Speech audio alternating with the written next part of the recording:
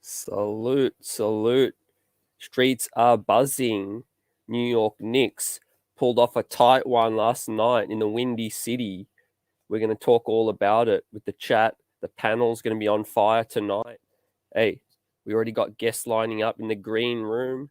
Salute to the chat. Salute Knicks Real Talk Divine. Salute Will. Salute Sherwin. Salute Geraldine. Knicks 100. Hope you're all well. Hope you had a great week, great day. I'm going to be chopping it up about this New York Knicks situation.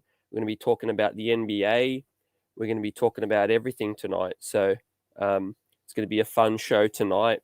A lot to talk about from last night's game. Needed a day to cool off. It was a tight finish. A lot of good performances. A couple of things to clean up. Obviously, that's why we're all here to talk about it.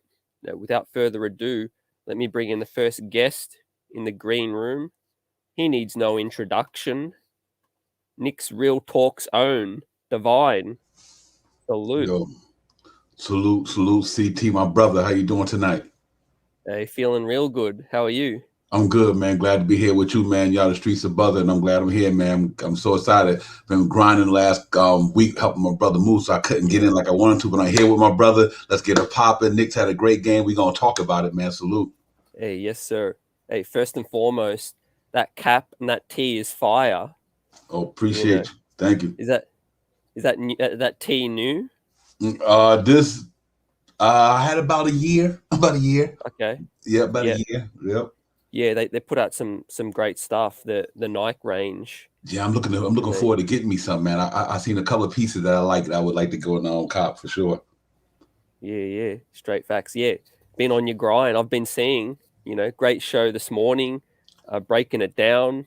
Hey, a lot to talk about from Facts. yesterday and the Philly game as well. Salute Will, salute Sharp Powers, salute fam. Yeah, great show with KJ today and the panelists as well. A lot to talk about. Today we'll talk about last night. We'll go through what we liked, what we disliked. Divine player grades. Some consistent trends we're starting to see as well. Yeah, it's going to be fun tonight. Let Yeah, me just pull up the standings just while we chop it up to start the show off. Divine New York Knicks chat in the first seed of the East, baby. We here officially. We here. Getting facts. national media attention. Divine. Facts. We are CT. It's a beautiful feeling, bro. We've been waiting for this for a minute. You know what I mean? It's a beautiful feeling. Well deserved, man. The Knicks are playing hard basketball, CT. They are the top of the East right now. And man, and I think the best is yet to come. So I hope this trend keep going, brother, because I think it's a beautiful thing right now. Yeah, straight facts, right? And the thing that's beautiful, Divine chat, is that what's better than beating the top team? To prove that we are deserving to be the top team right now. We literally just knocked off the top team. Yeah, absolutely. And you know, and that go to show and prove now, CT, that the Knicks is for real. No more that y'all. No, people don't need to second guess this team no more. You really still seeing a good team. And they not even playing their best basketball right now. You know, that's what's so crazy. They not even playing their best basketball, and they knocking off the top teams. And we done knocked off the Sixers, Boston, and them. You know what I mean? You got to say the Knicks is for real. And 2-0 on national televised games. So I'm happy, man. Real talk. Yeah, exactly. And of course, like you said, there's a lot of surprises. Early in the season, we're still finding our feet. That's the scary thing, Divine. We're still figuring things out, right? How to close games. We'll dive deep into that. But like you see, everyone can see. The Charlotte Hornets are second, Washington Wizards are third, like Bulls are fourth. Who in their right mind would have predicted this after 6 games? Yeah. Even the Cavaliers, a scary team under the radar for us. Nobody thought they would be where they at. And they playing good basketball down there. But for us, man, CT is. I knew we would be there, but I didn't think the team that's up there would be there. I knew we would be up there, but I never thought a lot of them other teams. The Wizards is a real surprise. And and that night, like I said, you got the Heat up there, and the Heat playing Charlotte tonight. They're playing right now as we speak, so that's good for us, no matter which way that go. But yeah, the East looks good. The East looks good, and I believe when Detroit get Cade Cunningham back, they're gonna win a couple of games. You know what I mean? So I'm happy with the way it's going. But I love what we're doing. And I love with the way we playing basketball right now. And I'm happy. I'm really happy about the way Tom Thibodeau got that team playing ball right now. Yeah, exactly. We're on track, Divine. To be that 8-2 start, like I predicted anyway. 8-2. We probably hopefully only lose the Milwaukee game, basically. Yeah, yep. You know what? I'm the AACT. It seems like I'm not even worried about them. I really feel if this team just keep playing the way they playing and gelling, I'm not concerned about nobody in the East right now, the way them boys playing basketball, because that defense they put on last night was a clinic. That was a clinic last night, man. Even though the last 2 minutes wasn't what we wanted to be, but prior to that, the Knicks put on a clinic last night on the defense, man. I was happy about that. Yeah, that's real talk. Salute Canal. Salute. Yeah, like you said, Philly, we've beaten Chicago and we've beaten Boston. That's 3 key rivals that we have the Atlantic Division tiebreaker on, or Eastern Conference tiebreaker on now too. So I'm loving that. Bring on the Heat, which is the great point. The Heat are up on Charlotte right now, 33-22. So Miami Heat making their moves. That's probably the next big matchup I'm looking forward to. Mm-hmm. Yes, yeah. That's going to be a great litmus test when we play them. But I think right now, CT, if Kemba Walker going to be Kemba Walker like that, and RJ finally get back to his groove, and you can have our guys have a night off, like Julius Randle had a night off offensively in Fournier, and we still beat them on the road. We went 2 of our better players didn't even have a real good game from a scoring standpoint. So I gotta say, man, Knicks gonna be pretty dangerous. Yeah, I don't fear anybody right now. The way we're playing offensively, some great stats come out. Divine, our offense in terms of points put up, is 3rd in the league now. Yep, that's exactly what we wanted to rectify. Facts. In terms of we were 26th or 29th? 29th. Yeah. Yeah, we were bottle feeders, man. CT, we were bottle feeders. And now just with addition, like me and you know, and all the guys, the chat and everybody. I know I said this quite a few times. To take 20 points out the starting lineup and add then in 30 something is amazing. That's why that scoring is up like that. You switch to Evan Fournier and Kemba Walker out with Reggie Bullock we're switching Reggie Bullock and Peyton out with Kemba Walker and Fournier. That plus 16 scoring going into that starting lineup is starting to show up on the scores too. Yeah, for real. You add in Kemba Walker that's starting to find his straps now, shooting the 3 lights out. Evan Fournier, happy birthday to Evan Fournier today. Salute, Fawn. Salute. The new French Prince of New York, right? Yeah, Fournier. Yo, Fournier, happy birthday. Come on down to the streets of Brother Nixville Talk when you get a time this time of the season, my man. Happy birthday, for real. Yeah. We'll give you your flowers, No I've question. got a nice video to play of Fournier's career highlights with one special dunk right. on a player. Salute to Canali and Mitch need real sneakers. We'll definitely be hitting on that. Don't you worry. Hey, we got the next guest in the green room. I'll bring him in straight away. He needs no introduction. The one, the only, Jarvis Lafleur. Salute. Jarvis. Yeah, salute, fellas. Salute to the chat. I'm not gonna be on long, CT, but I am getting a little bit better. Yeah, I'm getting a little bit better, but I did want to kind of show my support a little bit to you guys. It's just I'm just getting tired of all this niggling and giggling by these Knicks fans. I come to confront some of these Knicks fans with all this smiling going on right now, but I'm proud of the fight of this team. Yes, there's some things that could have been done a little bit better when it comes to the last 2 minutes of the game, especially. But I still say good overall win. But boy, that was a little close. I mean, what would this game and season be without Cardiac Knicks? Right. Man, I'm being really honest. My heart is still, a bit. I was at work during the game yesterday. And I've got one screen with the game playing. I've got another screen with other things going on, and I'm like, man, it's just adding to my stress down the stretch, man. right? Yeah, man, you're right about that because I don't know how I'm gonna do it for 70-something more games. My heart be like racing. I'm like, oh my god, but it's a good feeling though. That's for sure. One thing that's different though this time around, we used to come from behind. It used to be fake comeback. Cardiac Knicks, this time we're the ones leading most of the game, which is great because that's something you can work on, right? Closing the game out, you can work on that. But the goal, Divine, to try and be good throughout 4 quarters, that's going to be win you more games, I think. Yeah, absolutely. Them with all the pros come the cons. You know what I mean? And the cons that we got to get better holding lead because we did it on the game one opening game of the season. We had a nice lead against Boston. We let them back in that game. We did it with Orlando, and now the game with Orlando, we had them up 10-9, 13, 11 points in the third, fourth quarter. We let them back in the game. So we got to tighten that up. I mean, no question about it. but it's early in the season. Like I said, and we get better at it. And and the good thing about that also, we got a little help coming back tomorrow night with Nerlens Noel. Another force that be back there. So we just got to clean it up, man. I know knowing the Knicks and Thibodeau, they get it together. I'm not even worried about it.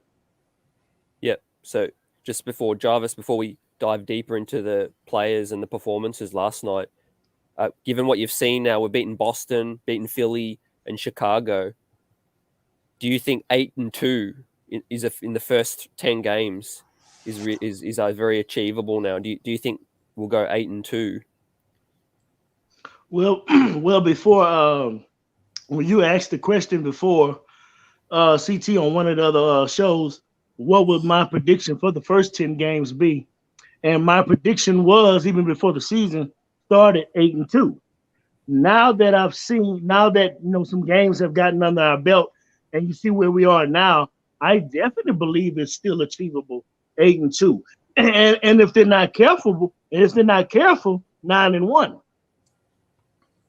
9-1 could possibly happen too, but I'm still going to stick with 8-2.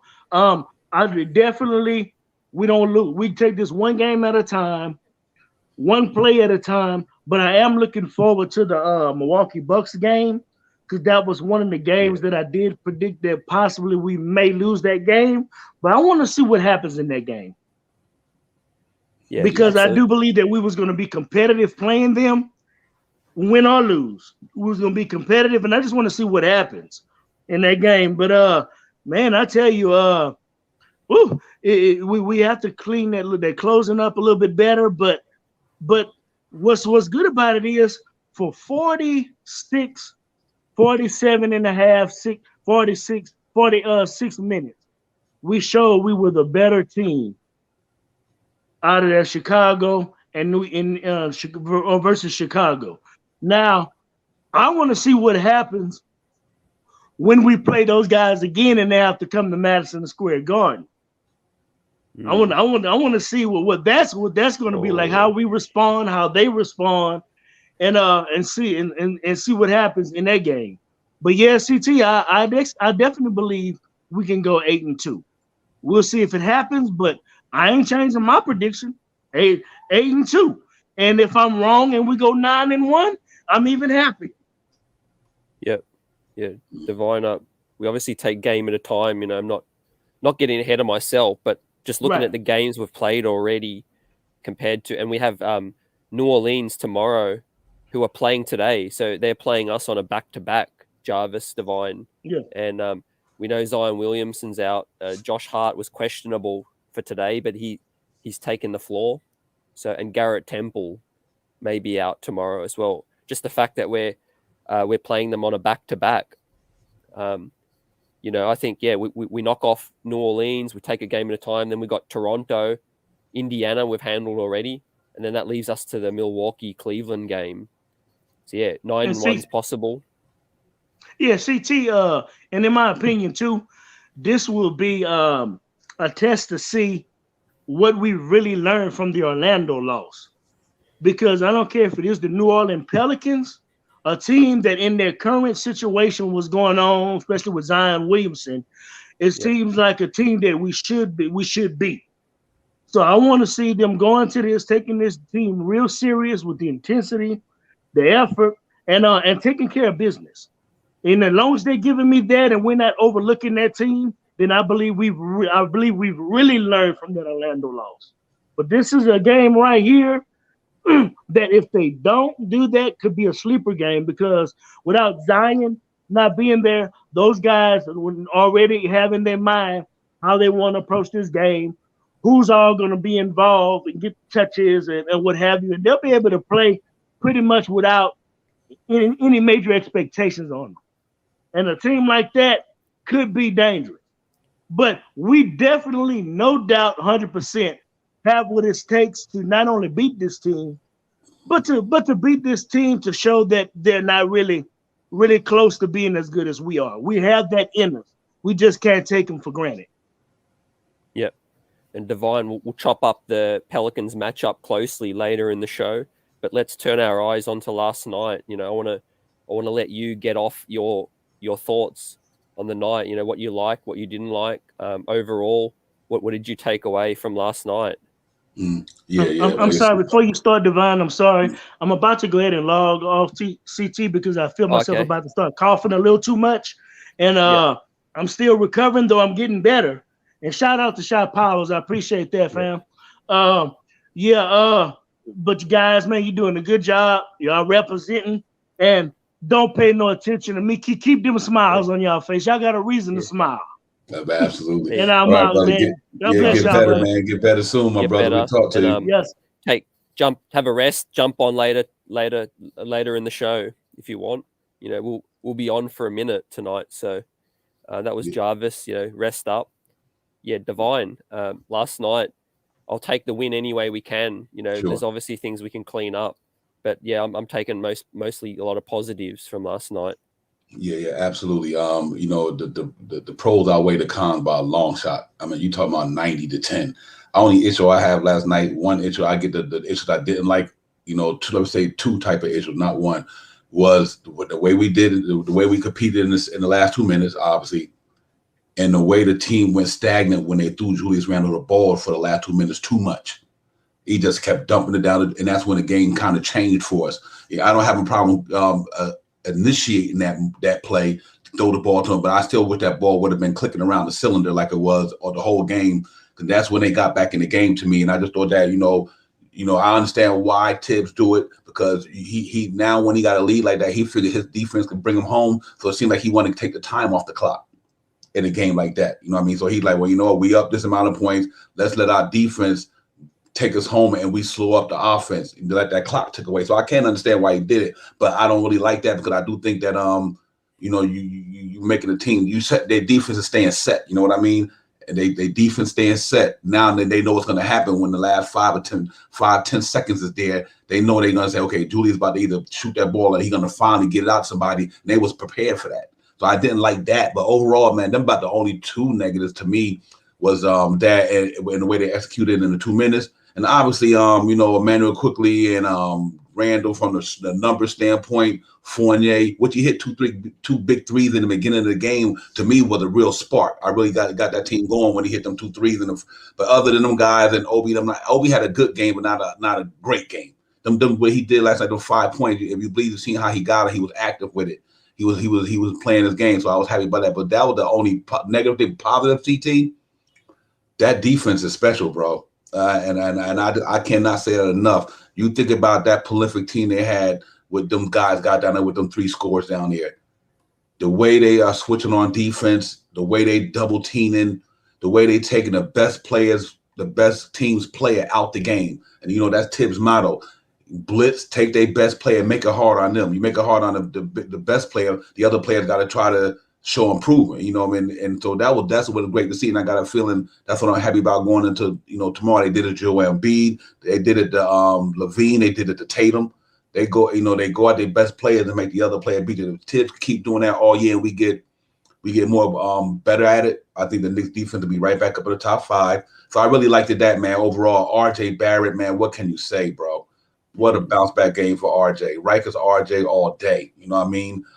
You know, he had a good game offensively. He was taking the ball to the rack, CT, just consistently he shot the 3 ball when he needed to shoot it, but he was taking it to the rack. Defense was special. I can't say enough about Cardiac Kimber. You know what I mean? You know, if he keep playing like that, CT, sky's the limit for this team. And that's what I take away from yesterday. I love the way they competed, except for them last 2 minutes, but they competed hard yesterday, man. Them boys was like, you went into Chicago in a hostile environment on a Joakim Noah day with Rose and all that emotion that built in, and we went in on a roll with 2 of our best players at the start lineup not having a great game and beat them. That's impressive. So that's what I was happy about yesterday for sure. Yeah, I agree with everything you just said, and I'll start with it was a great early test, right, for the season. A second game on the road, you know, so we're 2-0 on the road now. That's great, you know. To me, they didn't look they didn't look shook early on. They controlled the game, like you said, for 3.5 quarters. That's a great sign for a team still trying to figure things out, right? The second thing is close wins can build character too. These are the wins early in the season that shape what kind of team becomes later in the season, right? You scrap out wins. You do it any way you can, and you learn from it. This film, like we said, there's 82 games, and I think Tom Thibodeau will have us, the engine running smoother later in the season as well. And we're losing and winning as a team. Individual performances. There's not always too many standouts because if a player hasn't got it going, if we win the game, we have other guys to be able to step up. I don't think there are games when Obi, Randall, Mitch, Kemba, Fournier, all of them are going to have great games. There's going to be games when there's maybe 2 or 3 of them, and some of them have a back seat. That's just the way this roster is built for me. And the fact that we are still trying to figure things out to close the game. Julius Randle, the free throws was frustrating. Some of the lackadaisical play on the offensive end, holding it a little bit too long. I think we just got to get the ball moving. We tend to go isolation heavy too much. The ball sticks too much. We've got the shooters just swinging around. The defense scrambles late in the game. And I love what you said about not taking too much time off the clock too, not trying to protect the lead, because in the NBA, there could be 50 seconds left. 9 points can be had up like that. That three. When Nikola Vucevic was trailing and pulled up for that three, we were down 6. We were up 6. I knew that's going to go down, and then all of a sudden, it's game on, basically. Mm-hmm.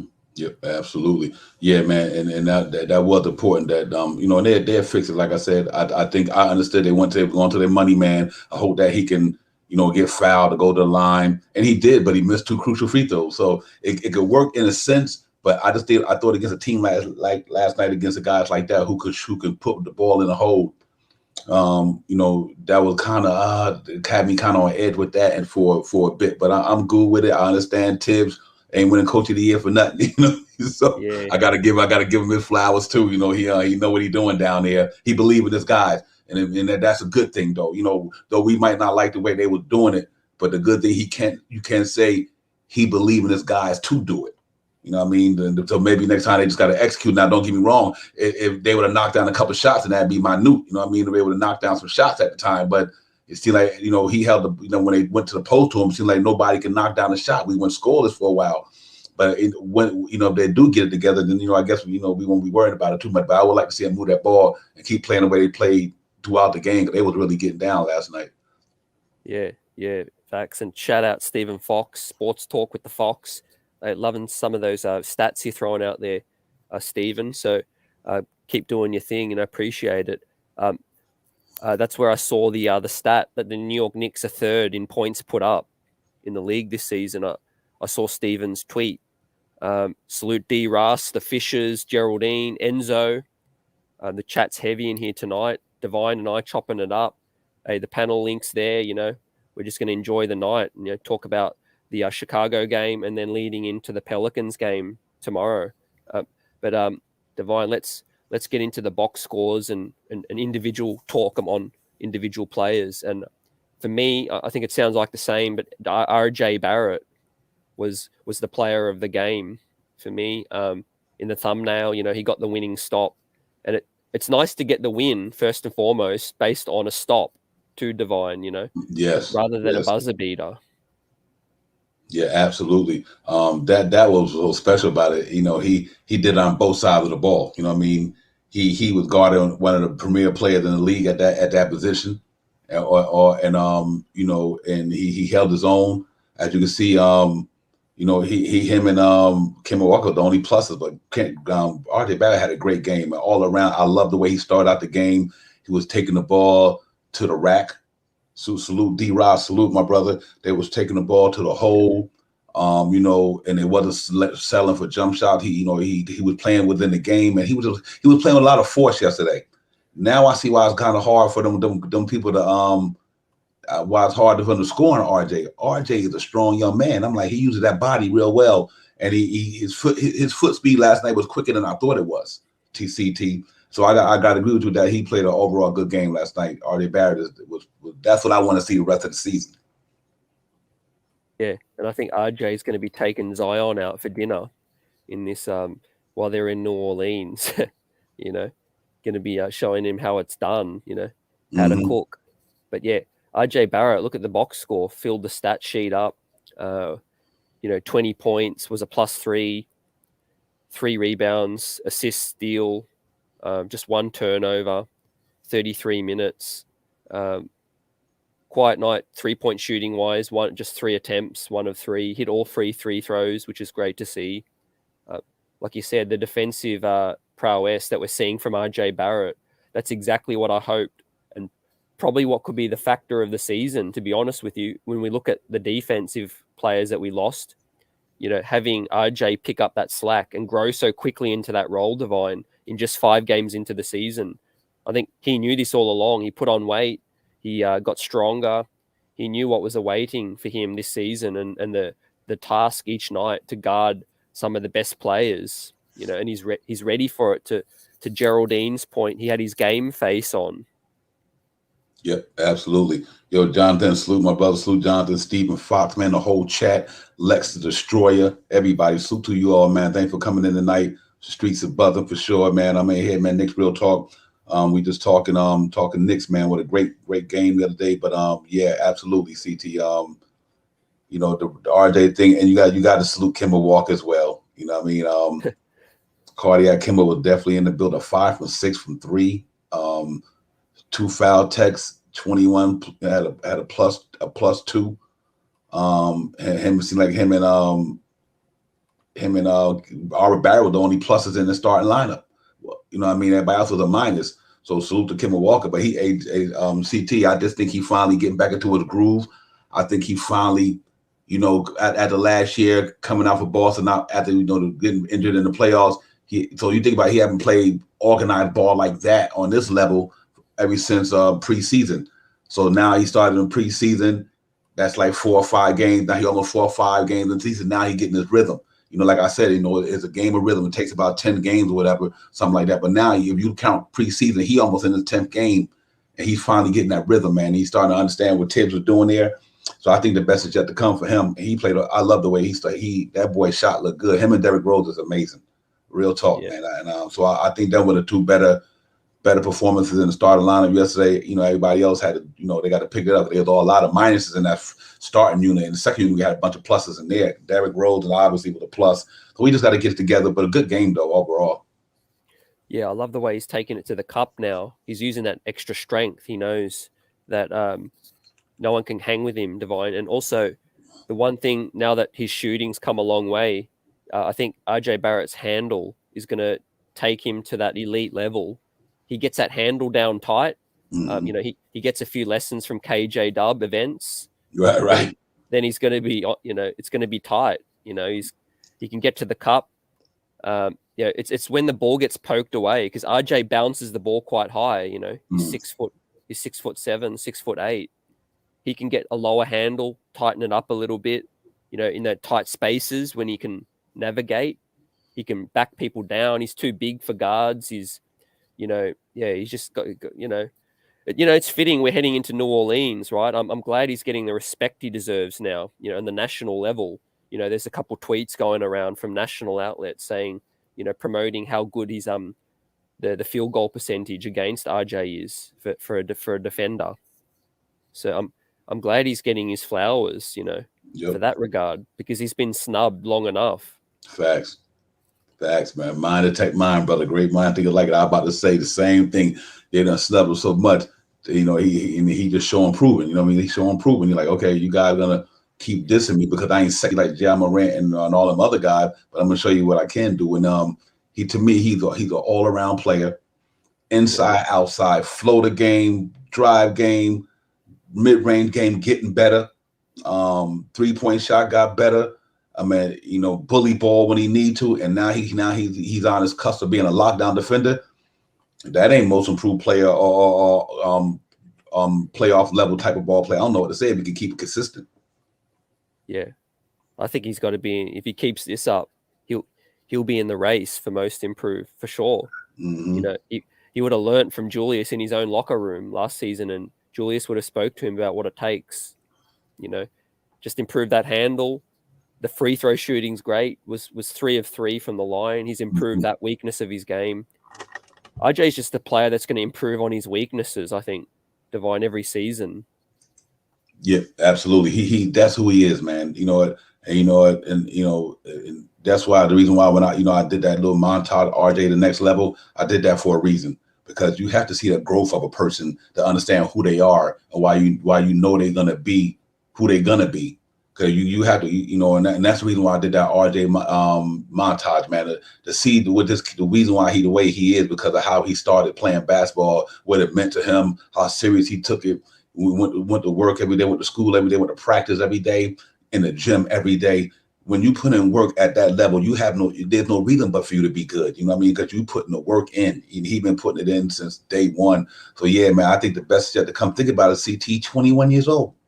21. You know what I'm saying? What? That's scary. And I'm about to bring in RJ's trainer as well. He's sitting backstage in the green room. He's been coaching RJ up. Let me bring him in. Needs no introduction. The one, the only, KJW Events. Salute, coach. CT, Divine, salute, fellas. It's been a while, but salute to you guys. Just happy to be enjoying this Friday evening, catching up on some NBA games. I'm actually scouting. I know we play New Orleans tomorrow. They're playing tonight. Not sure of their team, but I'm here just to talk. Streets is buzzing with you guys, and Knicks Real Talk. Let's get it. Yes, sir. Yes, sir. Hey, great point, KJ. Right on point with Miami playing Charlotte right now. They're blowing Charlotte out 59-37, and New Orleans coming from behind. They're 28 to Sacramento 33. So we'll keep our eyes on that for tomorrow's matchup. But yeah, KJ Dub, we're chopping up last night. The first player on our list is RJ Barrett. I think he took the game ball. Stats weren't, amazing, but he helped close the game out. Shot well, did everything that we needed to do, to help us. He's becoming a more consistent player for us now.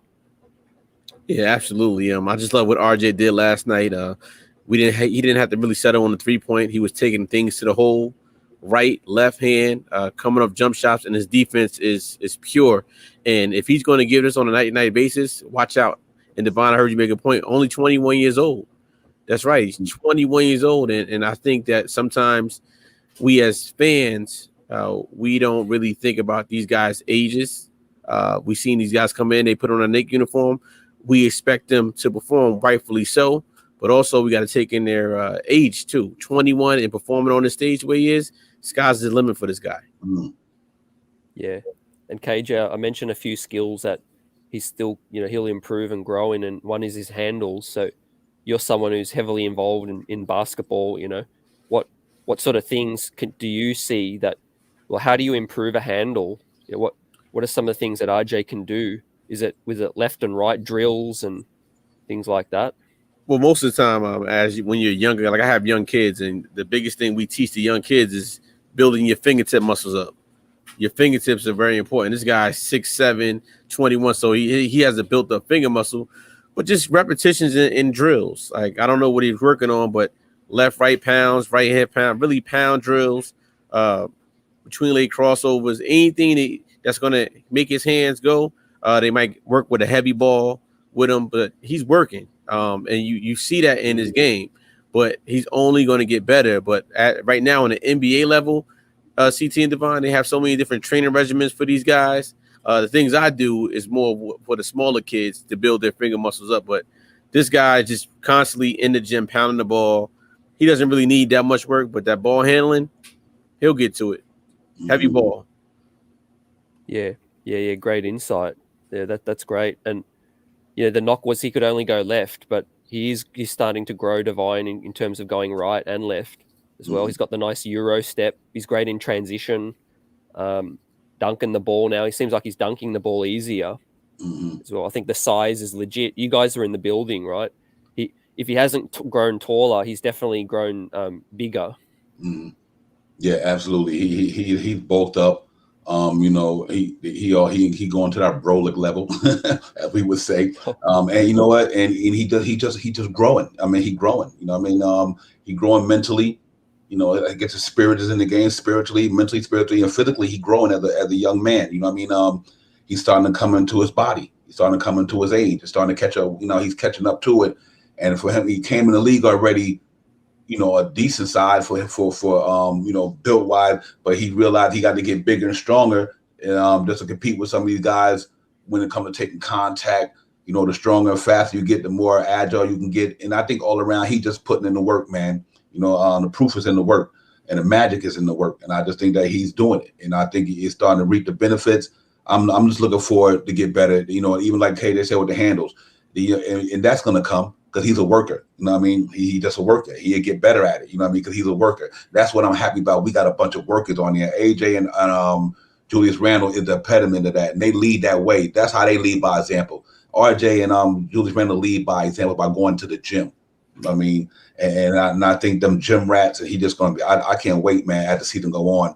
It's going to be hard to deal with that young man because he's just his third year CT. So now he's pretty much comfortable with the NBA. He know the NBA now. He's not even worried about it. What's new or what's not new. RJ Barrett is his third year in the NBA, so he know the NBA. And I just think that he's going to be a nightmare for them cats in a couple of years. I just think he's that good to me. Yeah, straight facts. So I've got to give RJ in terms of a grade, because I'm going to start to give player grades, for games, and last night, look, I got to give him a B plus for me. That's my grade. Do you guys have a grade? If I would, KJ, right quick, I'm gonna go B plus because I think he could have got more rebounds and more assists. The numbers was kind of low, so yeah, I definitely got to give him probably a B plus. But that's a strong B plus. You know what I mean? Because he was a +3. But yeah, I agree with you on the B plus one. Yeah. Yep. And KJ, Dub? I'm going with an A minus for the simple fact if we didn't have his 20 points and he ever had one of them low games, we wouldn't have won that game. With him defending that last play of the game against a guy that he idolized and DeMar DeRozan, they're both from Toronto, but being that DeRozan played in Toronto all them years, and Barrett watched him grow up play, I got to give this man an A plus. I mean, an A minus. Just for those simple facts right there. RJ's baskets was big for us, and he really, he helped us out a lot. So he was the second leading scorer. So 20 points for RJ for me in the defense. A minus. Yeah, I can't disagree with anything you guys just said. Right. And yeah, Divine, I'll say, look, 33 minutes too. I'm noticing that's great. 20 points, 33 minutes. Tibbs isn't running him as hard as last season. Mm-hmm. Yeah, absolutely. And you know what, CT? It could have been less than that. It could have been less than that if Emmanuel quickly would have had a good game, or Burks would have been in a rhythm. Then he could have kept him out longer. You know what I mean? But he had to do it according to the pace of the game quickly, and Burks wasn't really doing too much, so they had to keep him in longer. So that could have easily been 30. You know what I mean? So that's a good thing, though. I mean, and he did, man. For 33 minutes, 8 for 15. He shot 1 for 3 from 3-point, which is good. Shot 3, made 1, so I still put something about the 30-some% percentile, and 3 for 3 from the foul tech. You got to respect that. RJ, because that sometimes that could be his Achilles heel. Sometimes it's foul shooting. He knocked down 3 for 3.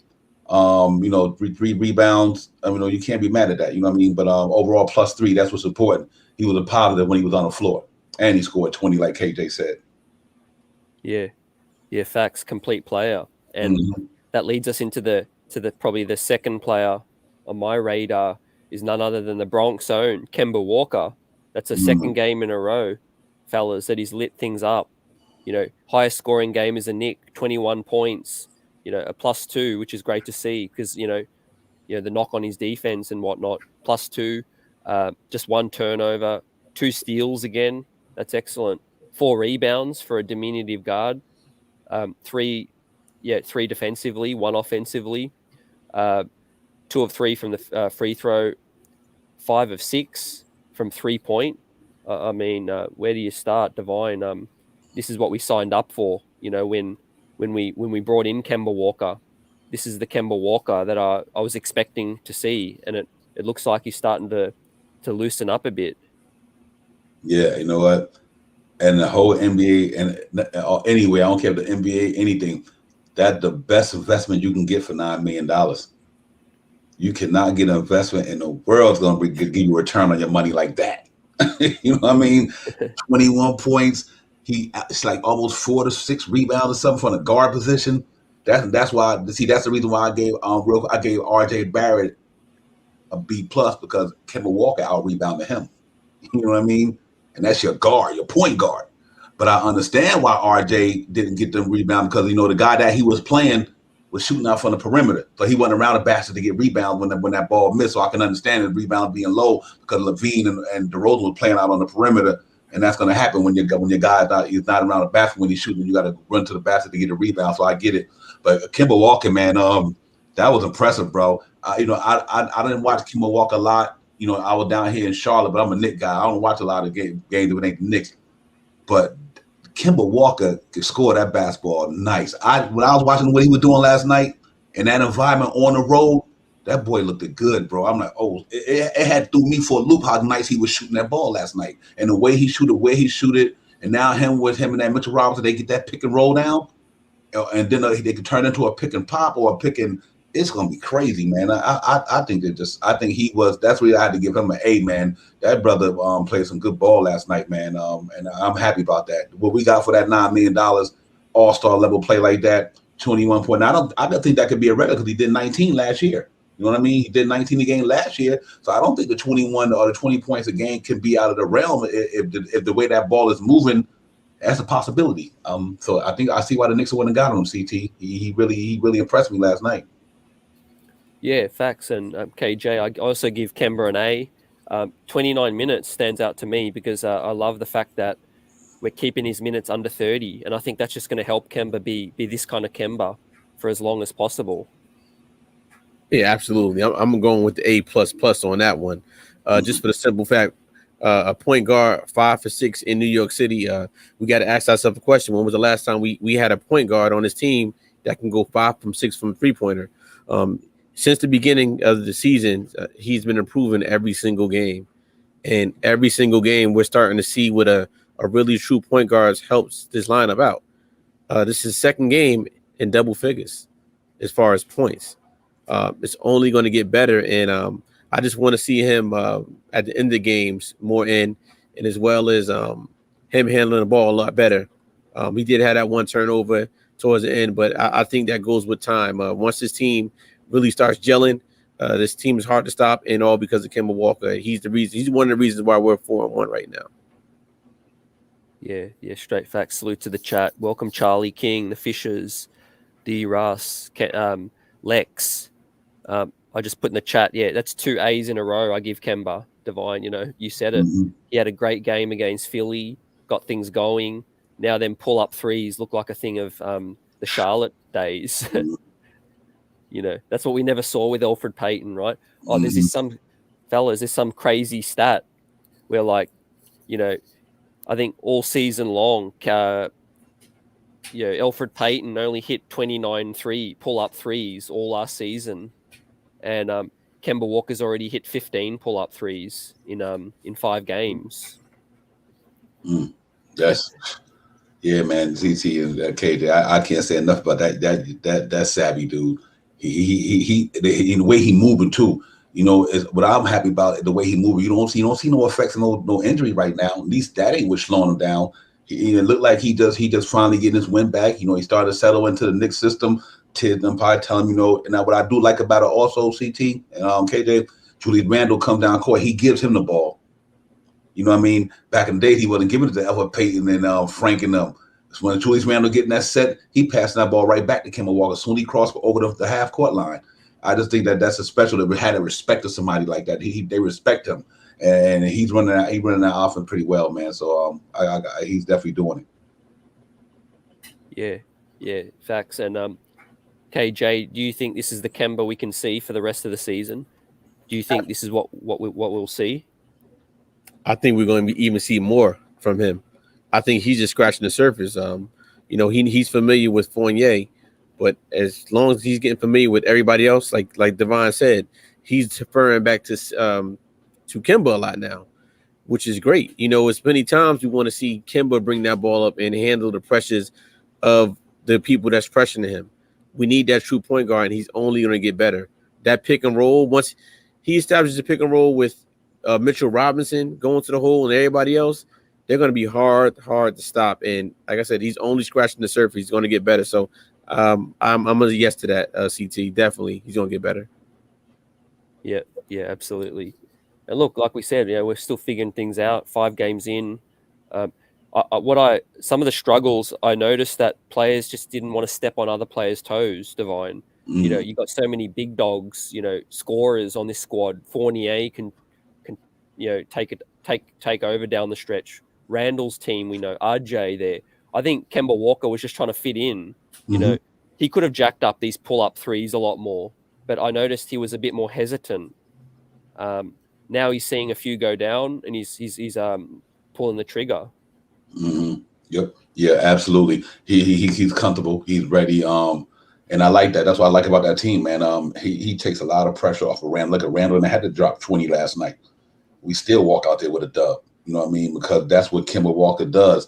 And people forget, man. He's a 4-time All-Star, man. This ain't no just anybody. This man, he's been in the league 10 years and went to 4 All-Star games.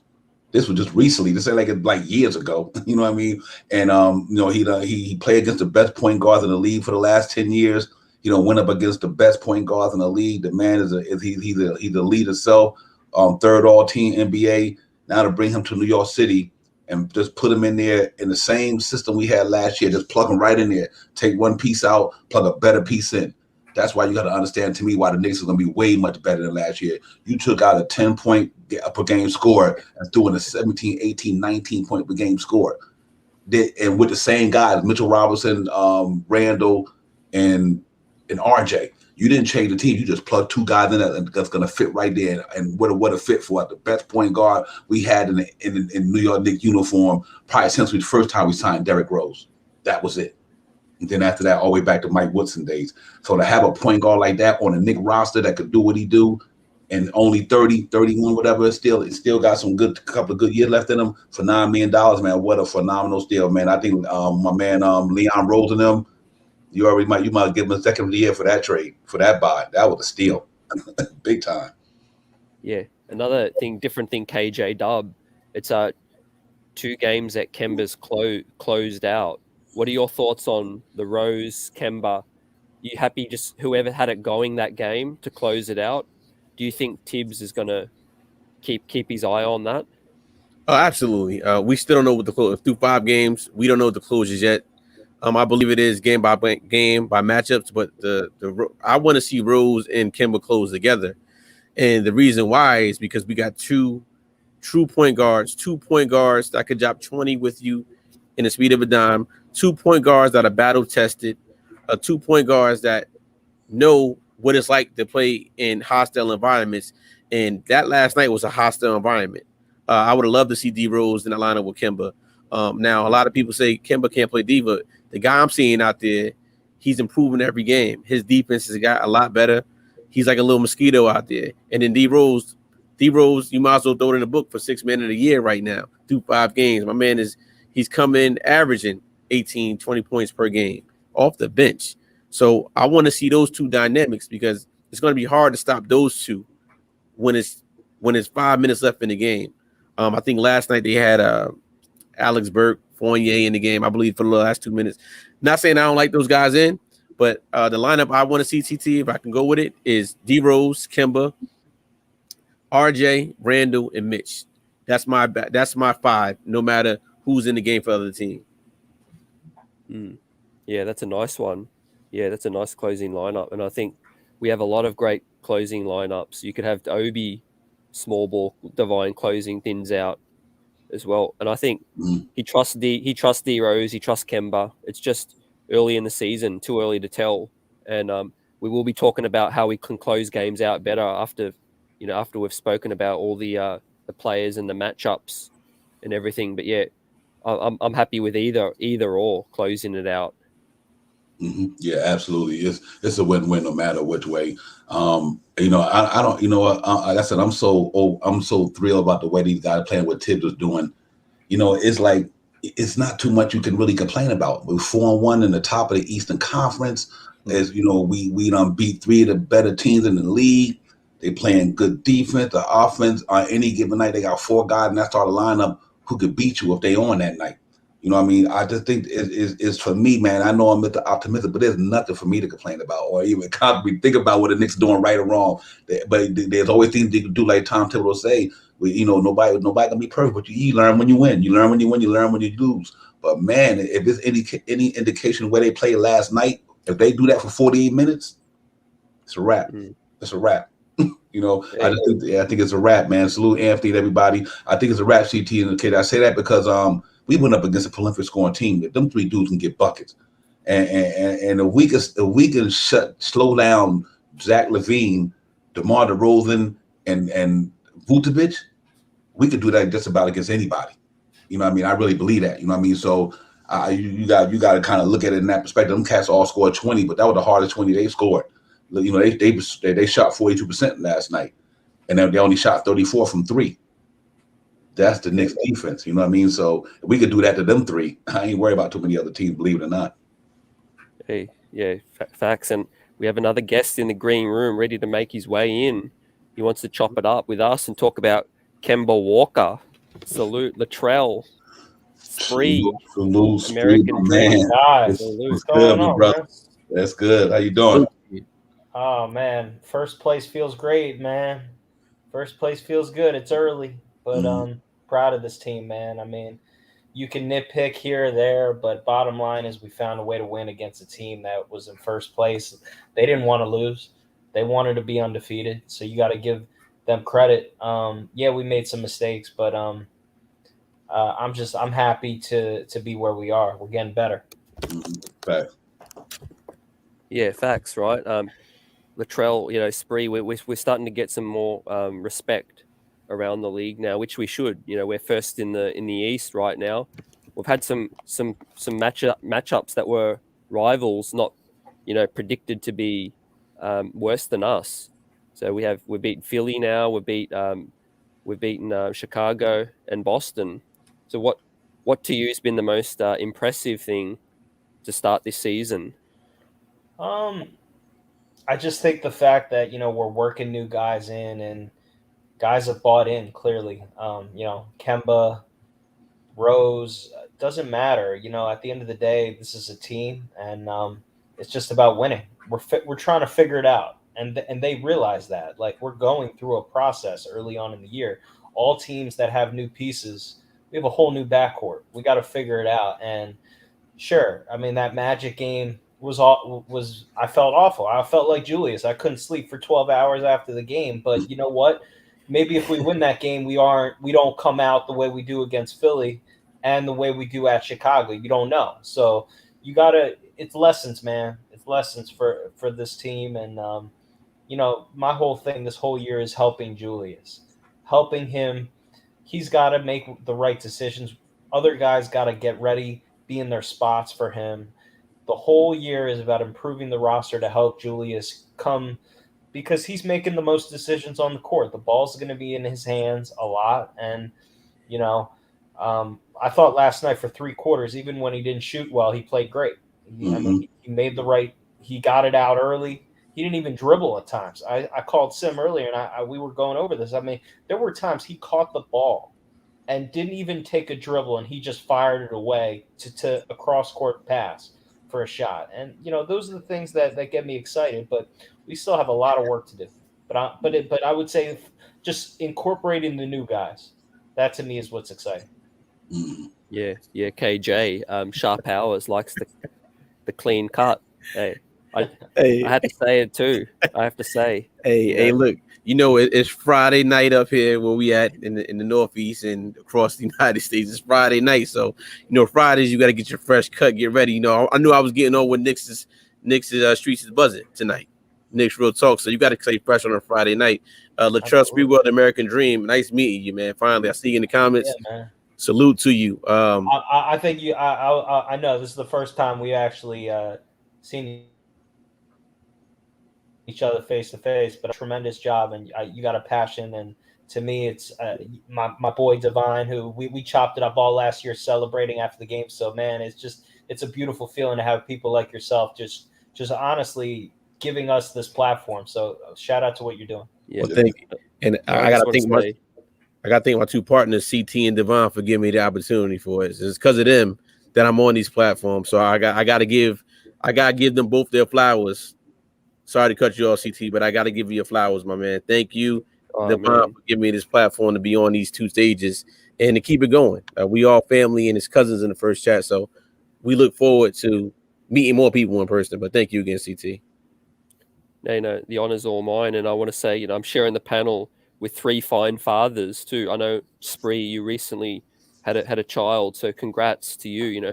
Haven't had a chance to chat to you since then, and I hope all's going well. And Divine, I know, KJ, yeah, you're all fine fathers, all the fine fathers and mothers in the chat as well. Salute to you for everything you're doing, for our people of the future.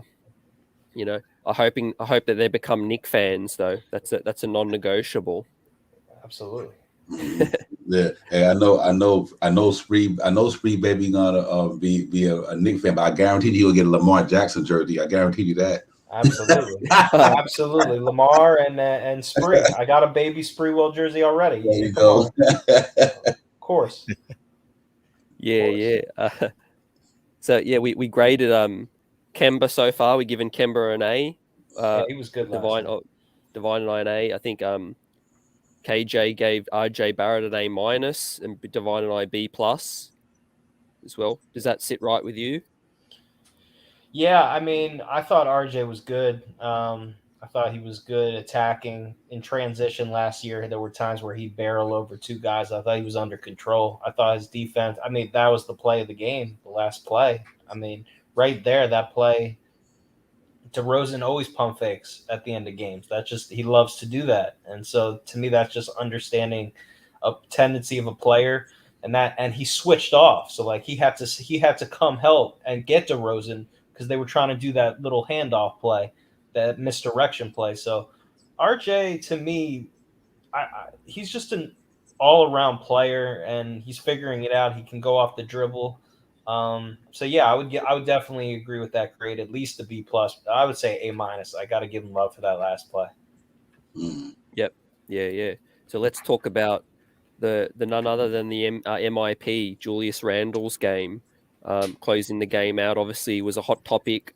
Missed the 2 free throws, which is uncharacteristic to me. I know it's going to get on a lot of people's nerves, but I'm going to give him a pass. He's been pretty clutch, Divine, in closing games out from the 3-throw line. I know this wasn't a good look, but it was. I like the fact that some of the things I did like from Randle was that he found help outside of the double team. He found Mitch under the bucket for a nice, and then he found on the baseline curl, he found Kemba for the 3 as well. It was some of the other things, a bit of the one-on-one stuff that I think he needs to trust his teammates a bit more in. But look, Julius Randle, 13 points, was a -4, 4 turnovers that needs to be cleaned up. But I'll probably give Julius a B for last night. That's my grade. Yeah. You know what? I'm gonna go what you want to be, and here's the reason why. He played 46 minutes of good basketball. 46. He needed 2 more minutes, bro. 2 more minutes. And it's not his fault. I just think that 16 rebounds, 1 assist away from a triple-double. Woo! And because of that the 2 free throws, and when they tried to slow that ball down in the last 2 minutes of the game, they started ISOing with him. And it might not be a fault, that might be by design. Tibbs might say, we're going to slow this clock down with the last 2 minutes, try to win with our defense. ISO ball, all I had was that they didn't get back out. So, I think the game changed. They did that. It let the Chicago defense get set. Now you ice on the ball, everybody getting set on you. And I didn't like that. But overall, when the key to the game to me was in the first quarter when he kicked up 2 cross-court passes to Fournier. To me, that ignited that team. It really did. His ball movement, Julius Randle. I love the I ain't 13 because Randle. RJ had 24, had 21. He deserved it. I had it on my scoring, but he did everything else well except for the last 2 minutes. So I had to give him a B as well with you because it just was the last 2 minutes of the game for me. And don't get too stagnant with that ISO ball. Once you get it, spread that love, man, and you might find an open shooter then. You know what I mean? And I just think that they went away from that in the last quarter and kind of hurt him. But other than that, CT's B definitely. Yeah, I agree. And KJ, I'll throw it to you in a sec, but let me welcome in the next panelist, Ron, from Still Knicks fans. Salute, Ron. What's happening? Ron, up, thank man? you. Salute. Welcome. We're giving players grades, so we're up to Julius, KJ, Dub. What did you think of Julius's game last night? I'm giving Julius. Man. What's up, Ron? I just wanted to say real quick, I don't got the hat on because KJ made me feel like, I needed to show the. I did mine too, bro. Nah, go ahead, KJ. My bad. That's a good one, man. That's a good one. It's Friday. You got to get right Friday night, man. You never know what the week can lead to. So, guys, and everybody, I'm giving Julius an A. And this is my reason for giving this man an A. I think he's trying to be the Kobe Bryant of this team. Looking for that teammates when Kobe left Shaq, and Kobe wanted to prove to his teammates that, you know what, I can do this without the big man down there. And he brought that championship pedigree to 2009. And he learned under Julius Randle the hard work, the ethic. Julius Randle's only been here for 3 years now. And in 3 years, year 2 of him getting here, which was last year, was probably his best year when he became he got his all-star, got his money. And now you got this year with different teammates. So he's still learning how to trust his teammates. He's still trying to learn how to trust those guys, and he's learning every single game. So I have to give the man an A because the man only had 2 points at halftime. For this man to almost get a triple-double, now granted he missed those 2 free throws at the end, that's okay. But when I see this man is like AI. He's going to come work every single night. No matter the game, no matter the score, he's going to work every single night. And listen, if he has to figure it out, but if he's not figuring it out, he's going to figure it out somehow. So I'm giving that man an A because I know his effort and hard work is always going to be there. And sometimes in basketball and like any life and game, it's not always about scoring the basket or anything like that. It's about your effort. This man shows the effort, the willing to win every game. And he was a big part of that last night because he didn't give up. Yep.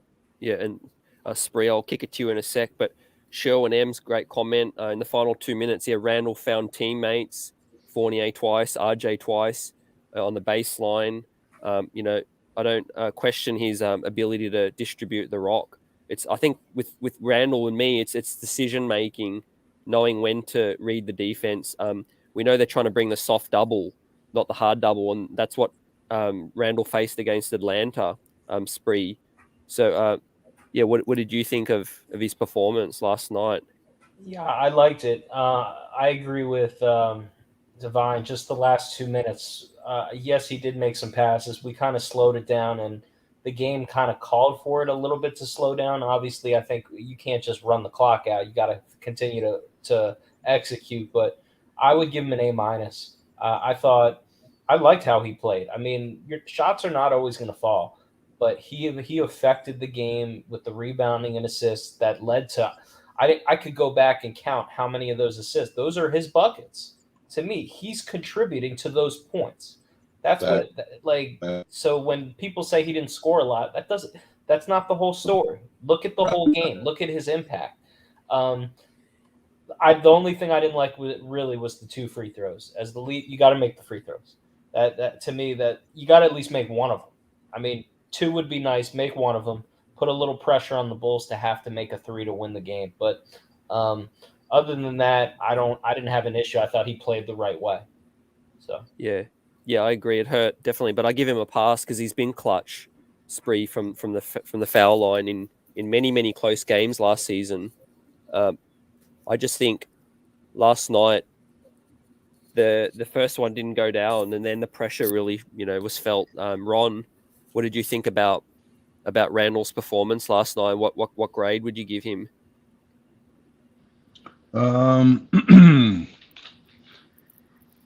Probably maybe like I would say a B, maybe B, B-. I think for his overall effort and what he did to try to get the rest of his teammates involved when his shot wasn't going good, I definitely appreciated the effort. Um, I think that he he still has to work on some of his decision making in clutch situations. I think that that's one of those things that just comes in time. It's still early in the season, and I feel like Julius gets better as the season goes along. He was playing his best basketball towards the end of the season last year. Unfortunately, when he got into the playoffs, the game plan from Atlanta kind of changed all the good things he was working on. But I think he definitely went out there. The shot wasn't falling. He shot 27% from the field. Yet he still finished with 16 rebounds, and he finished with 9 assists. And part of that I do understand after kind of looking at the game and seeing what Vucevic was doing to Mitch and bringing him out on the perimeter. Randall was the guy cleaning up those boards. So yeah, but the point is he played hard enough to definitely keep the team in the game, and I liked what he did. I was just really more concerned about how he handled himself down the stretch of the game. I thought he kind of fell apart a little bit mentally. Other than that, I think he was good. I also really, I'm upset about the free throws, but more importantly than just the free throws, I'm really bothered by that little putback attempt he tried to do in the late seconds. Take it out. I can't figure out what that was about. I'm trying. I don't know what it was. I didn't understand that. Good point. Yeah. Divine's pointing to bring the ball back out. Yeah, exactly. Eat up another 14 seconds, right? Is that? Yeah. That's why. Yeah, that's pretty much it, though. We have to say, that's why I give him a B because of that real quick. And like I said, it's not that he didn't shoot a lot; he didn't shoot well. He shot 27%. That's why I gave him a B. Not because of, and not only that, with the free throws is nothing that happens. That's just a part of the game. But he shot 27%, 29% from three. He was a -4. That's he contributed. And he shot terrible. He made up for the off with the assist, the 9 assists and 16 rebounds, but he still was -4. So that's why I had to give him a B for me. Yeah, facts. I might change my grade, given the fact that and I pulled it back up, 16 rebounds and 9 assists. So he did a lot of impacting on the game outside of scoring, KJ. So I probably change that to a B plus. Right. Absolutely. We know Randall is good for a double every single night. He could do double with blindfolds, but you know what? And I think it goes with the game calls. With Kemba and RJ in their 20s and D Rose come off the bench giving production. Some games he doesn't really need that many points to win. And that's how it is with this team. The team does way better when everybody's scoring. You don't have to have the big points like 30, 40 points per game. We don't need that for this team. And that's winning basketball. And plus, when you do that, we don't want to put that much strain on him because we have to get him ready for the playoffs. We've seen what happened in the playoffs last year with him. So, to me, everything is building up for the playoffs for this team, especially for Randall. We don't want the same Randall from last year playoffs. That's what I don't want. So I'd rather him get all the kinks out now. Of course, it's hurtful when he has to hold the ball because we know he has the pieces now where he doesn't have to do that. But some part of him, he still wants that. He still wants to prove that. So, and that's okay. But I'd rather him do it now than later because he can correct that. I mean, it's really just picking your spots, right? Like, so I had this conversation too with shout out to the Queen's Court Steph, who always makes great points. And her thing was over the course of a playoff series, there's going to be times where Randall is going to have to do what he did last night and they're going to keep doubling. But make no mistake, Julius Randle is going to have to score the basketball at a high level because that's just what he usually does. And I mean, for this team to win big, and I'm talking about really winning in the playoffs, Julius Randle is going to have to score, he's going to have to rebound, and he's going to have to assist. Make no mistake about that. It's just about reading the game and what the defense will throw that night. And that will change. Yeah, and let me ask all you panelists, because I want to give credit to something Julius has improved on. His defense is for a player that was knocked. His effort, Divine, and defense has elevated this season. Absolutely. He's brought in. He's been, as a leader of the team. He's been preaching that the whole summer. He was like, I know we brought in some more offense, but he said this team is a defensive state. This team is built on their defense. Now coming out the word of Julius Randle mouth, he liked the Fournier sign. He loved the Kemba Walker sign, but he said, but still it's the defense that's going to take us home. So he committed to that. He committed to the defense, and he can out right now. That front line to me is can be one of the better defensive teams in the league with him, Mitchell, and RJ. The way RJ playing, they holding catch 38% field goal percentage down there in the paint. Vucevic got a little bit going last night, but other than that, they've been playing. Julius Randle have been playing solid on the defense end. Yeah, they're facts. And Ron, in terms of closing out games, is there anything you can see? And I'll ask everyone in the panel and chat for what we've seen, not just Randle, but the team wise. How can we be a better closing the team, closing the game out? Is there anything that's missing from what you're seeing? I kind of think that the first thing is, which I think it's obvious to all of us as Knicks fans who are watching, it's not about bias and it's not about the fact that we don't appreciate Kemba, but I think we all realize Derrick Rose needs to be out there. Derrick Rose just does a much better job in these pressurized situations. And he's been doing it since he came in the league, since his MVP season. We've seen Derrick Rose take over the game and be the man and hit all types of clutch shots down at the wire. So I just think he has that intestinal, fortitude, that makeup he's not rattled, he doesn't get shook. And you need that out there.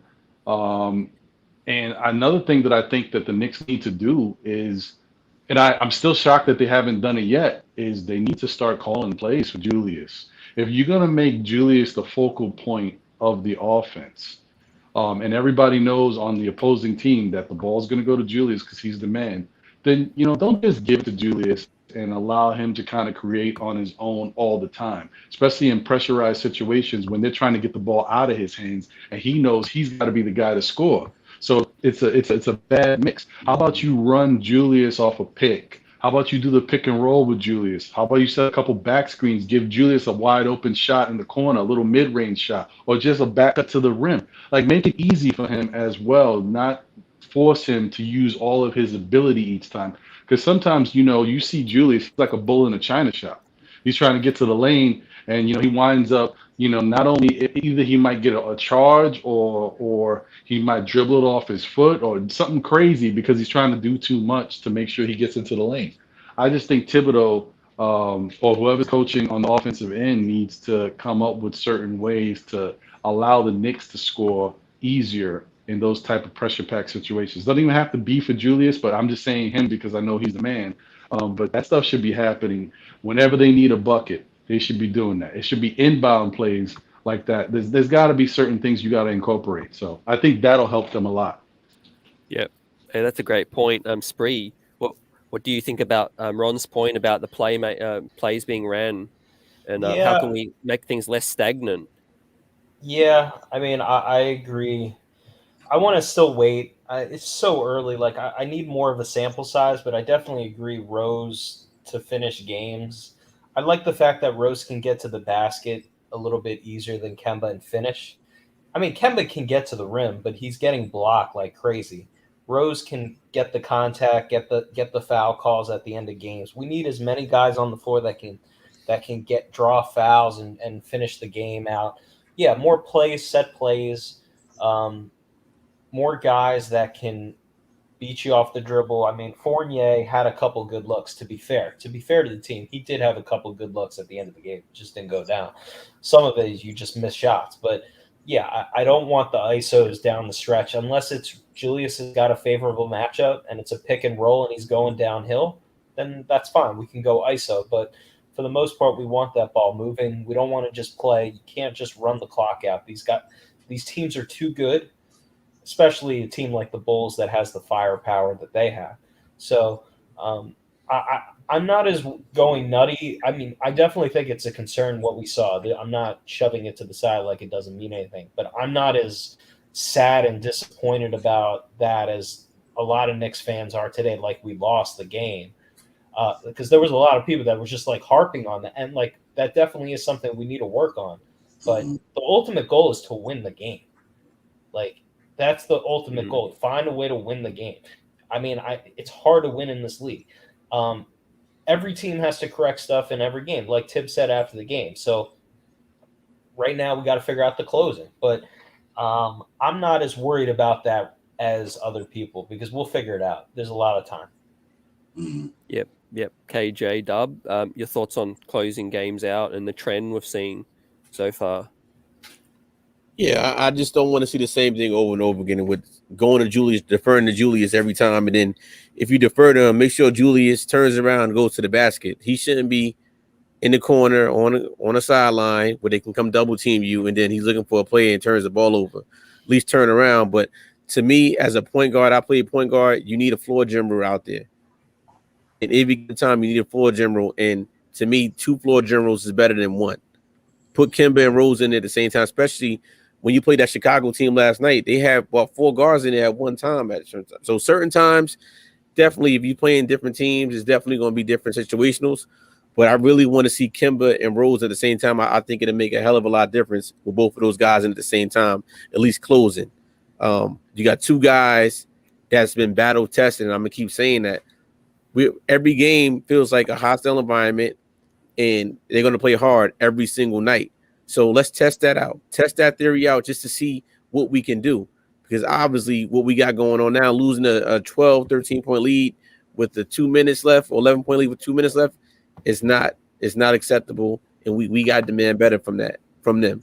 So I want to see both of those guys together play.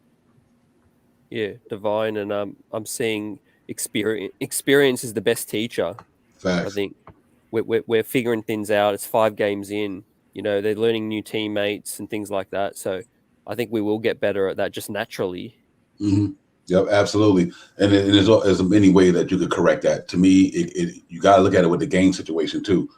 Do we want Kemba and Rose in there depending on if we need offense? And what about we need defense? Then you have to go with a different lineup. So I think you got to look at the game situation to say who you want to close the game. You don't want the Knicks to be up 10, 13 points. We got D Rose and Kemba Walker. No, we need to have some defense cats in there to shut them cats down so they don't get them 13 points back. The Achilles heel for me right now, and I say this till I go home, the Knicks defense going to take them far as they got to go. When you up 10-13, you don't give up 10-13 points. I don't care if you're shooting or not. The defense got to lock them cats down. And what happened last night, we locked them down for 46 minutes last night, except for 2 minutes in the game. Our defense did not lock them boys down. We almost lost the game. The New York Knicks, the New York City Gritty Committee defense is going to take us to the finals. That's the bottom line. And you look at the Orlando game, you know why we didn't close that game? We was up 13-11. Our defense did not stop them, boy. My man Terrence Ross ran to muck. We lost. Our defense got to be the staple of that close. So to me, and you asking who won to close the game, depending on the game situation. And if we lose it, if we down points, then you throw Kemba Walker, or not down, but we got a close game, I would say, put it like that. You throw Kemba Walker and Derrick Rose in there together to create that offense.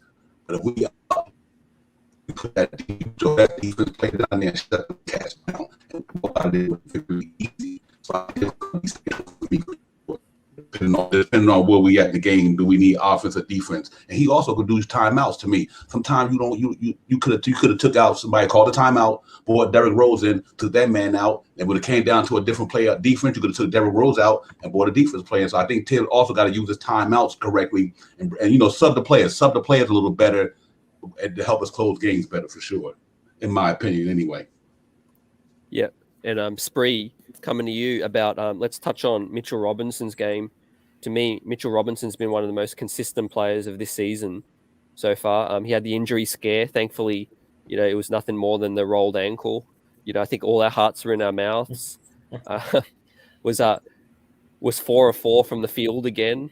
1 of 2 from free throw.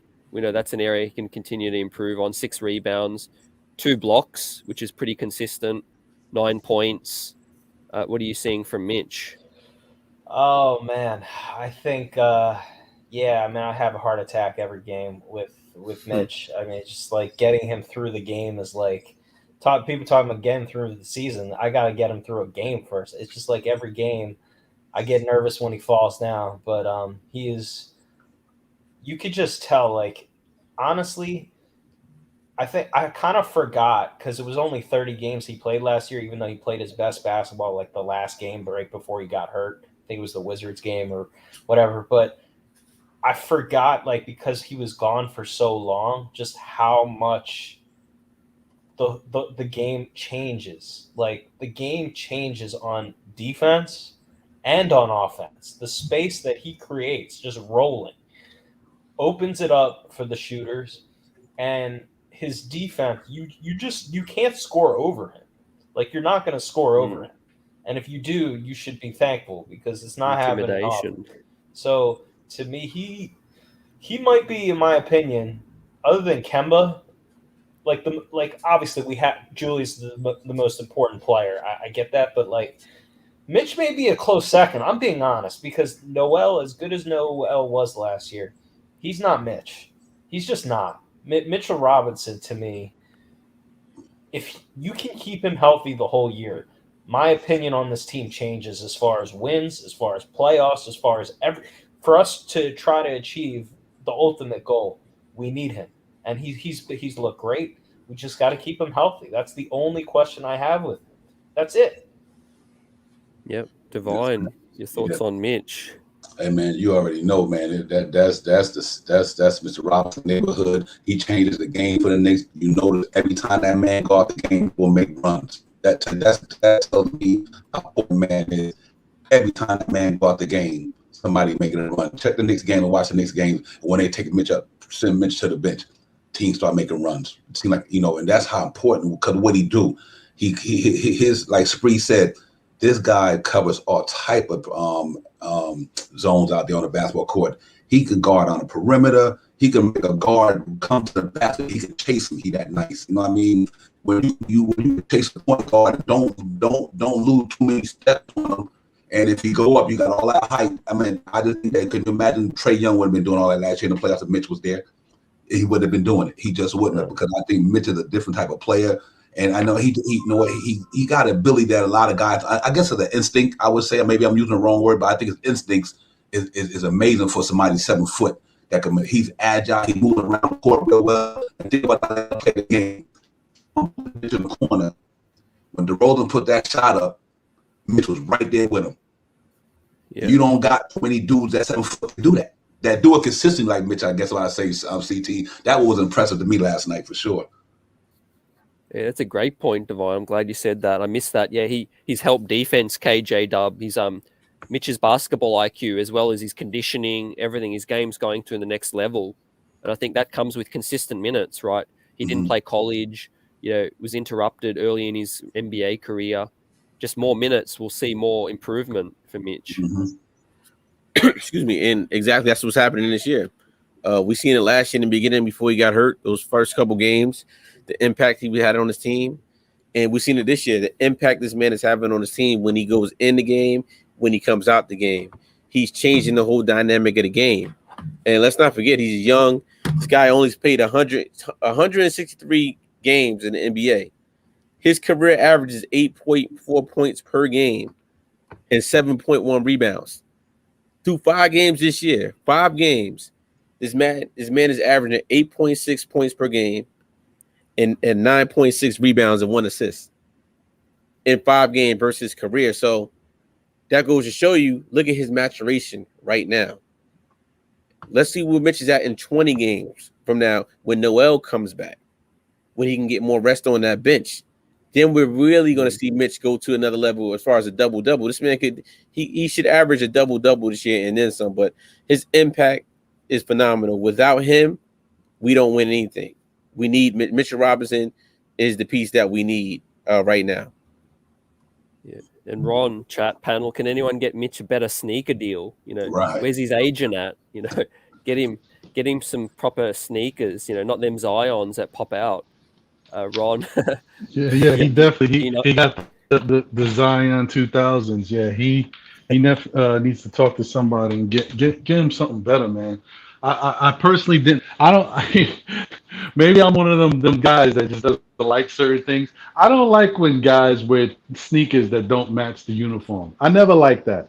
And he's definitely off left with them neon green, them Easter green color sneakers. I don't know. I'm just, they deserve to blow up, man. But yeah, man, he worries me, man, because and the other thing is I feel like these big guys, it's the NBA thing with the young guys, them wearing these low top type sneakers, man, like skippies for these big guys. They need to have more ankle support. Like if I was Mitch after all the stuff that I've been through, I'd be like trying to find what's the best ankle support sneaker ever. Like give me some Patrick Ewing's with the pumps on. I need something, you know? Yeah, you need to stay on the floor in a contract year. Exactly. I've been taping those ankles 3 times. Yeah. But I am happy he was able to walk off because it looked bad. I'm able he was able to walk off whatever happened and get back out there because honestly, when it happened, I was really worried. All I said in my head was, damn, that's it for Mitchell Robinson as a Knick. I swear that's what I thought because I felt like the Knicks ain't gonna take no chance on this dude with him being busted up again. I thought that was it. And then I was like, okay, we definitely ain't going to see him back in this game. But he came back, put on some new sneaks, and went out there, and he was doing well, too. So kudos to Mitch. Yeah. ACT, Mitch go down. I think he scared everybody just by his reaction. Sometimes I think it was a bit of a mosquito bite you by when did that. Mitch be tripping me out like, Mitch, he make it seem like it's so severe, but he just get back up and come back in there and do his thing. That's what's so funny. Not funny, but it's crazy to me. Like his reaction seemed like he just tore Achilles, but he back up, walk over there, and he got a good tolerance. I guess what I'm trying to say. He was saying on Twitter, like, listen, I might need to play on some Timbs. Yeah, I saw that. He put a tweet out like that. He's like, I might need to play on some Timbs. I'm like, yeah, I guess so, bro. You and Zion with them sneakers, man. It's crazy. Although I did want to say one thing. I do feel bad for Mitch. I think they need to cut Mitch some slack, man. He ain't trying to hurt nobody. It's very unfortunate that it just happens that Patrick Williams got hurt for the season on a play that involved Mitch. But Mitch did nothing dirty. He just went out there and played. It was a basketball play, and it just didn't turn out right. And I didn't even think Patrick Williams was hurt that bad, but it's a shame that he's done for the season. So that's all I had to say. Right. Yeah. I think for the season, is it? I saw for the season. I think 4 to 6 weeks. Yeah. I didn't think it was a dirty play. It was a hard foul. But I didn't think that there was. I didn't think that was a dirty play, in my opinion. There wasn't no malice to that. It was a flagrant. Yeah. It was a flagrant, but I don't think there was malice there. He was going for the ball. Hewlett's right. I was so surprised when we just saw him come straight back. He's in that contract year, KJ. I don't think no one can stop Mitch from getting out on the court. Just get a jab and get out there. Yeah, now he's doing everything to show you like I'm worth this money. And he's definitely worth the money through the games that we've seen him. We see the impact he has had with this team. So he's definitely worth the money. The only thing that scares me is his durability. Can he last 82 games in the National Basketball Association and beyond? That's the question us as Knicks fans have to really come to. I think they're jumping up and down. Every game since he's been back, he's been on that ground. And I'm like, Ron, man, I don't know. So I think it's now hopefully it's just a thing right now, but I hope it doesn't continue where we don't know. It's day to day, and then we got to go back with the lineup with Noel and play. We just don't want any bad vibes. So let's knock on some wood and say Mitch is going to be okay. I'm knocking on wood. Mitch is going to be okay this year, guys. And let's pray for it. Really. Hey, real quick, CT, before you go to the next topic, here's the thing that people need to understand. Mitchell Robinson played more games than Zion Williamson. Yeah. Career-wise. You know what I mean? And that's why, and people got to also remember, in the year that Mitch, in the year we had the short season, Mitch only missed 6 games. 61 out of 66 or 5 games, something that year. Then with 14 the year before that. His roughest year was last year. So it's not like he's a really truly injury-prone player to me. In the year when we had the shortened season, it was only 65 games he missed out of 66. He played 61 out of 66. And the year before that, I think he missed 14. So, he played more games than Porzingis do. You know what I mean? Yeah, I don't think all that stuff. Point Divine before, I don't think his injuries last season were like injuries of an injury-prone player. One was a them hand was hitting the unlucky. rim. Mm-hmm. Yeah. One of them was really unlucky. Yeah, exactly. That's what I'll be right, Street. He just got them unlucky with. It's not like the MCL tears and ACL, all this stuff. So let's hope he stay healthy, man, because he's he's important to what we do. We're gonna have to find somebody. It's gonna be far and hard to replace him. I know no well to do it, but Mitch is the man right now. Straight facts. And he shut down Joel Embiid. Salute Anthony 2-1-2. Yes, he did. He shut Joel Embiid down. Is Mitch moving himself into a top? Let me ask everybody: is he in a top 8 centers in the league? I think he has. Yeah.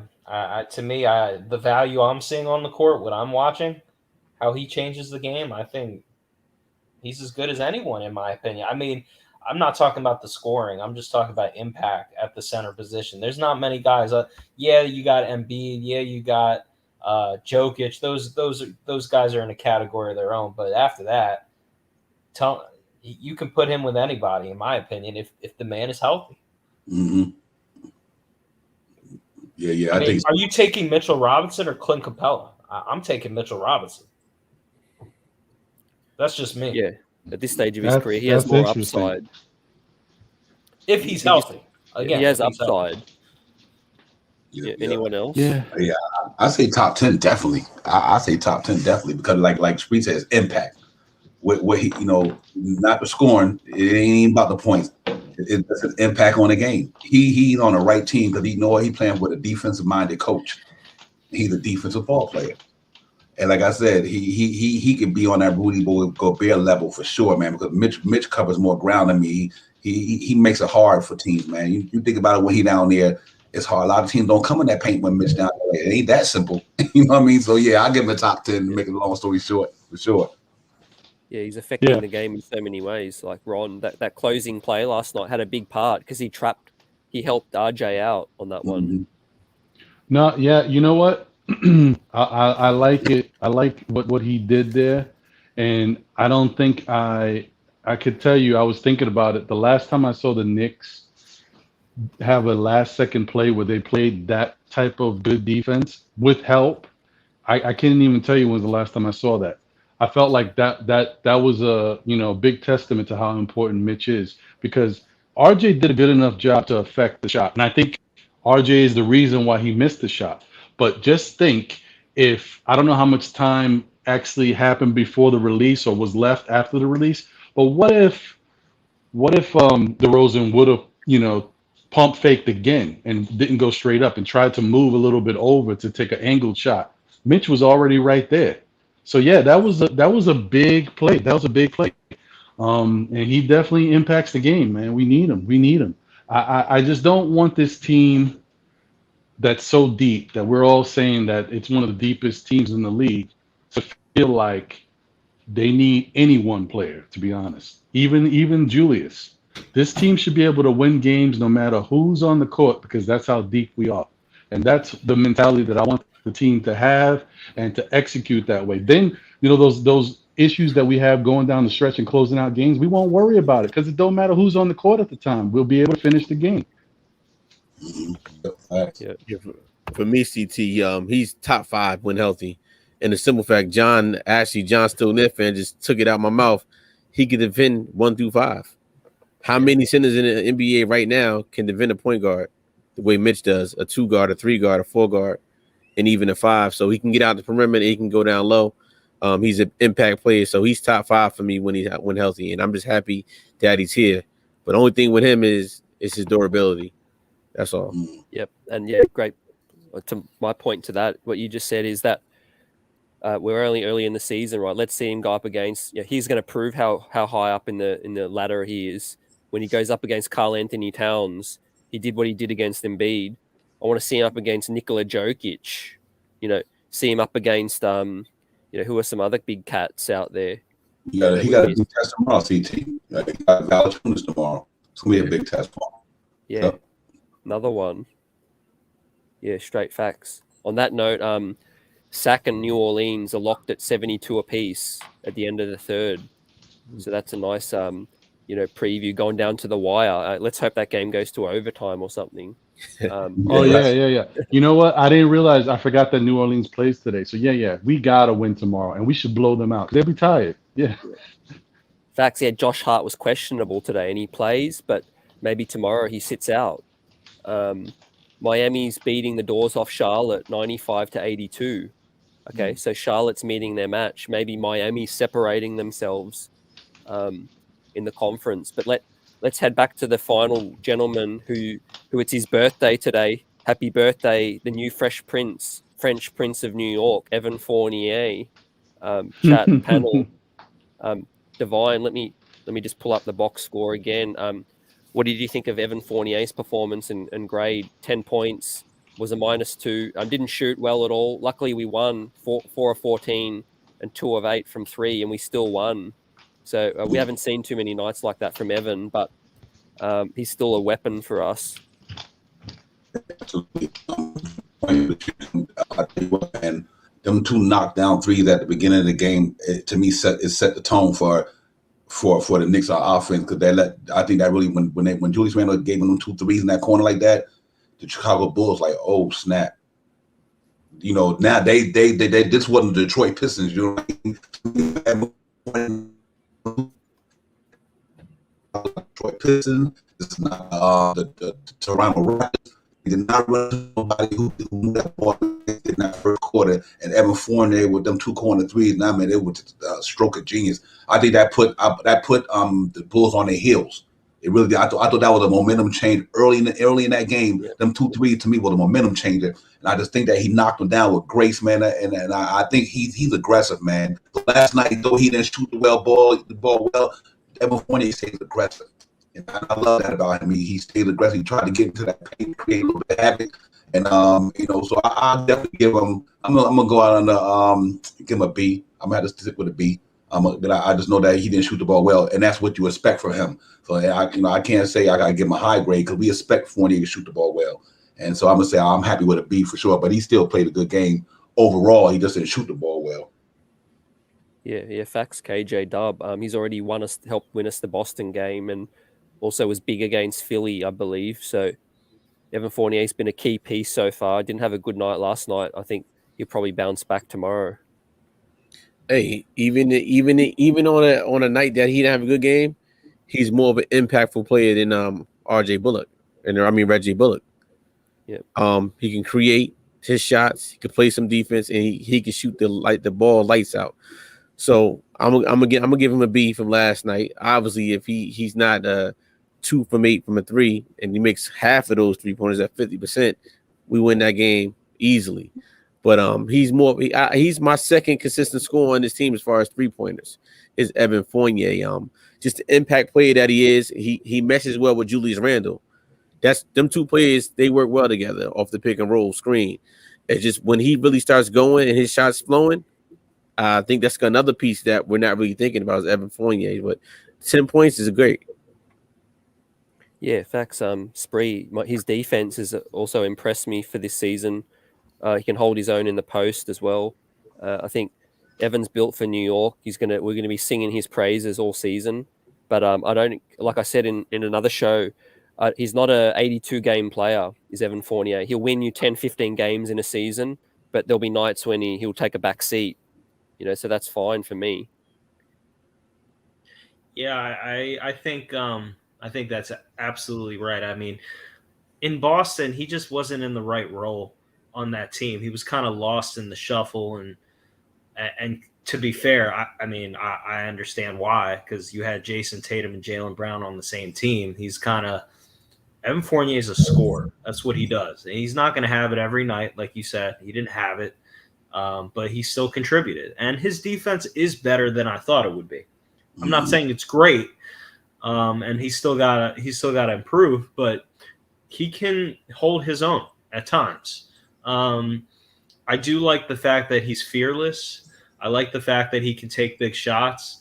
And yeah, he can go off the dribble, which Reggie couldn't do. So you have to guard him. My thing with Evan, again, I agree with KJW, who said that Randle and him have this chemistry going. They got to just continue to take advantage of it. And my hope again, for Fournier, is I hope he builds more chemistry with Kemba too. Well, Kemba, he has the chemistry, but I hope he builds chemistry with the other guys just as much as he's been building with Randall, because then it could be really special. We've only really seen the two-man game with Randall. I'd like to see some more two-man game with other guys too. With RJ. Yeah, those two. Yeah, absolutely. Yeah. So they're filling each other out. But I mean, he seems like a guy you'd want on your team. Like, he just seems like a positive guy. Evan's going to come out to play and he's going to compete. I'm not saying he's the best player in the world, but he that you're going to get your best from him and he can shoot. So I liked the signing at the time. I thought it was a fair deal, and we'll see. Ultimately, it's how you do in the playoffs for me. I mean, right. We've seen a lot of guys that could shoot well in the regular season but not do anything come postseason time. So Evan's been in big games in the Olympics, and facts. We'll see. He's gonna get good looks. So we'll see. And I think he's salute to Sharp Powers. He gives him a B. He wanted him last year in the trade. I think the Knicks wanted Fournier in the trade deadline last season, but they saw he was a free agent. Maybe they just thought, let's not give anything up. And panel and chat, I think Evan Fournier is a great character guy, a great locker room for this team, right? He's the type of dude that will give it to you straight. He'll pull everyone together. I think that's an underrated element from Fournier. He wanted to be here. It's pretty clear. He's having fun. It's pretty clear he's enjoying himself, right? He hasn't played on this kind of stage yet outside of the Olympics, Ron. So what are you thinking of Evan Fournier this season, and what did you think of the pickup? I've been kind of saluting and championing Evan Fournier since the preseason, man. He's the guy that the fans were giving a hard time and not really rallying too early just because of some of his preseason woes. And I think this is one of the best pickups the Knicks have gotten in quite some time. I love him. And I'm not mad at how he played last night. I understand the shot wasn't falling for him, and I think he took the same amount of shots as RJ, but he finished with 10 points and RJ finished with 20. But I'm okay with that, man, because Evan his shot is pure. I like the way he plays basketball, and I think he's good for the guys out there on the court. Like, he never gets too high, never gets too low. He's one of those consummate professionals, man. You need that. The Knicks have kind of been stuck with some young guys still trying to develop and find their ways, and so these savvy veterans that they have now are key to us being able to sustain this stuff. I was just thinking earlier today, the Knicks right now could be undefeated. And not only undefeated, but they could be undefeated and winning all of these games they played comfortably. Had they did what they needed to do against Boston, comfortable win. If they did what they needed to do against the Bulls, comfortable win, not to mention Philadelphia and everything else. So, yeah, man, I'm really happy about this team. And Evan Fournier, for me, I'm biased. I'm giving him an A. So, yeah. Hey, CT, real quick, and we also got to remember this about Evan. Last year, Evan Fournier, when he got traded, Evan had COVID. Right. He had COVID last year in Boston. You know what I mean? So he was up. He couldn't get his rhythm with Boston soon he got there so much because he did catch COVID. He had to go through all that stuff. But I love Evan Fournier, man. He's a competitor, bro. One thing you can say about that man, he's gonna come on the court and compete, and I think that's what we need down there, man. I just wanted to get that out. He did have COVID last year. Yeah, no, I'm glad you're right, Divine. And you know what? He only played 17 games. 19 games with Boston, and after he was recovering from COVID, and in those last 7 of those 19s, he lit it up. So yeah, yes, he did. Yes, he did. Yes, a real good one, Ron. Real talk. He had some sick passes too. He can pass too, and that's something I didn't know about him. Watching him from afar, but that one pass to Jericho Sims against the Celtics behind, where he split the two guys and threw it up, and then he had another pass to Julius behind his back. So he's got a little bit of crafty to his game, which I appreciate. Yeah. Salute, Quiet Money. Appreciate you, my brother. What's up, Quiet Money? Salute to the chat. Salute to everyone rocking tonight, celebrating Knicks first in the East. That's right. We're keeping tabs on our opponent tomorrow, New Orleans. They're down 7 now to Sacramento with 11 to go in the fourth. So, but it's a nice hit out for them anyway. And also, fellas, I said in the beginning of the show with Divine, we're undefeated on the road. So I predicted we'd be a good road team. We've got serious vets that take things seriously. I think we're always going to be decent at home, but being on the road and collecting these dubs is going to be a huge part of our success this season. KJW. Absolutely, that's key, and that just goes to show you how this team is coming along. We can go into a hostile environment and win a game like that. Come back and win a game the way we did. Like you said, we're 2-0 on the road. We're also 3-0 with national televised games. So I think the bigger the stage, the more energy this team is going to have. And like I said, the sky's the limit. CT, Divine, and everybody else. Like we just have to keep winning these early. Let's stockpile these win these games early. Like stockpile the wins, stockpile them now. So if an injury may occur, we'll still be fine. But I'd rather stockpile a whole lot of wins now because we're only going to get better. Yep. Yeah. Anyone else want to say anything to that? Yeah, I second that, man. Just keep grinding, man. Tomorrow gonna be a big test. We gotta do the Brandon Ingram. We did, like I said, the Joel Embiid, the Jason Tatum, and what we did with the Evan Scooby last night, the Zach LaVine. Them just make it hard on them. Tibbs gonna take out their best player, and hope all them other cats can beat us. I think Chicago Bulls is better than New Orleans Pelicans. I do. So I don't have no reason if we make it hard on Brandon Ingram. I think we walk out of there with a W tomorrow with no problem if we make it hard on Brandon Ingram. Because I don't think they're better than without Zion. I don't think they're better than Chicago. Yes, wrong. I agree with you, brother. I agree with you. We think of the 8-2. Can you hear me? Yeah, we got. Yeah, I'm not sure. CT might have went out. But go ahead, Ron. What was your point? CT, you back in? Yeah. Okay. Good. You got me? Yeah, we got you. Okay, cool. Yeah. I hear you. We hear you. Yeah, I was just saying that. I agree, and I think the rest of the NBA is dealing with the same thing. But us Knicks fans, we got to watch these games and understand how important they are for the Knicks to win. We need to get all these games, man, because the schedule in December is going to get tougher. But more importantly, that February schedule, that whole month is bananas. It's going to be like hell month for the Knicks. So get these wins, get off to a nice, confident record, and then maybe the flip side happens. Maybe when we get to February, we all looking at the schedule like, yo, February is going to be a monster. Maybe by the time we get to February, all these other teams like, yo, we got to play the Knicks in February. That's what I want to see. That's what I want. And shout out to my man, John from Still Knicks Fans. Let's go. Yes, sir. John. Salute, John. It's a great in the building. Still Knicks fans. Knicks Real Talk in the building. Spree, the American Dream. We're going to have some fun later in the show. We've got plenty more to chop up. We've got a big quick fire 5 for all of you. So if the panelists are sticking around, I know Sarge is probably listening, might want to come in as well. But we're going to preview the Pelicans matchup further tomorrow too. But just to put yesterday's game to bed, let's just talk about the bench a little bit. Is there anything anyone wants to say about any of the bench performers last night? Quickly, for me, CT, quickly, I'm a little disappointed. I wanted to see what he was going to come off that Philly game, the type of game he was going to have, and he gave us another not so good outing. So my concern with quickly is the pressure building up for him, even though it's 5 games. Can he mimic what he did last year from game to game? I really want to see more consistency because now in year 2, Obi looks way more consistent than Quickly as far as his growth and maturation. Quickly can go on a spurt. Now, if he gets hot, he's hot. But we need to see that every game, at least something. You can't go one game with 16, next game with 2 or 4, whatever it is. I need to see more consistently and quickly. Yep. Yeah, that's a good one.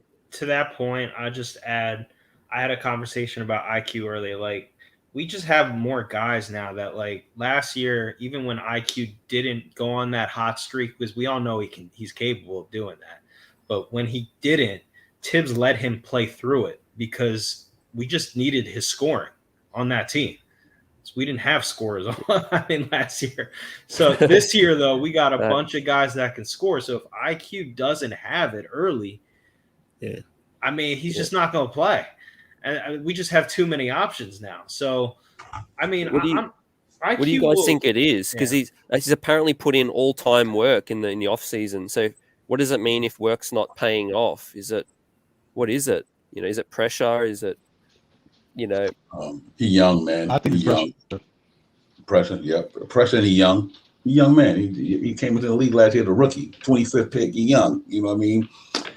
Everybody go through this, man. I'm not even worried about Quickly. Quickly averaged 11 points a game in the NBA last year. I'm not even worried about it, man, because you know what? Everybody had bad games, 2 or 3 games a week. People going, RJ had a slump last year, bad slump. I'm not even worried about man Quickly. Man Quickly can play basketball. You know what I mean? The Knicks picked that man last year. He had quite a few 30-point games.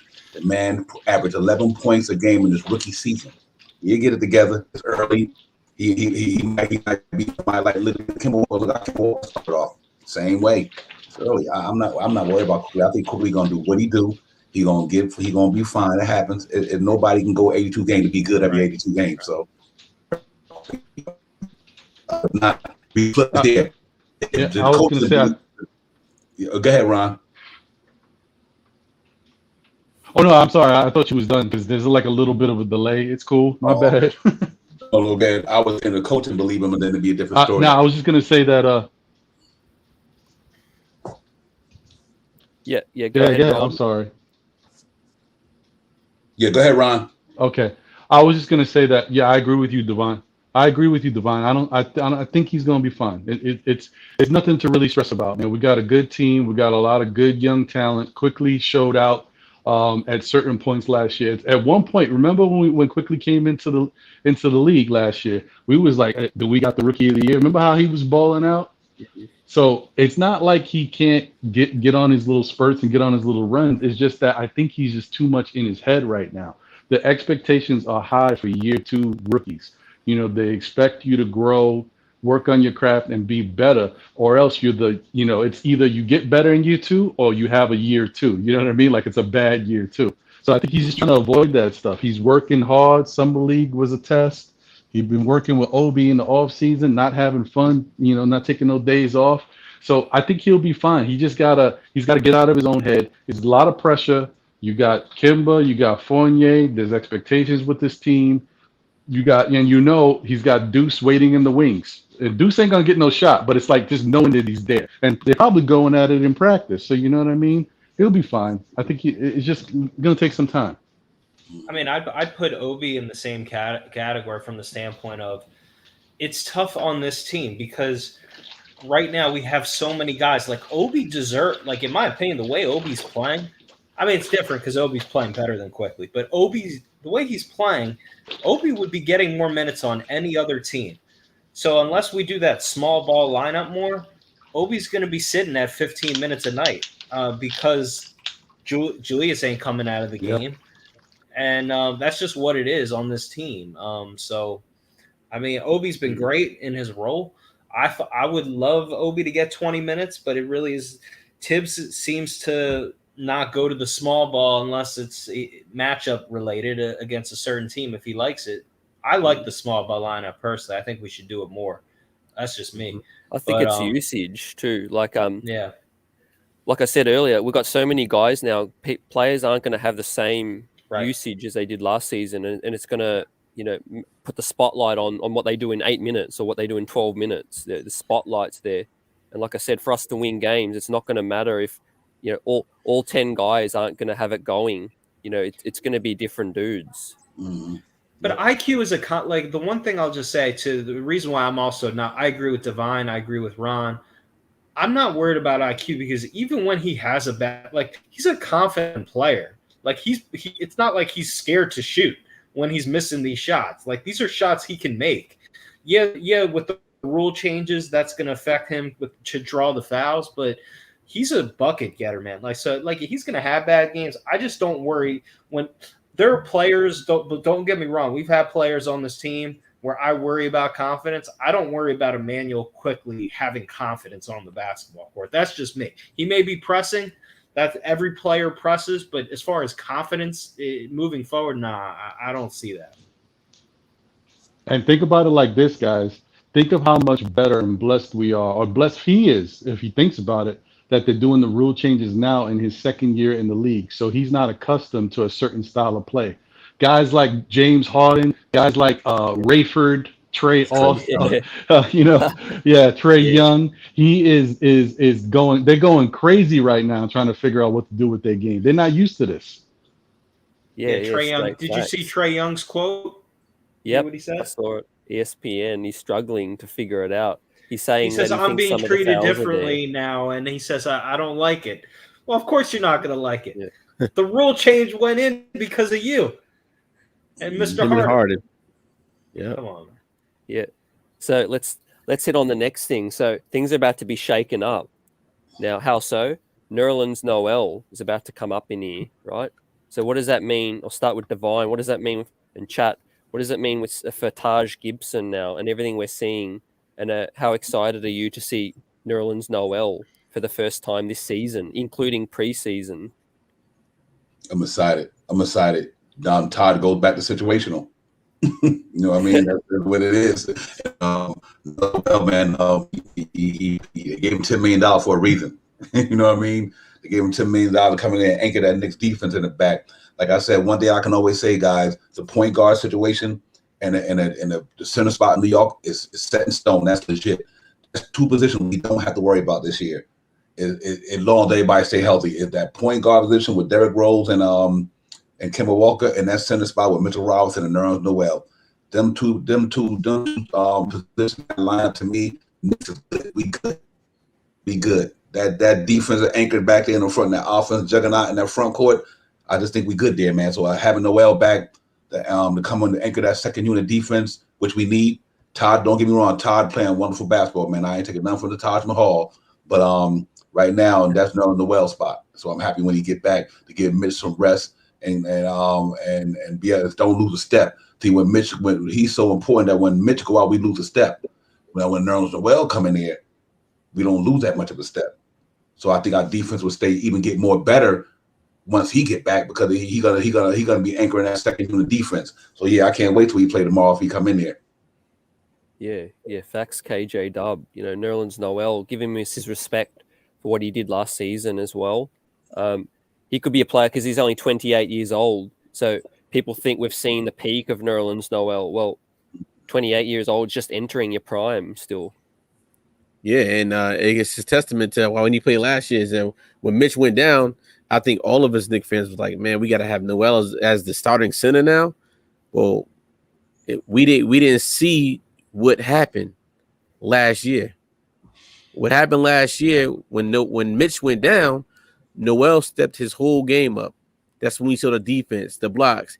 He was scoring, and he was a big piece for us making that playoff run and getting there. So now bringing this man back into a whole new situation where he doesn't have to start, he doesn't have to play that much minutes now. It's going to both help him and Mitch now. And you still got Taj there as a backup piece. And then even further back, we got Sims there. So now we're solidified at the guard position and our bigs now, if Noel's coming off the second unit. And I think the second unit is even going to be a lot better with Noel, because you know what that second unit is? The second unit is the same second unit with Noel from last year, with Noel, Obi, Burks, Rose, and Quickly. That team last year were one of the highest, if not the best, second teams in the NBA last year we had in years. And they scored a lot more points last year. So those same five players I just named are all going to come back and gel together. Now, Noel is going to take some time to get back and running, but who knows? This man, for all we know, they could just be trying to get his win back up. He could have been came back. So I'm excited to see him back in his lineup tomorrow. Yep. Spot on there. Me too. Spree. What do you think of Noel? I respect what he did last year. To great points by everyone. I mean, we were nervous when Mitch went down. Where are we going to get that same rim protection? Can Noel do the job? And he did the job. Now, he's not Mitch. In the playoffs, I thought we really I felt the loss of Mitch. I think we all did. Noel's limited offensively, but on this team, he's important, and I think he's in a perfect role as the backup center. And in my opinion, like Devine said, we don't got to worry about that position with those two guys. So it'll be nice to have him back. He's an important part of our team for us to go where we all want to go. So glad he's back. Yep. Ron, how many minutes do you think could you see Noel playing?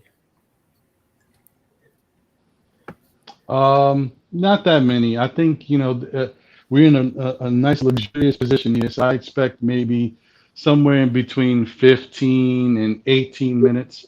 I think he should play less, but it might be up to him too. Maybe he's feeling good out there and he just wants to make sure he gets a nice good sweat out there on the court. So I don't think they need him for that much. And the benefit of this too, not only is, because while I never really liked the fact that we were bringing Noel here, when he got here, I was still skeptical. But after watching what he did last year, and mind you, I liked Noel prior to him being a Knick. I thought he did more on the basketball court than actually what he's been asked to do with the Knicks. He used to take little jump shots and do other things. He doesn't do that with us. But his defensive timing and just the way that he's very physical on the defensive end, I think that's huge for us. And I also like that even though Noel gets hurt a lot, so does Mitch to some extent. Noel plays hurt, so he's had banged up injuries that he played through last year. So I like that toughness that he brings, and I think that's something that maybe I don't know how active he is with Jericho, but I think that's something that he can kind of teach Jericho how to play through injuries, how to get your mind right, and go up and tackle the rest of the league every night. So I like it. I'm happy he's coming back. Yeah. Straight facts. Yeah, he's savvy. Divine. He's Nerlens Noel. He's been there, done that. 28 years old. He's exactly what Tibbs loves. That veteran guy that knows where to be positionally. To Ron's point, he can meet the guards at the rim.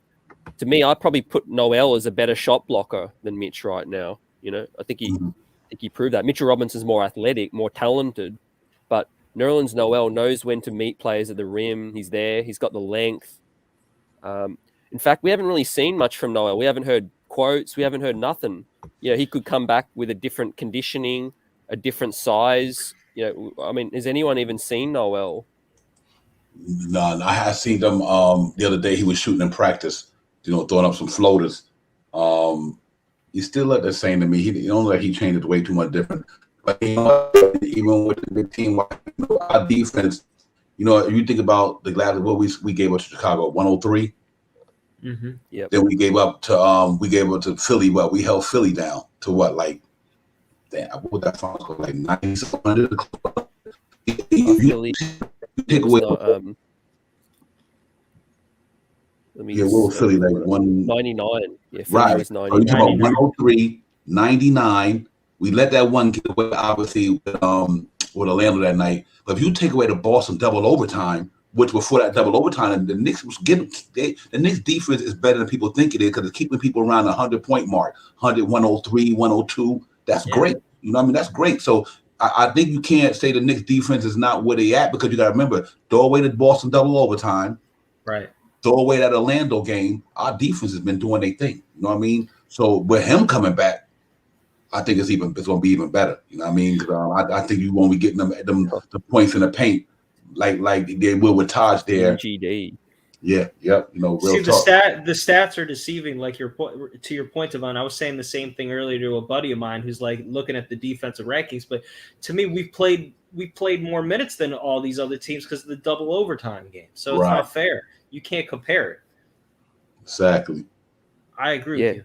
We're going to be like 90s stingy D, KJ Dub. I think like with Noel and Mitch, it's going to be like 99 points for the other team, 96 points. Right. It just goes to show you, CT and everybody else, that with Noel coming back now, it's really going to be anchoring our defense. Mitch doesn't have to come right back in the game now, and when Mitch goes out the game, our defense lacks in that second unit, and that's why you see that lineup with Obi And Julius sometimes work, and sometimes it doesn't work. For the defensive side, it doesn't work. Offense, they can fly. And that first game, to that point, I saw at the game, I watched Randall go to Tibbs and say, "You got to get Obi out of here. We need Mitch back in." Now, when we bring Noel back, he's going to anger that defense. It's going to be much better for us. And think about it. When's the last time we had two major centers, Nazi Muhammad and Dikembe Mutombo? If you want to, I've not heard Nazi Muhammad's name in like 5 years. So thank you for that. You guys are in for a treat later. It's funny you mentioned that name.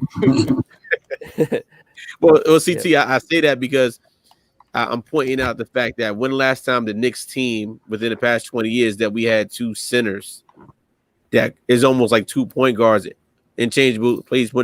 Noel and Mitch played pretty much the same game. So I mean, if you really think about it, I said this to Sim when I called earlier. Like, look at the Knicks roster. Look at the depth at every position.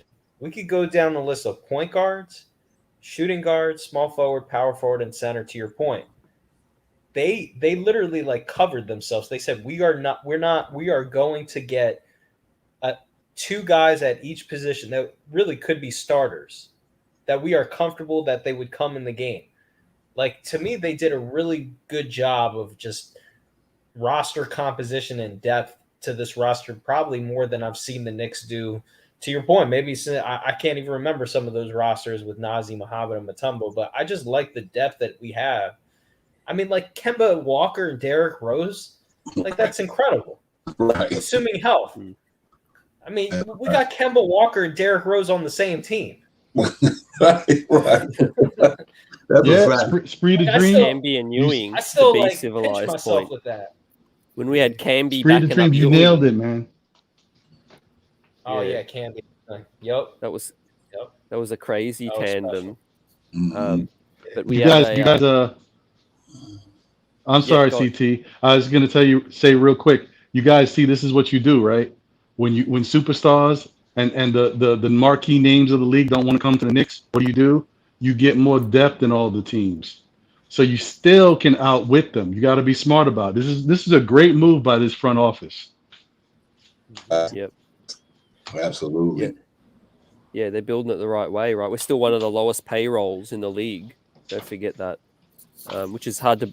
I mean, our most expensive player is Julius Randle, earning less than $20 million. Right?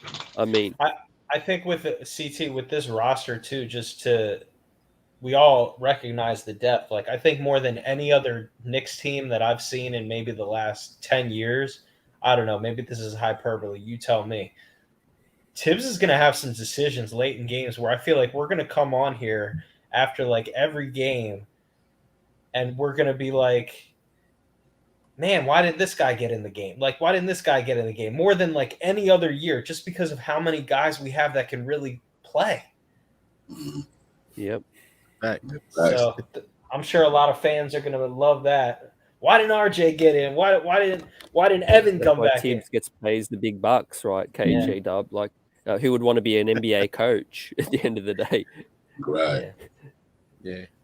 Yep. And you know what's crazy too? We got two future Hall of Famer point guards on the same team. That's fucking scary, bro.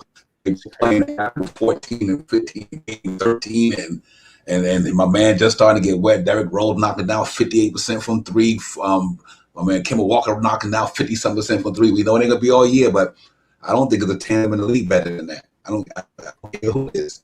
I don't think there's a tandem in the league better than the 2-point guard we got with 2 point guards. I meant the starter and the backup point guard.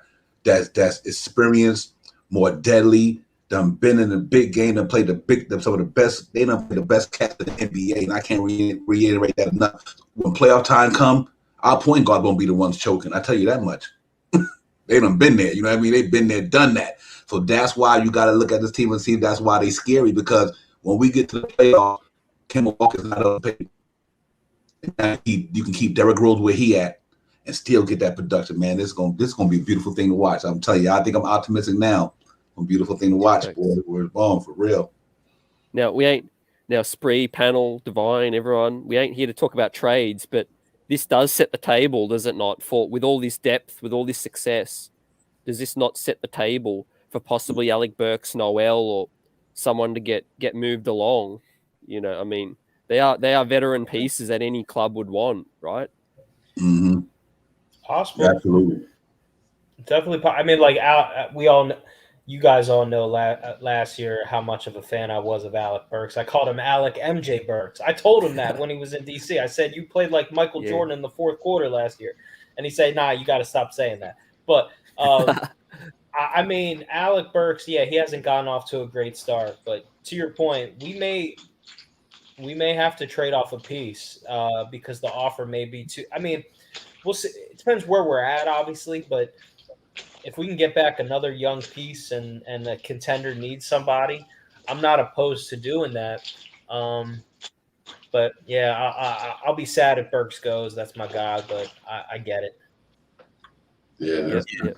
And who Ron? it was great. Oh, yeah, go ahead, Ron. I'm sorry. Yeah, no, I think I agree. I like Alec Burks for what he brought to the table last year, and there's so many big games that he was key. Like we won, you know, and there's not too many players you can say that about. There's certain games we won last year because of Alec Burks by himself. In the fourth quarter, when he lit it up and got hot, we needed all those points. So I really like him, and I'm kind of loyal to guys who I've seen do good things for our team. But I will say that this year he ain't it. It hasn't been rocking right for him. So, and I hope that it's still early in the season, only 5 games. I hope that it's just something that kind of matures as things go. Because Alec Burks is a journeyman for a reason. There's a reason why he don't stick with a lot of teams. Maybe he gets out there, does what he needs to do, and then the honeymoon is over. I hope that's not the case. I think it's tough too because he was relied on last year, and now he's in a situation where we got so many weapons that playing time is not automatic for him. Like he's not going to play X amount of minutes, and he's not told like Tibbs ain't going to him on the side like, listen, Alec, we need you out there to score these points. It's just so much going on. We got so much, so I hope he gets right. But you know what? In at the end of the day, we're Knicks fans. We want our team to succeed and get better. And if at some point later in the season, when the trade deadline gets close or whatever, if the Knicks feel there's a move out there that they can do, and it's going to take Alec Burks and a couple other minor pieces and some draft picks to get us something really good to help the team, I guess that's how it's going to be.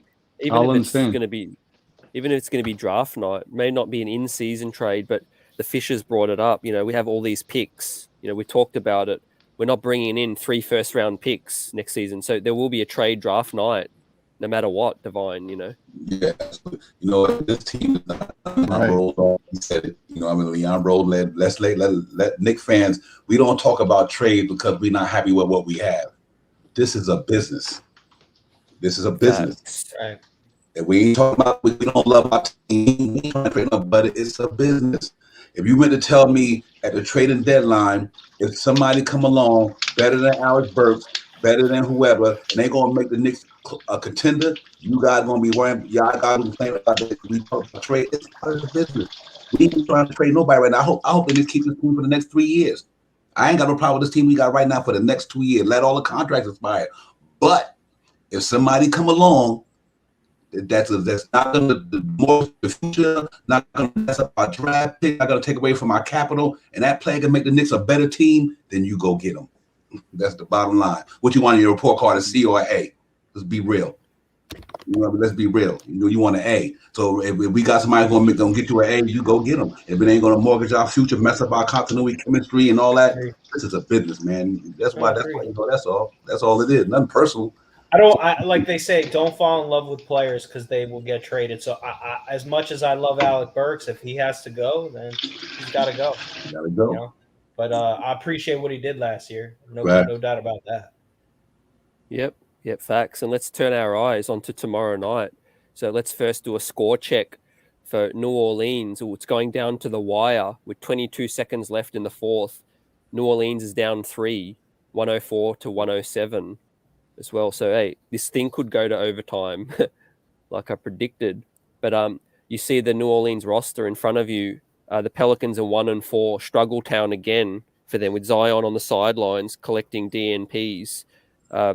So yeah, tomorrow, I'll start with KJ Dub.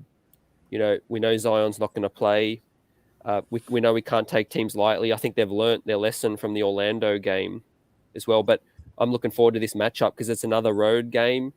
Trey Murphy was a piece we were looking to try to pick up. Jackson Hayes. It's going to be a good little matchup with Mitch. Devontae Graham can get hot. They've got some talent, New Orleans. Mm-hmm. They just can't pull it together. Right. No, they definitely have talent, and 1-4, we can't look at that record. But this team on a head-to-head matchup, we played 39 games with them since 2002 when they were the Hornets. They have 20 wins, the Knicks at 19, so we got to tie that up. We got to match that at 20. They got 19. Knicks got 19 and they got 20 wins, so we got to tie that up tomorrow. But their losses, their wins, we can't look at who they beat and who they only beat one team. They only beat Minneapolis right now. Other than they lost to Chicago, they lost to Philly, they lost to Atlanta. 3 playoff teams. So Brandon Ingram is their ace. He's averaging 25.1 points per game. So we have to lock in on him. They got Graham, Josh Hart. Who else they have on this team? They have Julius Valanciunas and Jackson Hayes. So we got to watch them, but I don't think they keep up. They're ranked 17th right now in the NBA in defensive efficiency. So if you rank 17th against this Knicks team, this Knicks team that we know the best is going to run on you. They're going to pound and mound inside, and especially with Noel coming back. So I think they stand no chance. But again, we cannot take them lightly. They're playing tonight. It's okay. The Knicks in hotel rooms, they're resting. We like that. But we can't take them lightly. And I say if we got the pressure on them, just keep putting it on them. We want to get out of there and go back to New York, get ready for Monday against Toronto. Yeah, facts. Divine, is there any specific matchups you're looking forward to, and what's your outlook on the game? I think the Jackson Hayes and Mitchell Robinson are going to be fun. I think that's going to be a fun matchup. They both play that type of athletic game. This game, to me, I'm looking at that lineup. There's nobody in that lineup other than Brandon Ingram who could say they could beat me. Like you shut down Brandon Ingram. I'm looking at Devontae Graham, Jackson Hayes, Trey Murphy. Them a bunch of that's a young team down there. But look at anybody in that roster who's a savvy veteran who in a crunch time situation going to be able to handle the Knicks defense. I think once we key on Brandon Ingram, Devontae Graham could shoot, but we got our team defense is good enough. Nickeil Alexander-Walker can shoot the ball as well. They're good shooters. But that's a young team, man. I don't see no experience set for Valanciunas and Thomas Saransky and Gary Temple, obviously. But that talent there ain't the Knicks, though. I don't think they can. I think the Knicks make it hard on Brandon Ingram. We walk out of there with a dub, easy. That team, no defense down there. What you just showed me down there at the clip, I ain't worried about them in the Knicks. I ain't worried about them. And Spree, I'm just about to bring up today's box score just so we can see who's balling out for today's game, and exactly what Divine said. Brandon Ingram's and Valanciunas has been leading for them. Basically, 24 points for Valanciunas tonight. You can see the score with 19 seconds left. They're down 105 to a tough Sacramento team. So, yeah, what are you seeing from tonight's box score and outlook to tomorrow? Yeah, I've always liked Valanciunas. I think he's an underrated. He always gives the Knicks problems. So Mitch has got to be ready. That's why we added the beef, and it's been paying off. He did a tremendous job on Embiid, and Valanciunas is going to be another load. So we got to put a body on him, know where he is at all times. And Brandon Ingram, I agree with Divine. It starts and ends with him. I'm assuming RJ is going to be guarding him. Is that fair to say? RJ is going to have to take that assignment. So he's going to have to. Yeah. RJ's going to have. I mean, when you take the best player, it doesn't stop. You have to do it every night. So that to me, it starts and ends with Brandon Ingram. We got to find a way to slow him down. We're not going to shut him down. We got to find a way to slow him down. If we do that, we're going to win the game. We'll win the game. Yeah, and Ron.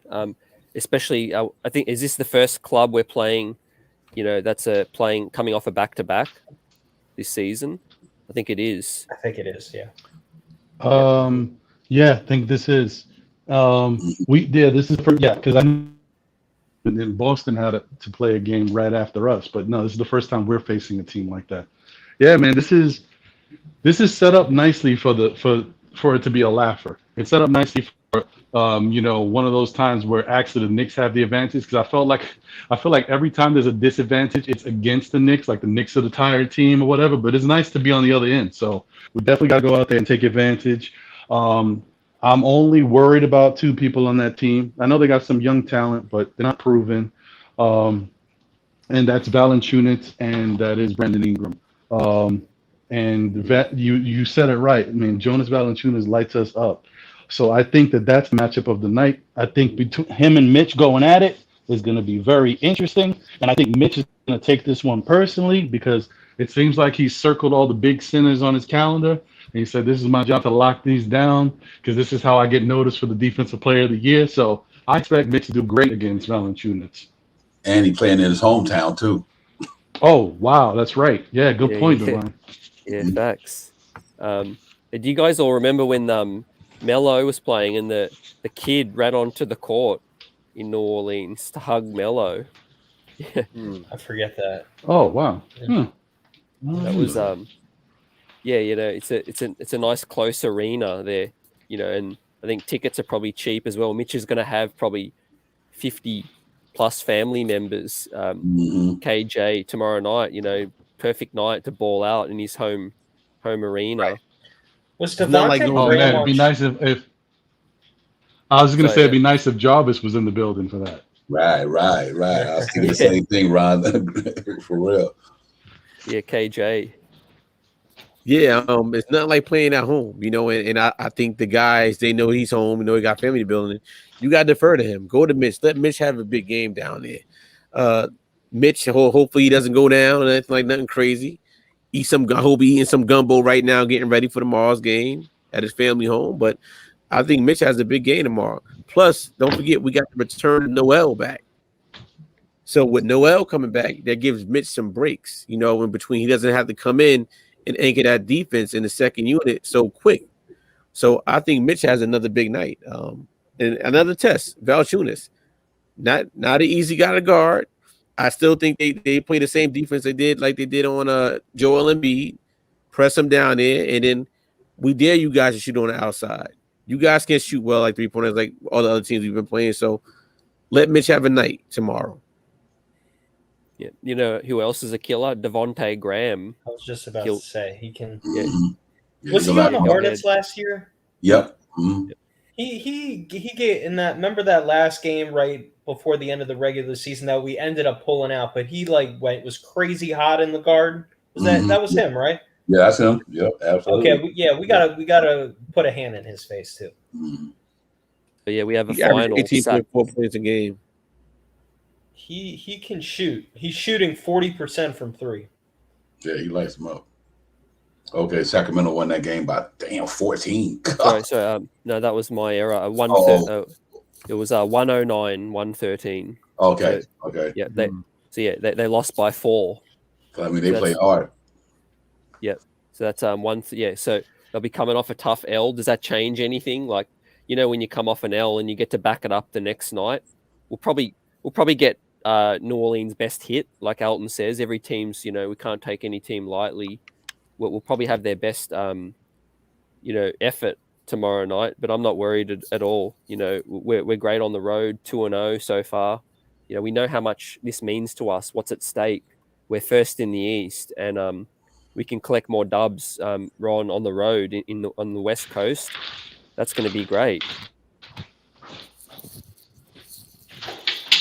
Yeah, to your point about how well we've been playing on the road, this is just another chance for us to continue to do that and continue to keep that winning culture going. I'm wondering though, if we can, be able to make this a statement game. You know what I mean? Yep. One of those games where the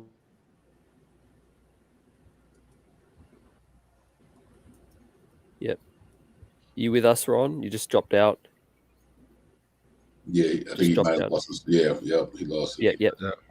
Well, yeah, real quick, I try to piggyback off Ron. I do think this here also. I think we go in there tomorrow. You know, think about this here. If we wouldn't have lost that game against Orlando, I got the Knicks going up against that 9-0 start. We had that 9-game run last year. We went 9 games in a row, and I believe if we wouldn't have lost that game, I was looking at that 9-0. I'm like, these cats are starting to gel.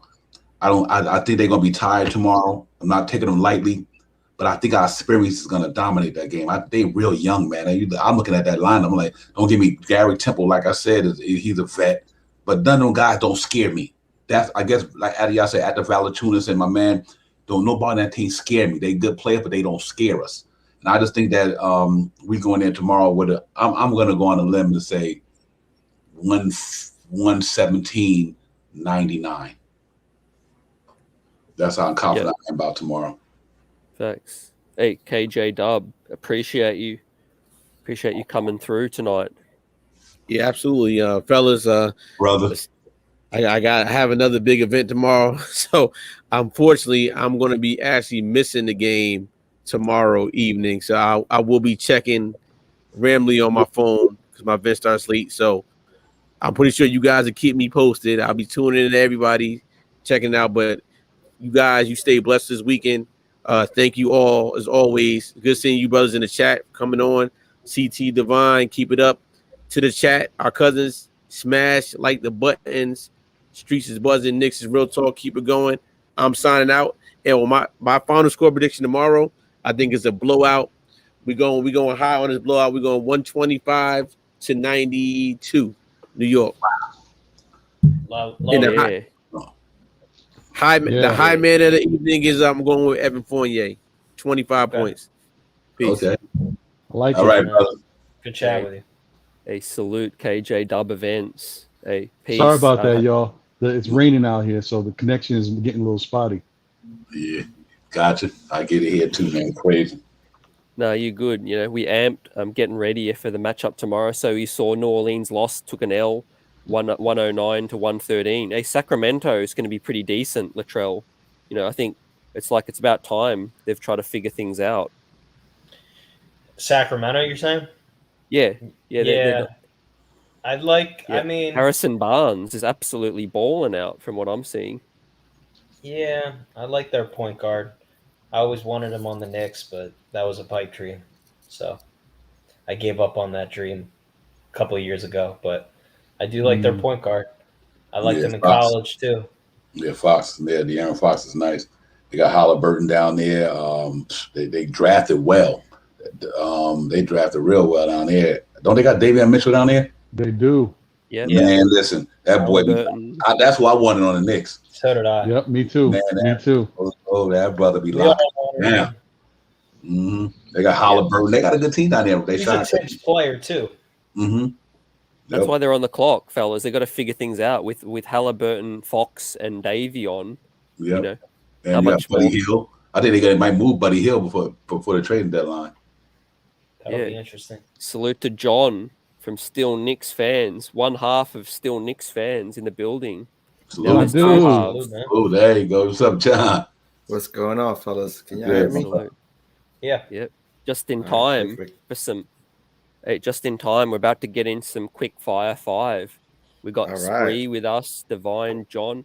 All right, you know how it goes, right? Let me hit up you all with the first one. It's a graphic. It's a interaction. So we're up to power forwards now. For those that haven't played, so 2v2 power forward tournament, former Knicks players, but in their career primes, not Knicks primes. So I'll give you times to go over this and let's dissect it. But who wins this 2v2 power forward tournament? And I need you to tell me when you make your choice, you know, back it up and let me know. That is tough. Can I go first? I already got mine. Yeah, let's got it, bro. Go ahead. Let's have it. It's Julius Randle and David Lee, man. David Lee in his prime. I love David Lee, man. That's the one for me. Are we assuming all these guys are in their prime? Yeah, in their prime. Okay. NBA career prime too, not just Knicks prime. Let me think about that. I got to think for a minute. Yeah, no, go ahead. You know, This is tough, man. Ooh, that Zebo and Mook is looking nice though. Exactly. it gets hit. I'm gonna have to go next. And we're talking prime, so I'm gonna say a Boggiani, and when he was with the Raptors, and Larry Johnson of Charlotte, right? So that's their prime. We're talking about prime shooters. You know what I mean? They may not play any defense, but they can shoot their way out at any game. Yeah, you ain't kidding. Yeah, kidding, that's when. Hey, you know Steve what, Hubb's John? going with Zebo and Mook. And Larry J could rebound and put up numbers. Zebo and Mook would be fun to watch. Zebo and Mook versus Randall. Shooting. That would be crazy. Yeah, and they prime. Zebo and Mook. Zebo was ridiculous in his prime. I think LJ to John's point. Yeah, but I went Rondo. LJ, Grandmama. I gotta go Randall and David Lee. I probably would go Randall, David Lee too. Yeah, that's a solid duo right there. Okay, which is interesting because they will be on their prime with the Knicks, right? Right. Randall and Lee. Right. So, although I think Zebo and Mook could pull the upset. Probably. Well, could. Everyone's prisoner of the moment with Randall on the squad at the moment. Yeah, but that Zebo and Mook one is when Mook is going and that's rough, man. Yeah, that's rough. No love for KP and Kurt Thomas, crazy eyes. That's a nice combo of defense, rebounding, and shooting. That's true. Right. Well, actually, the one that's been Kenyon Martin, on? Kevin yes, Kenyon Martin and Martin McDyess. Yeah, man, McDyess in his prime is a monster. And Kmart, he had a good time too, man. This is a good one. Amari and Portis. I feel like Bobby Portis is a good 2-on-2 player. That could be interesting. Yeah. That would be nice. Facts. That's mine. Yeah, Amari Stoudemire in his prime could kill all these cats. He's gonna need Steve Nash though to give him the rock. That's a tough one. That Amari and Portis, because Portis can stretch that ball, got toughness. But I tell you what, though, if you take away the missed shots that he had against the Chicago Bulls, Charles Smith was the deal back in the days, though. Yeah. That was right before he came to the Knicks, coming out of the pit, going to Charles Smith. I thought that was Chris Smith, JR's brother. No, Charles Smith, right? Charles Smith, yeah. And David Butcher, he was creme de la creme on the defense, so he was all defense. Defense, yeah. Yeah, that's a pretty good team right there. Charles Smith. Charles Smith got the length to shoot the ball. It just that he couldn't get them them chippies against the Bulls that year. It pissed me off, but other than that, hey man, we trade David Lee to save money. Yeah, we did do that. Todd and Rasheed Wallace, boy, that's a gritty team right there. Shah's going with Bargnani in his prime with Toronto and LJ. That's a hard team Gallo, to beat with the Mason shooting, Gallo. That's not bad either, but I just think like compared to the other ones, there's some strong competition out there. Yeah, I'm gonna let Mason shoot from the perimeter. I'm like, take that out there. Right. Wow, that's CT. That is phenomenal what you put together there, bro. That's amazing how many good players the Knicks had on through their year and win a lot of this stuff. Look at all them players down there, man. The X-Man, come on, David McDaniel. Right. Wow. Yeah, Hewlett's. I'm going with me, Amari and Portis. See, Portis has won a ring, so. He's done his Portis thing. would be interesting because, like you said, Portis can stretch it, and Amari in his prime is a beast. So that would be tough. All right, thanks, CT. You ready for the next one then? Well, thanks for not putting X-Men with Mason, because if that was nobody on this list would score. Yeah.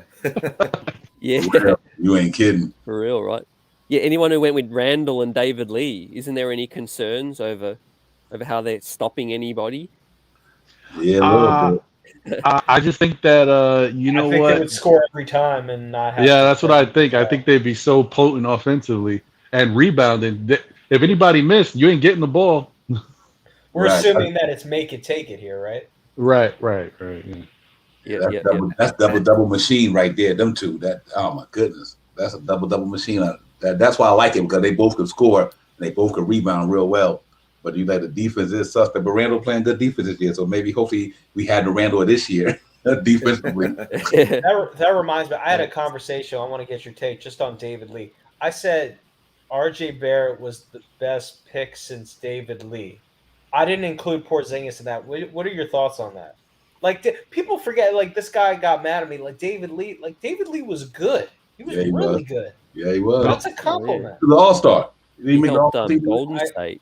This guy was hating on David Lee. Mm-hmm. No, David Lee was great. I think the problem with David Lee is that people think about his best year. His best year happened with Golden State. So that's probably what kind of hurts that whole Knicks thing. He was good with the Knicks, but that year with Golden State, he was a monster. Right. Yeah, the Fisher's going with the first Oak and Toppin. Yeah, it's hard without Toppin, without seeing his prime. We don't know what Toppin's prime is.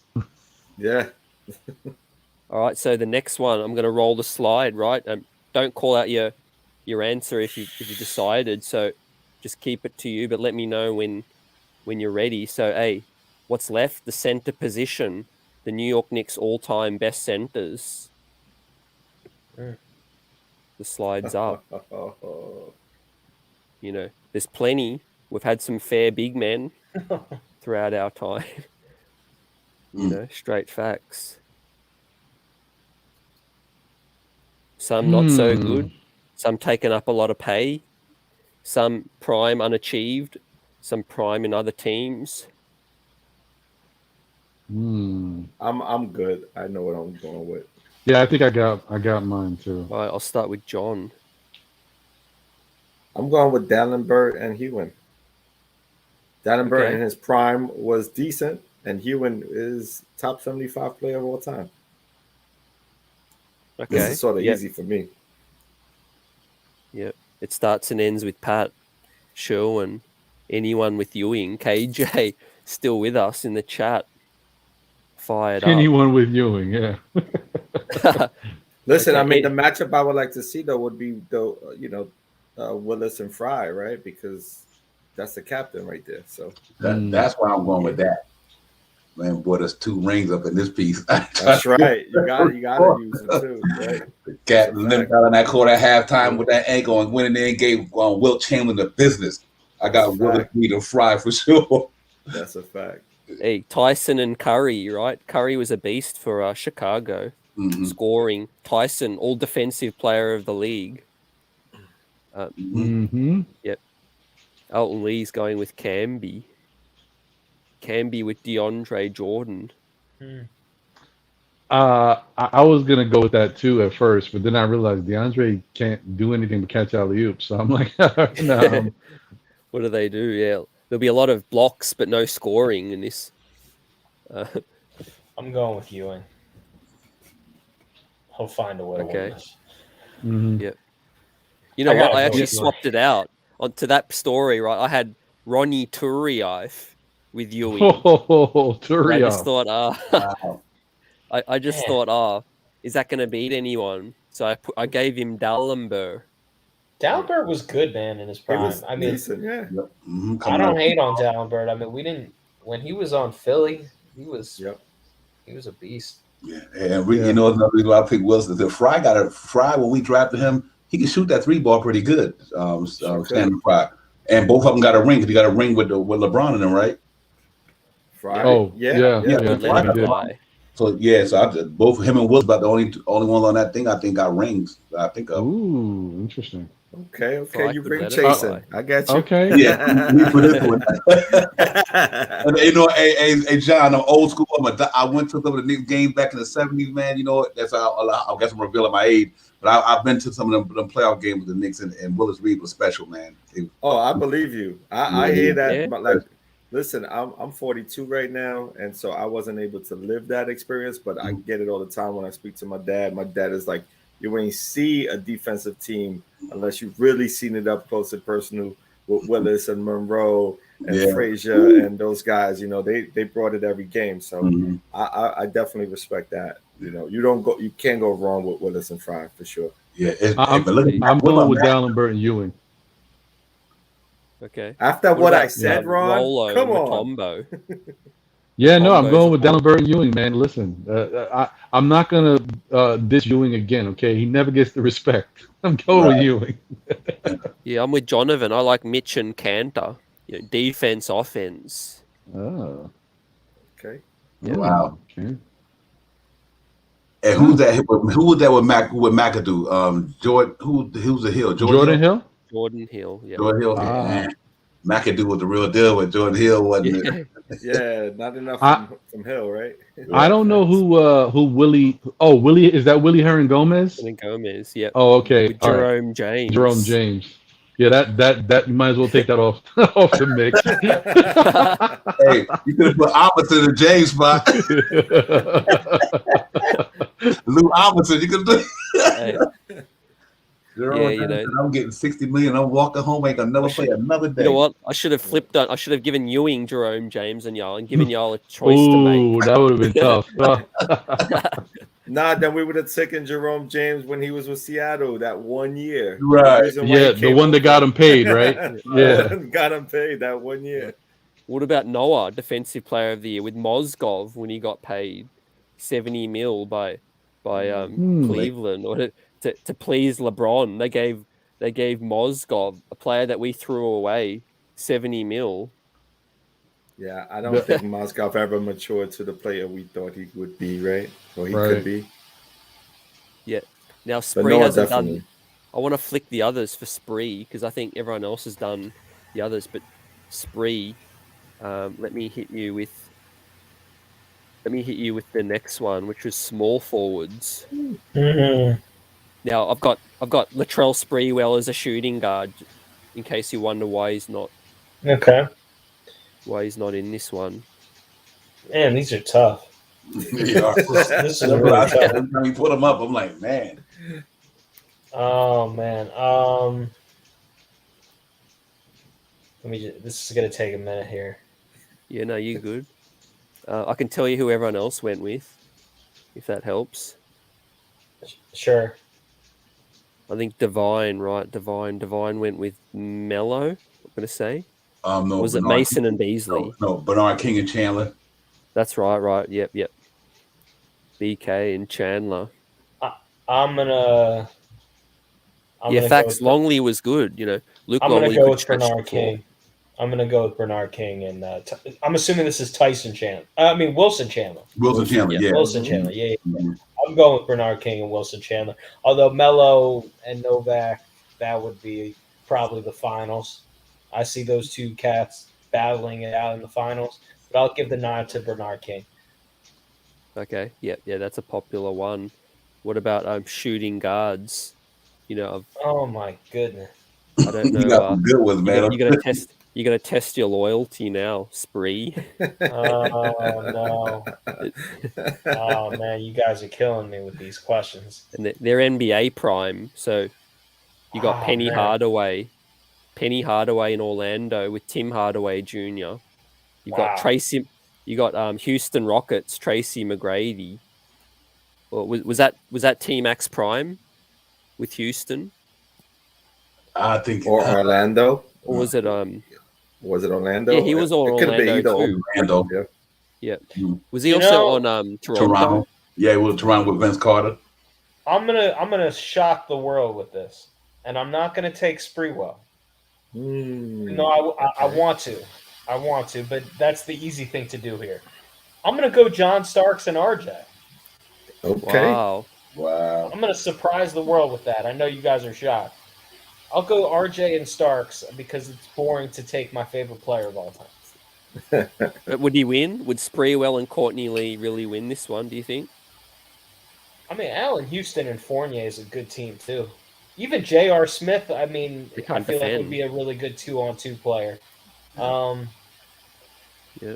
I don't know. That's a tough one. JR and Burks. Yeah. Hey, and Jamal Crawford and a follow. I mean, RJ and Starks, you got that defense, too, to go with the offense. Like, I feel like H2O and Fournier, we could push him out. We would beat him up a little bit as much as I love Allen, and he would get his shot off, assuming he would miss one for me. Spreewell, Courtney Lee, that's a good one. Man, T-Mac in his prime.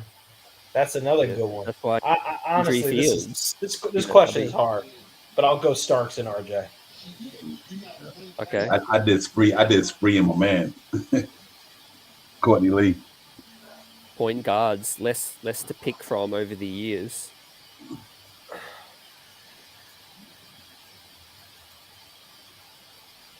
I picked Spree and Courtney Lee too, Devon. Yeah, I had to do that. Courtney Lee was good in his prime, really well. Yeah, he was decent. Mm-hmm. Spree, if you're watching, it was nothing personal. I just can't take you because everybody knows the guy. Yeah, I love that. Sherwin says T-Mac and whoever. T-Mac. You're right though. T-Mac was the deal. T-Mac and Divine would be. T-Mac and Divine would be. Just pass him the ball and set a screen. Nope. Who wins a 2-on-2 point guard? Wow. Okay. This is interesting. Are you asking me, or is this for the group? No, we all did this. This is for you. Oh, okay. You guys already. Yeah, this is easy, B. This is easy. This is easy for me. Yeah, it is easy. Baron Davis and Prigioni.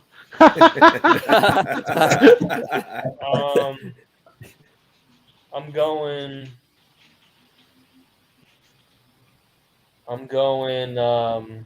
Yeah, Hewlett agrees. You know. Now remember, this is in their primes. I'm going Derrick Rose and Jeremy Lin. There you go. There you go. Really? Two weeks of Lin sanity. Yeah, that was enough, man. Hey, that's enough for me. Allah why said shoulder, Lin. Allah why said Derrick Rose and Lin Stanley only.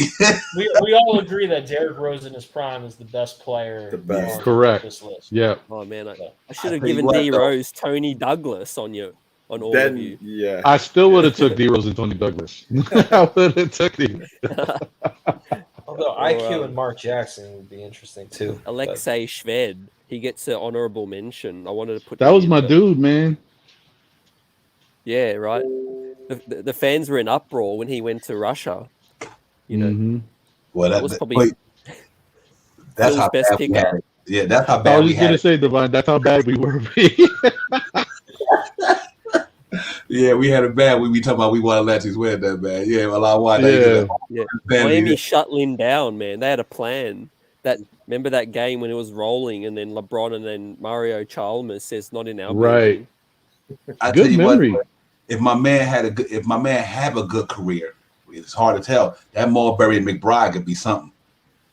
Right, McBride, we don't know enough about. Yeah, we don't know about it. So I'm saying, I can, yeah. If we knew he was gonna have a decent career, that Marbury was the real deal, man. He just came at the wrong time, man.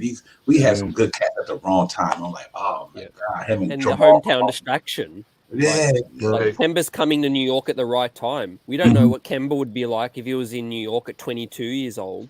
True. So true. So I'm hoping you add to this list, though, man. We got some guys in the 60s and 70s you could add in here. Clyde and a few others.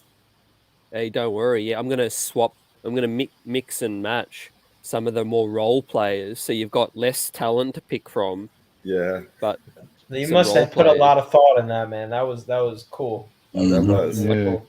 You know what? I tried to, but let's continue the quick fire because that's only 2 questions. So I'll start with Divine on this one. If you could live the life of any current Knicks player for a day, which player's life would you want to live in for a day? Oh, wow. Julius Randle.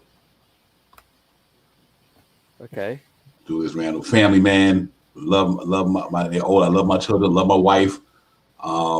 You know, and he just doing it the right way, professional. I gotta go Julius Randle because I live out that way anyway, except without the money. 2 kids, you know, no sleep. 2 young kids. Yeah, he doing it, man. You're an MVP chance every day. Latrell.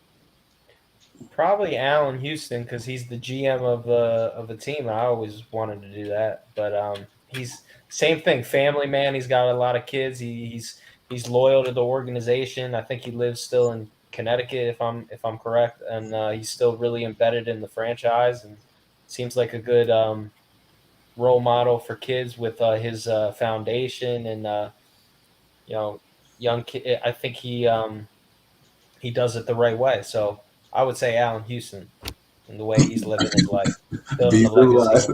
He realized that James Dolan. Yeah. Well, no, I thought this was only former players. What did you say? Current player? Yeah, it could be current or former if you want. Yeah, current or former. Oh, I didn't know that. I thought you said current player. Yeah, I would want James Dolan's life if I could have. I mean, I'd want to own the Knicks.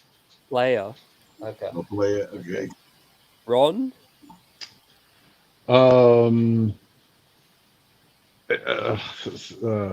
Man. Spree stole my thunder over there. It definitely would be Allen Houston because he got the bag and then he got the bag. You know what I mean? So I'm cool. I'm cool with that. Okay. Plus, I just always liked him as a person. I liked him when he was with Detroit, and I think that's how much of a good person he was in the organization. They gave a guy who could do one thing really on the court, and they gave him $100 million because he's just that good of a locker room clubhouse presence. Free throw, yeah, he was the great free throw shooter. But just to make it give it a little parody, if I was looking at right now, it'd be RJ. Yeah, I like that whole thing about RJ being able to grow with the team. You know, he can set himself up for life in the future with his play. I like the fact he's always the underdog, even when he's doing well. I don't know, something about that I like. I'm going to throw just an unsung hero into this thing, and an honorable mention, IQ. And the reason is because I met IQ when he was in DC. Nicest kid I've ever seen. Sign anything in front of you. He spent like an extra 15 minutes like for every single person. Like that to me is he was raised the right way. So salute to that. Yeah, he's a family man. Honestly, I root for him more than anybody, just because I see how good of a kid he is. So I heard that. What did he sign like 2 rookie cards for you or something?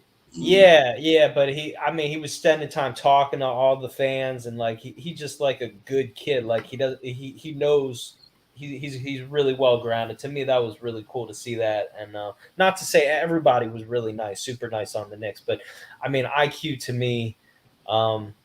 He's special in that way, so I got to give him love for that. Hey, CT, before John them go, I didn't know that you meant past or present, so I got to change mine. So whenever everybody go, I didn't realize you said past or present. You said present. Well, I did say present, so you were right, but Spree hit me with Houston, so I thought, hey, let's improvise. Okay. John. I think I'm about to take Divine's past. Let's see if I'm right or wrong. But I'm saying Walt Clyde Frazier. Right? You know what I mean? You can't go wrong with that's fair. Hey, John, thank you, bro. For a day. You're going to be 78 years old, though. Right. You want to be 78 years old for a day? Listen, I would right now walk down the streets and everyone's yelling, "Yo, Clyde, can I get a picture?" I'm with it. Hey, check it out. The reason why I do that, CT, to know I'm a rapper. I like rhyming. You know, I'm a hip hop artist in my soul. I always like putting wordplay together. I get to sit at every Knicks game and get paid. Yep. Front seat. Call the game. For almost 30-something years. He never has to pay for a meal in New York. Right. Oh right. Imagine being able to walk in your closet, put anything on, and walk out in the street, and people are like, "Oh, what Clyde's wearing today." It don't matter what he got on. Don't gotta pay for no Knicks games. Hey, and listen, I don't know if the word is out, but in the early 70s and 80s, Clyde was the guy. You know what I'm saying? I heard some things. He was a brand, man. He was a brand. Before these cats started getting brands, he was a brand. That's what Clyde was the man, though. Puma. But if we're talking current, I think I would want to be one of the rookies. I would want to come into this league, learning from the folks that we have in front of us. You know what I mean? So whether it be Grimes or Deuce, I would want to be one of those kids, kind of learning under the tutelage of these, veteran players, just to get my feet wet and get a better understanding of the game, so I could come in the next 2-3 years and really take ownership of my game. Mm-hmm.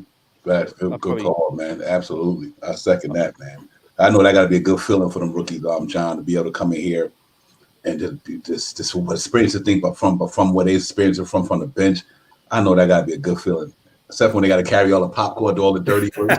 I wouldn't mind though. You don't mind when it's a solid foundation. You don't mind doing that. Don't mind. That's right. It's when you go into a team that there's dysfunction. Then you're like, why am I busting my butt over here for these guys who don't really care about the game? You know what I mean? And the love for it. You know, like this is a different culture that we're creating here in New York. So gotta love it. Mm-hmm. Yeah, facts. I'd probably go with Mitch just because I'd love to be a 7-footer. Oh, you know, with guns. You know, I can just go around flexing and get. Rod's almost there, so he don't really care about that. Nah, I was gonna say, CT, it's not all it's cracked up to be. I'm 6'5", and you don't want to have to duck when you go into people's basements, man. It's not fun. Yeah. Do you have a king size bed or something? You know, a custom bed. I wish I did. I've got a California queen. Let's call it that. Yeah. Well, KP. Remember when KP's second year he had this bedding sponsor because they made this like 7'3" bed. It's crazy. Yeah. I think that was a problem. KP, he liked that bed a little too much. That's why he's out of here. Oh. Hey, we dodged. I love KP, but we dodged the bullet on that one, bro. Good God Almighty. Yeah, just real quick on KP. Did you guys see the latest thing about him with his workout regimen, his upper body being too big for his lower half, and he's having problems because of it? It's crazy. I didn't hear about that. That's Not real. surprising. Yeah, it's real. It's real. It's crazy. Who said that? And he pinpointed Phil Jackson. He did. Mm-hmm. Phil Jackson brought that up, man. I was like, oh my goodness, actually it came to light. He just got it. Well, his back spasms now, all of it. Feel sorry for him, but I like the KP, but I'm glad we dodged that one though. Mm-hmm. Oh yeah, look, we did. It was his brother. To be honest, he was a good kid. Remember, he came into the New York Knicks. He wanted to be here. It was bright lights. Who wouldn't want to be in New York City? It just got to his head, right? He balled out in the second season, became an all-star. Let's not forget he was an all-star. He just couldn't play in the game because of his injury. So I just think, his brother had a bad influence, and I'm not saying the Knicks handled everything well. They didn't, but you can't skip exit meetings. You can't. You just gotta. It just got to a point where it was time to. It just wasn't. I'm happy because he had injuries here, and even though we didn't get a ton back, I just felt like it was never going to really work.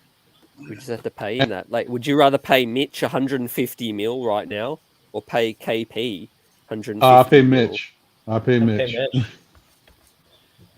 I'd rather pay Mitch. So, you know what, man? I wanted to see when they were about to go through the rebuild, they'd have had Mitchell Robinson at the center, KP at the stretch 4 with Kevin Knox. I wanted to see that, man. At a growing team, I want to see. I thought that them three with that length and that shooting, KP and Knox on the perimeter with that length and shoot the 3-ball, and Mitchell Robinson in the paint. I wanted to see that so bad. It just didn't work out though. I was like, man, I would love to see them 3 linky young boys down there who can block shots. Him and KP. KP could stretch the floor, Knox could stretch the floor, and Mitchell Robinson had that paint in his rookie year. I was like, man, that would have been nice to see from a building standpoint, a young team anyway. Right. Well, honestly, you know what? If it wasn't for the extracurricular stuff that KP was involved in, that's all hush hush that the Garden will never speak of again, I think he'd still be here. I think that's what really got him out the door. But I think they would have fought through all the other gripes with the brother. And they would have kept him here somehow, but that messed it up. So it's a shame, but it is what it is. Yeah, facts. And so the next segment is laid out there. So that I want you to give me one safe bet and one bold prediction moving forward as well. So I'll start it off and give you mine. So, well, my safe bet was that we'd be 8-2. So I'm sticking with that.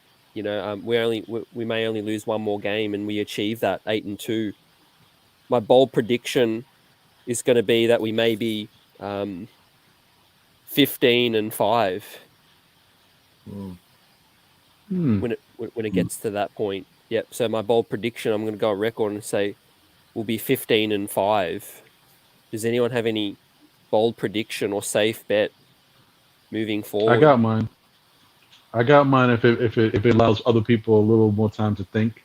Yeah, go ahead. Go ahead, Go bro. ahead. Well, my safe bet, and it's crazy because when I said it, it didn't seem safe. I said 8-2 in the first 10, and that was kind of like ambitious. But my first 20, I said 14-6. Now I think that's my safe bet. So I'm going with 14-6 is my safe bet in the first 20, and my bold prediction is the Knicks finish with the 3rd seed overall. Nice. Yep.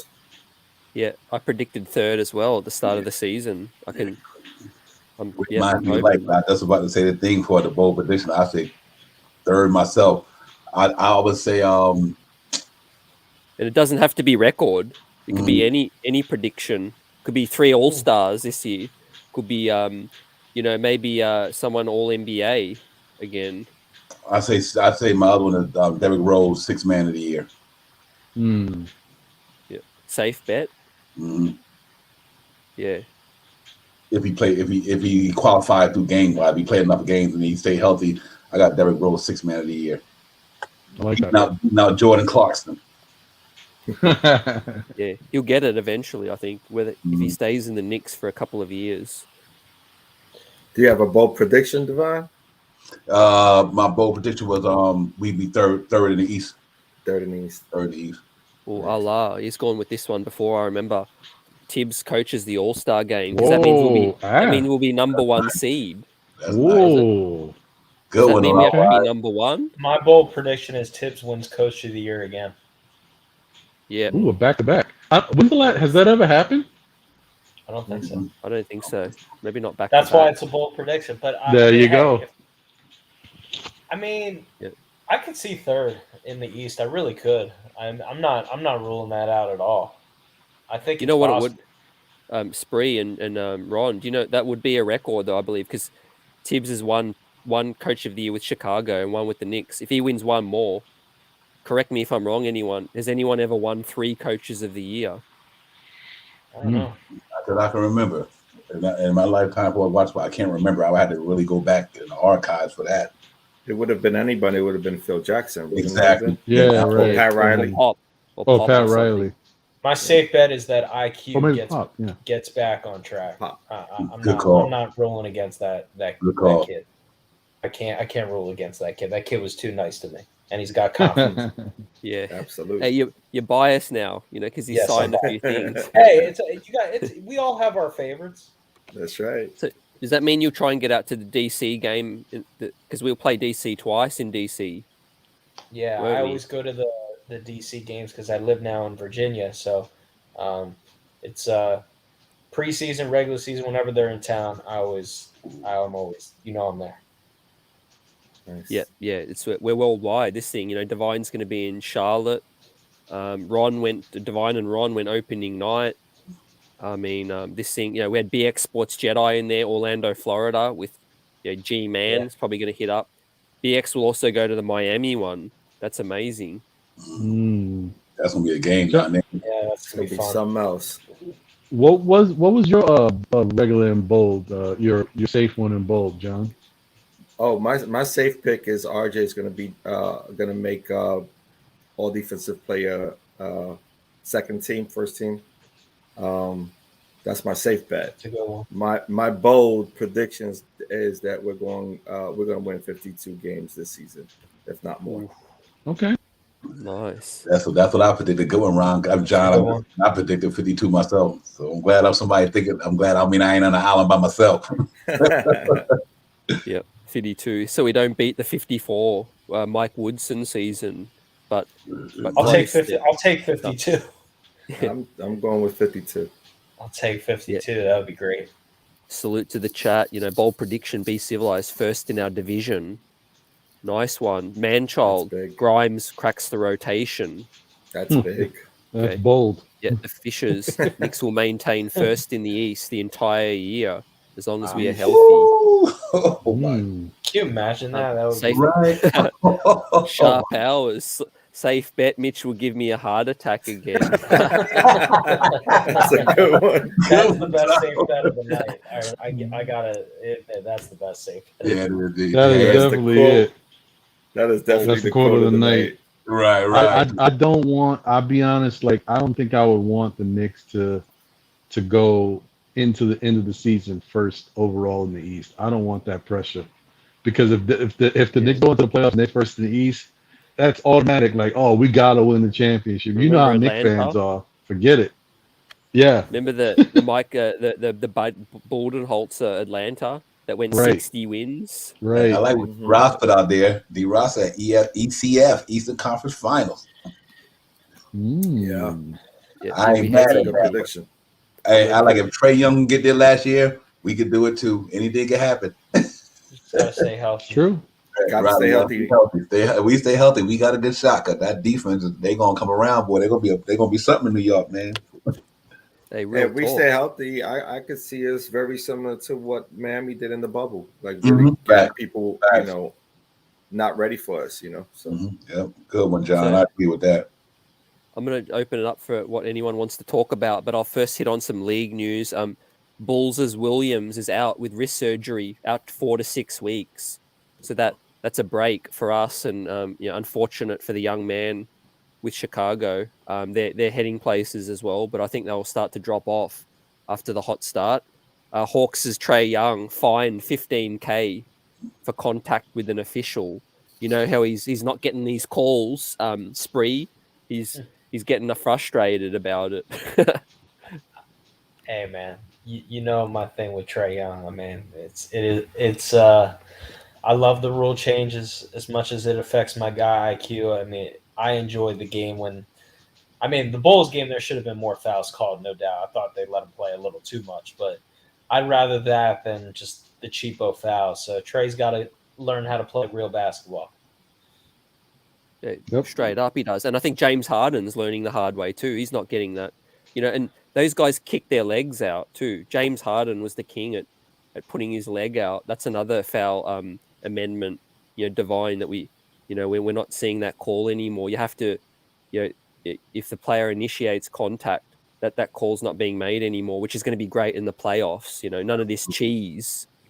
Yeah, absolutely. I'm actually happy. I'm sorry, Divine, but I'm actually happy that they instituted that rule, because I have a 12-year-old that plays basketball and started mimicking these things. And I'm like, that's not how you play. Like, that's not the wrong way to commit to contact. You want to drive into someone and draw a contact. You don't want to kick your legs out or flop. And that's the wrong way to play the game. At least that's how I wasn't brought up that way. So I felt that unnecessary for my child to sort of mimic that style of basketball. I just felt like this is the wrong way to approach the game, and kids, they watch it, so they're going to mimic what they see, so. Yeah, that was a good rule change though, because to me, the offense was getting away with too much stuff, and I think that when that rule change came, the happiest person in the NBA was Tom Thibodeau. When they made that rule, he's like, listen, now my guys can play defense, because what sucked about that, guys, you got a important play on the floor. They get this stupid fourth foul of a stupid play like that. Now that changes the whole game. Your key player got to sit down for 4 or 5 minutes because somebody with a corny foul, and it changed your whole game, man. You could lose the game because your best player might have to go out the game because of a stupid foul like that. But I'm glad they did it, man. That wasn't basketball to me. It's good that it put a little bit more of the emphasis back on the defense to give them a chance, man, because this shit was crazy. I'm like, man, come on. It was just crazy. I'm happy about that for sure. It's getting out of control. You can't guard that. Plus the step back, jump shot. Right. Like, that's the next one I'm hoping they pull away from. It's like, stop with the start calling the travel on those triple step back jump shots. It's ridiculous. Yeah. It's not that much space in the world. Yeah. Oh man, yeah. There's some other stuff. Jaylen Brown from Boston says he hasn't felt the same as well since his body hasn't felt the same since getting COVID. Well, he torched us the very next night. He felt the same to me opening night. 46. That was nutty. That was crazy. Yeah, we have Cleveland beating LA Lakers 37-27. We'll talk about. I want to ask you what are your surprises of the season. We'll talk about that shortly. But with the news, we also got Russell Westbrook, struggling. Yeah, he got tossed the other night. So yeah, with that said, let me ask all of you guys, what have you seen from, in terms of the NBA overall, other teams? We've got Washington up there, we've got Cleveland with some talent. Every year has a mind of its own, and I think this season we're going to see some crazy stuff happen. I'll start with Ron. Yeah, I think a lot of this is all, the NBA it's changing places, changing faces, all this stuff. The Eastern Conference is much better. Well, you got to look at the parity of the league. There's certain teams that I need to really see where they're at in a month. Right now, I still think it's a lot of pretenders out there. I think the Washington Wizards are pretenders. I don't know what they're doing right now. How they're playing is crazy to me. I know that they've improved on defense, and maybe that's how bad the league is defensive wise for teams. That when you get your team to be somewhat of a decent defensive team, you can really affect the basketball games because there's not a lot of defense being played. But the only surprise that I'm really looking at is not really a surprise because we thought that they'd be better because we saw them last year, and I know John can attest to this because he's always talking about them. That's the Charlotte Hornets. Charlotte Hornets are an interesting team, and they're young, and they got guys like I wasn't giving them credit, but some people, Steph from the Queens Court, she kind of hit me to how they've been playing lately, and she hit me with some numbers, and I was pretty surprised. That's a team that I'm really surprised at. Charlotte and Miles Bridges is finally playing good basketball. If he does that with Gordon Hayward coming back from injury, he just got back, and the rest of these guys that they got in LaMelo, that's a tough team, man. Got to watch them. Facts, yeah. Miles Bridges, Divine, is balling out. Yeah, absolutely. They offered him $60 million. I don't think he's going to take it though. They offered him 4 years, $60 million the other day. I think for me, man, I'm gonna tell you what's surprised. I'm surprised. I'm happy about the group of the crop of guys that came in the draft. And I'm gonna tell you somebody to keep an eye on. That boy Josh Giddey is the real deal. Let me just put that out there. That young man gonna be special. Him and SGA. I like the way Oklahoma City did that thing, man. They wheeling, dealing all them picks, but they getting good young players. Now I like what OKC did from respect of putting their franchise in a good place. They signed SGA to a max deal, and they still got all that talent. So they got enough draft picks to keep bringing in guys. Yeah, quadrillion picks. Yeah, I like that, man. And I like Detroit. They're gonna win once Cade Cunningham come back, and what's that Mobley down in Cleveland. So I like the young guys that came in the league this year. I think the NBA had a really good, and I like our guys. Even though they're not getting to play a lot. But I think we had a really good NBA draft this year, overall talent-wise. So I definitely think the NBA did well with that. Yeah, John, what stands out to you from the season so far around the league? Not much. I mean, I don't generally look at the first 10 games as a barometer. I kind of wait till 20, 30 games into it to really see how teams mature into themselves. And then we could figure out where we stand within the league. I think it's too early for me to tell. Again, there's going to be a lot of hype because it's the start of a new season. So I don't want to get caught up in all of that. But I would say, and I agree with sort of what Ron was saying if there's a team that really scares me, it would be the growth of the Charlotte Hornets, just because of their talent. And actually, I didn't give LaMelo Ball that much credit in his game. He's a lot better than I thought he would be. Much respect to him and his growth. And Book Night. Yeah, Book Night. Like, they have a nice squad there. They're gonna be tough to play against. And so when we see them, I'm gonna be up for that one. And Divine, that's a great point. OKC teams like that have a smaller market. That's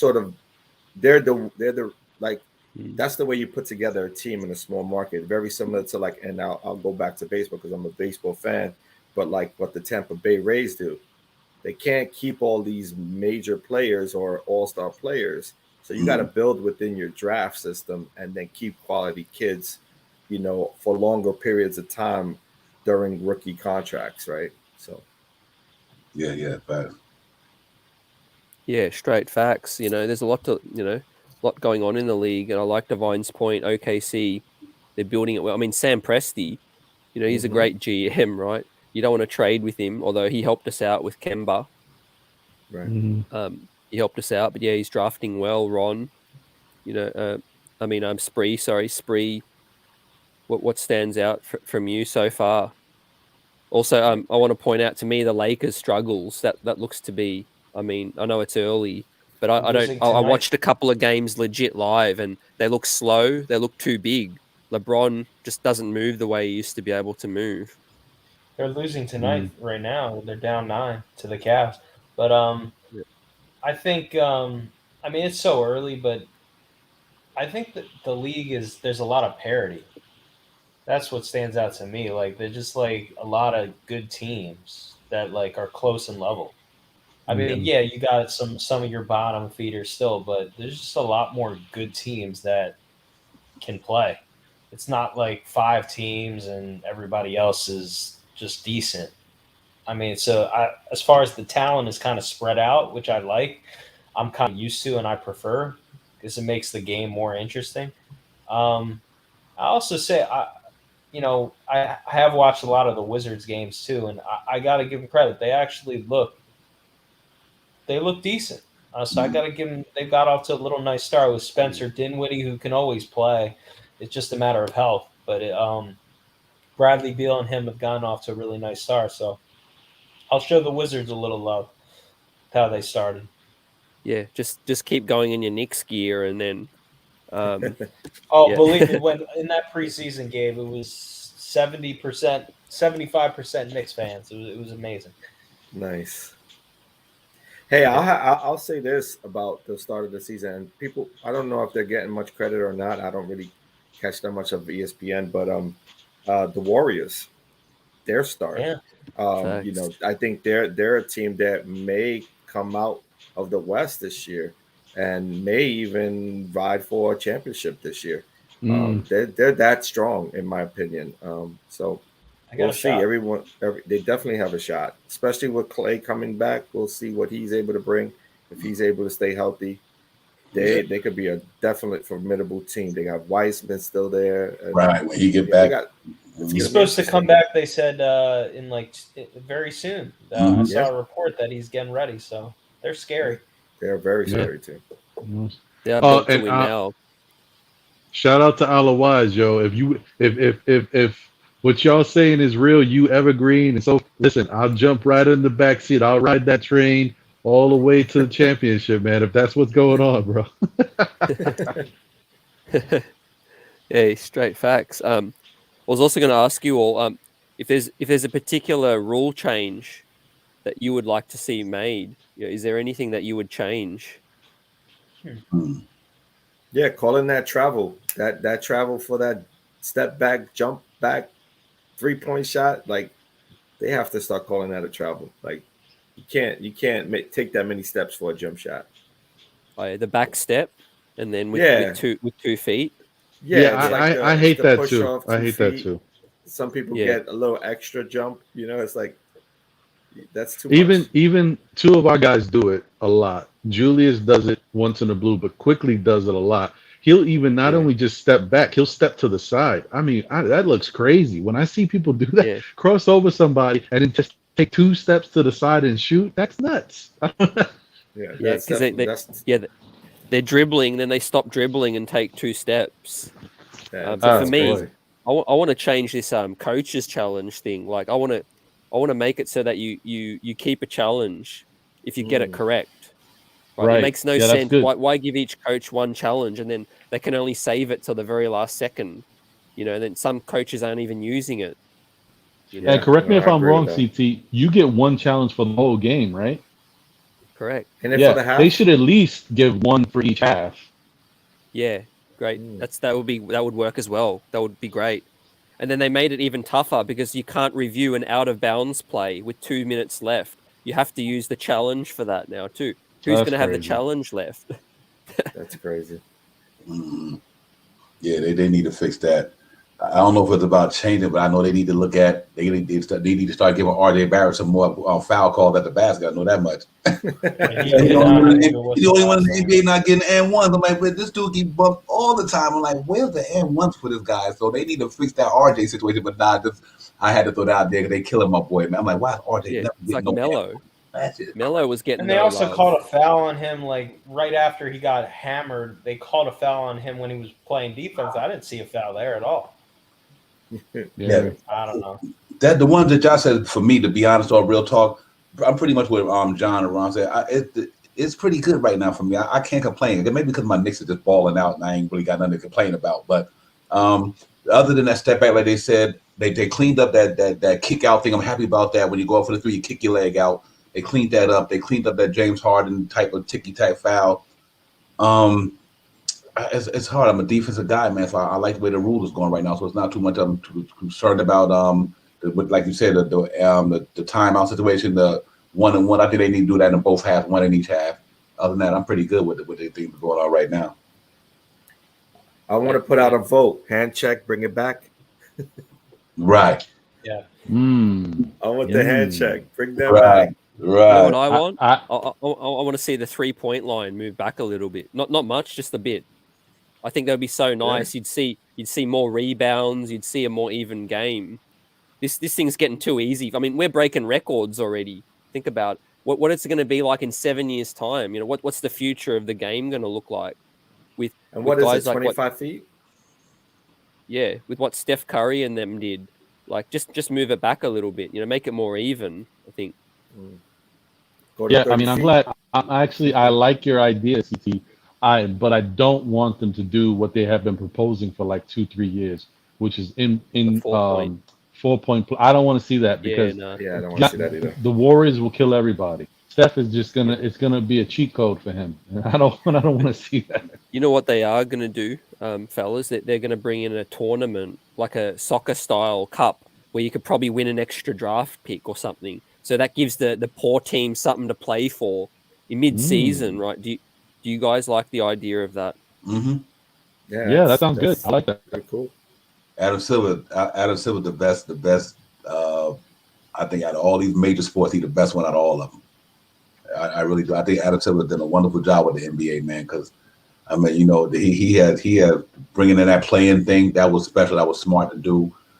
When they said when he went with the lottery, where you had to not everybody gonna be able to win the lottery that easy.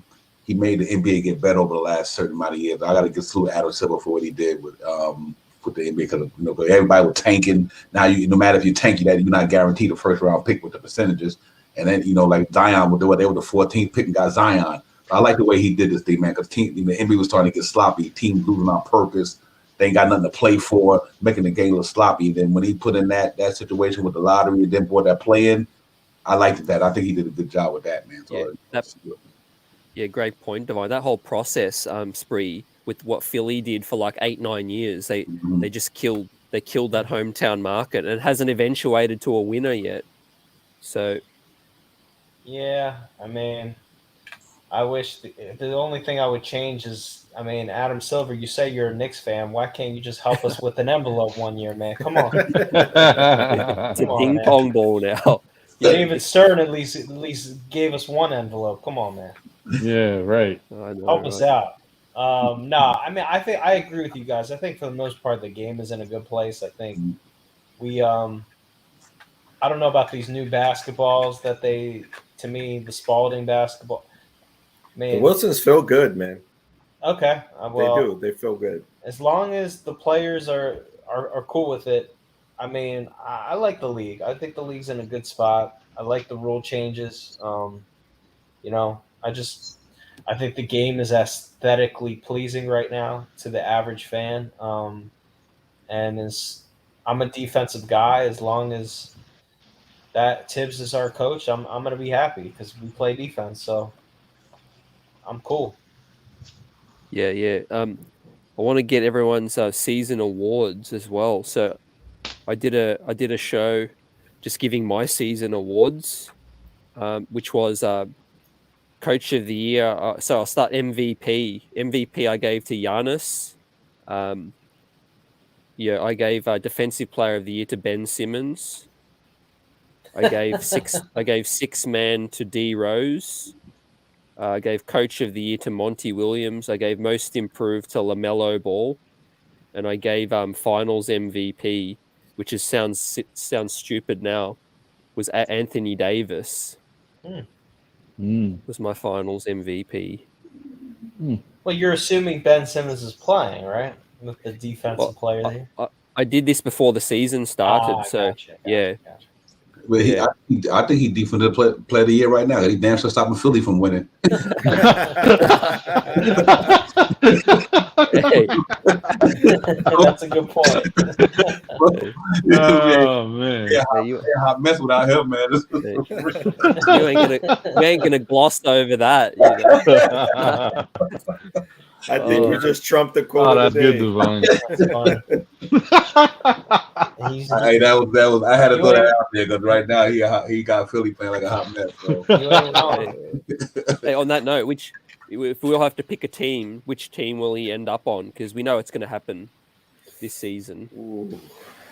Oof. And also, I think John Wall's going to get bought out pretty much. So I heard a rumor.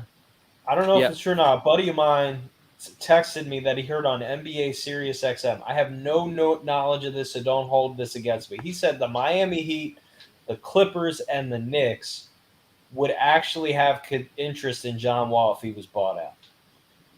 Yeah, Kentucky. I don't know if that's true. I can't Kentucky confirm connection. it, but that's interesting. No, Jay Boogie's connected as well. He's been hearing stuff about John Wall and working out, in the off season. And is he a CAA guy? You're a Kentucky I think guy. he is. He's Kentucky. I think he is. Yeah, Kentucky. The thing is, if he's bought out, it's no salary. It's basically a vet minimum. Right. So, I mean, I wouldn't say no to John Wall for a vet Right. minimum. You ain't kidding. That would be crazy.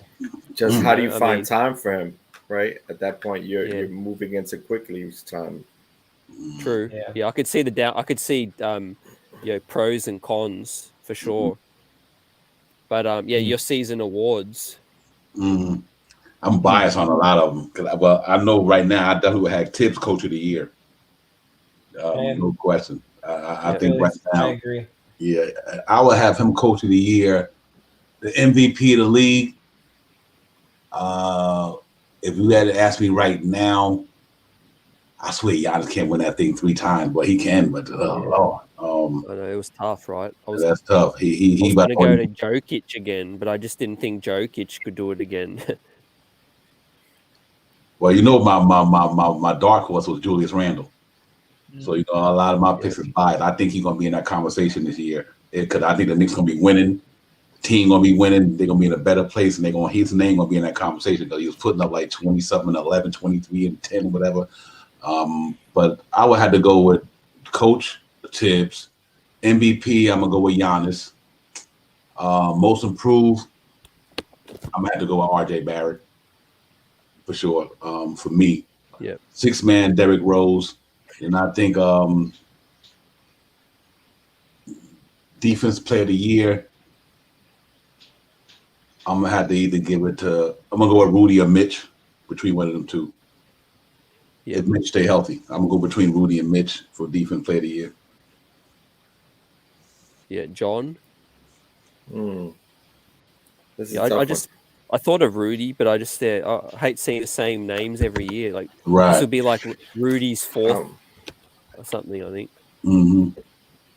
I mean, yeah, I'm gonna go against the grain. I'm gonna say Defensive Player of the Year, Bam Adebayo. Yep. Good I'm gonna go with MVP Curry, season MVP. I am going to Coach of the Year. Yeah, Coach of the Year is a tough one because there's a lot of interesting picks depending on who can, come out of the East or the West. But I think it's a safe bet to go with someone like I don't know, Spoelstra. And I don't know, did I miss something? Did I miss one? Most improved Player of the year. So much to pick from. I went with the LaMelo. Yeah, I like LaMelo. I like LaMelo. I would say that. I would say LaMelo. That's a good choice. Yeah, or Lonzo even. There are people saying Lonzo. Yeah, I'll go with LaMelo. I think Lonzo still has the same game. I don't see much change from his game when he was with the Pelicans. Yeah. Yeah. Who's the rookie of the year? I forgot that one. Who's your rookie of the year? Oh, rookie of the year. Oh, sorry, my rookie of the year was Cade. Cade. Just because I think so he's going to get so much burn for Detroit. Well, I thought he was going to get a lot of burn, but he's out, right? Yeah. He haven't played yet. Yeah, I mean, there isn't that many rookies making that much noise, is there? I think for me, Josh Giddey. Yeah, Giddey. Giddey, I would say Giddey and Mobley. Yeah, I would go with Giddey. Yep, he's the youngest player to put second youngest player to put up double digit assists. Yeah, so he had 18 and 10. And again, OKC don't care if they win or they lose. They're just going to give those kids as many minutes as they want. Go at your own pace, learn on the fly. And you got Shea Gilgeous next to you, like Divine said. Lou Dort is another nice young one. Yeah. And then they got 30,000 first round picks. And what's that other young man I like play down there, man? What's his name? He started with a P. Pokushevsky. Yeah, I like his game. Yeah, I like his game. Once he puts some weight on, he's gonna be nice. Gonna be pretty good. They got a good thing going on down there, man. They're in the West, but they got a good future ahead of them. Facts. Yeah. The Fishers going with Steve Kerr. Yep, I could see that with how Golden State are doing. MVP Steph as well.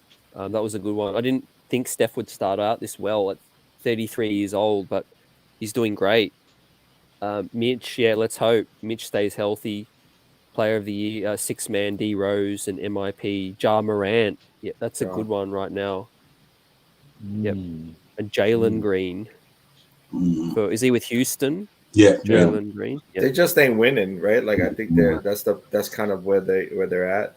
He's gonna put up great numbers, but teams. Yeah, on a losing team. That's why I like the Evan Mobley because Cleveland, they're a surprise, man. And him and that boy Jared Allen, that's a tall front line. Good God. And Okoro at the 3. They got a nice little squad down there. You don't sleep on them boys, man.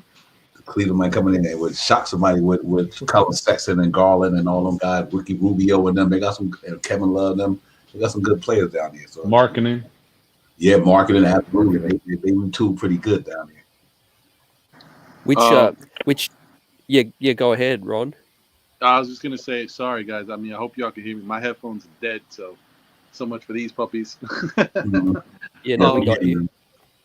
I'm gonna say that Coach of the Year Tibbs, Player of the Year, Giannis, man. He's working on his game. He's getting his jump shot is improving.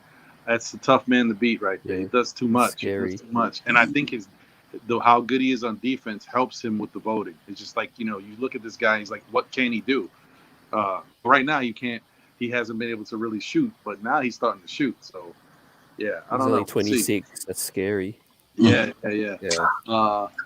Six man, Derrick Rose. I see that. I didn't pick a 6-man. I would say Derrick Rose is a 6-man. Right. Yeah. Most improved. Although, just on that note, I will say Obi Toppin. I'm going to say he has a sneaky chance at being 6-man. Or 6-man. Yeah, I actually see him as a most improved too. Well, I think Tibbs is going to play that small ball lineup more, and that's him off the bench. That's a good point. If Obi can get 18 to 20 minutes, that's a lot. But if Obi can get 18 to 20 minutes, he's been really efficient. He could get most improved. If you look at him just on his per minute and what he's doing, he might be able to do something. Because the other night, yesterday, he had in 13 minutes, he had 5 points, 1 block, 1 assist, 1 steal. He was doing some stuff in that little amount of time. So you never know. Most improved. I wasn't gonna go with this guy, but you guys made such a good case for him, and I think he could easily win it. Maybe LaMelo. So yeah, maybe LaMelo. And I also think defensive player of the year, I'm going to give it to Mitch if he's healthy. If he's healthy, I think he gets it. If he's healthy. If not, it's going to Rudy. And Y'all not liking my Bam pick, man? Oh no, I like your Bam pick, but I think it's Rudy's title to lose, right? And I think Mitch kind of helps it because Mitch already put it out there. He's been saying, I want this. And so, like, the NBA knows that's what Mitch is going for. So it kind of puts it in their head that, look, we'll see if he plays well enough. We gotta look at him. What about Ryan's RJ? That's why I did most improved to him. That's the reason why I gave him most improved, because he's doing it on the both sides of the ball this year. You know what I mean? I'm like, whoa, this cat offense is scoring now. He's playing better defense. That's the only reason I picked RJ for most improved player. I think that the way he playing, he defending this year. Right. I'm like, yeah, that's pretty impressive. He's who I wanted to be most improved, but I was like, you know what? Let me try to not be biased and let me pick LaMelo because LaMelo might have a better all-around performance throughout the season. And then I think you said the Rookie of the Year is the one I'm missing. I think it's going to go to the rookie who's not really a rookie, Chris Duarte. Duarte, that's a good pick. That was a good one. Good one. Oh, Wow. How did I miss that? Hey, me too. That's why you're here. Yeah, we were trying really hard to move up to get Duarte from what I heard. Yeah. He's the kind of guy, right? We need a dude to compete right now. He would have taken him. He was a 28-year-old. Right. Tibbs doesn't care. And my man Mitchell playing good ball down there in Sacramento. Davion Mitchell changing the game down there too. So there's some good. You know who Duarte's impact reminds me? It's going to be like a Chris Copeland. Chris Copeland. Rookie. He was a 28-year-old rookie that took us to the second round of the playoffs. Then went to Indiana, got the money, ain't did nothing. Yeah. Got in trouble with New York City. Is about it. Push and retail, Remember when we were giving J.R. Smith's brother contracts? Chris Smith. I remember. I mean, yeah, Spree. That was horrible. And then, see, when I see Milwaukee give Thanasis a go, he's a borderline NBA talent. No, he can defend. Can Thanasis? Wait, who did you just say, John? What'd you just say, T? Did you just say Thanasis? I can't stand Thanasis Antetokounmpo, man. I don't like that guy. Why? What? No, you know what it is about him? He's a Phil Jackson pick. I don't like that he's very cocky. He can't hold his brother's jockstrap. And the way he goes out there on the court, you give this guy 12 points, and it's like he's the MVP of the league. I don't like him, man. I don't like him. Yeah, because he almost, to me, he really getting a bypass because of his brother, to me. Yeah. He can hang in the league, though. I think he can. He deserves a two-way G League / was Chris Smith was legit just a favor. Yeah, that was ridiculous. I think we did work though. We got J.R. Smith on a $2.6 million mini mid-level or something like that. I remember we were like we had J.R. Smith on the bargain contract during his six man of the year contract. Yeah, the NBA is interesting when it comes to that stuff. But I'm glad we dodged that bullet though with Chris Smith. That was funny. I'm like, man, what the world are they doing? That's why we're glad we got a good front office. We got a sound structured front office who know what they're doing, who playing chess and everybody else playing checkers. So we ain't gonna have no more of that nonsense going on for the next 5 years, hopefully. It was crazy. We were trying to find any kind of way to get a team together in New York. But that Chris Smith thing didn't work well for me. I think he took a spot from other guys who probably had a chance to make the Knicks that year. You know what I mean? I thought that was crazy. Yeah. Flight White and things like that. Salute to you, Ron and John. Appreciate you all coming through. Like and subscribe. And still Knicks fans. I saw thank you. Appreciate the show that. you dropped. Hit him up. Yeah, you had Jay Macri, I think, on your latest show. Salute. Yeah. Salute. Appreciate that. Big salute to Jonathan Macri of Knicks Film School for coming through. It was kind of a quick impromptu thing. We only had him for a short amount of time, but it was still golden. I appreciate him coming through. We'll definitely get him on again in the future. Yeah. I got to make sure I get y'all notifications before I can make sure I check y'all brothers out on the regular. Because I know I appreciate you, Ron, coming through this morning. Great show this morning. Came on Knicks Real Talk this morning, held it down with me. I appreciate you for that. No problem, brother. Yep, real. And John, it's a pleasure meeting you. Finally, pleasure. Yeah, yes, sir, man. It ain't nothing like a bunch of wise content creators, man, and humble brothers. And we doing it for the love of the Knicks fan base, and it's just a beautiful thing, man. Meeting all you guys, man, and sharing the same knowledge, the same thoughts, having love for the game, and it's special, And I don't take these podcast things lightly, but it's really beautiful to meet guys like you guys who are very knowledgeable, wise with your words. I mean, we ain't got to go on BSPN and go on all that crazy stuff to get that old BS. We can come right back to the real content creators who doing it from here. You know what I mean? Right. You're doing it from the heart. It's not coming from just because the production staff put some word together. We do this because we love it, man. And I'm excited. Spreewell, we go back last year, man, and everything, man. And it's just wonderful, man. I never had more fun being a Knicks fan ever in my life than I got this year, man. Meeting all you guys, CT, you already know. So it's just beautiful, man. We just got to keep this thing going. But y'all make sure y'all hit up still Knicks fan, man. Y'all subscribe and like to that channel, man, and let's get it popping down there, man, and keep it moving for real. And Appreciate also, that. Yeah, Latrell Sprewell is the American dream. Right. Yes, he was. Thank you, man. Yeah, man. I try to. It's hard, man, with the kid, but I still, my goal is to I have so many videos and clips I want to of full games that aren't on YouTube that I think young fans of the Knicks would appreciate some of those old games, and I'm still working. It's a 10-year project, so I'm slowly but surely trying to upload more stuff. So yeah, you can find me at Latrell Sprewell as the American Dream, and just again, thank you, CT. Enjoyed talking with you all last year. Same thing with you, Divine. I said this last year and I'll say it again this year. I mean, what was special about last year? Yeah, the Knicks finally were a good team last year, but what was special was meeting all you guys, talking about this team, because it was just like a party after every game. We would come on and it was just like we all, whether it was Blanche Tears, you guys, wherever, Sim and all the good work they do over there, it's just like it's a special fan base we have. So definitely still Knicks fans. I'm gonna check you guys out, and I appreciate all you guys. We got the best fans in the world, man. Facts. Yeah, you hit it right on the nose. Best fans in the world. This is one of the reasons why we are excited to be joining this sort of this fanfare. You know what I mean? Ron and I, this is sort of a labor of love for us, because we would be calling each other on the regular during games, after games, just like chopping it up. And, fortunate enough for me, Ron was like, hey, I want to do a podcast.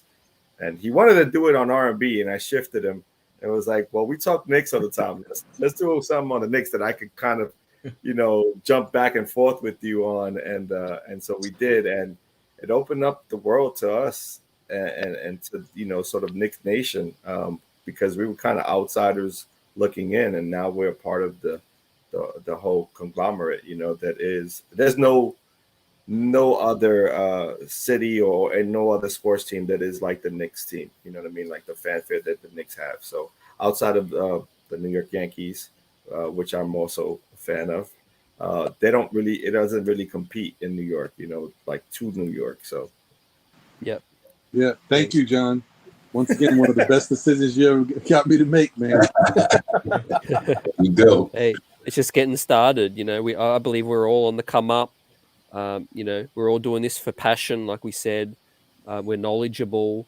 We have great support. Salute to the chat, always holding us down, always here. Providing great insight, picking us up as well. All the other content creators out there that support each other. This is what it's all about. I don't think there's any other fan base that comes together like we do.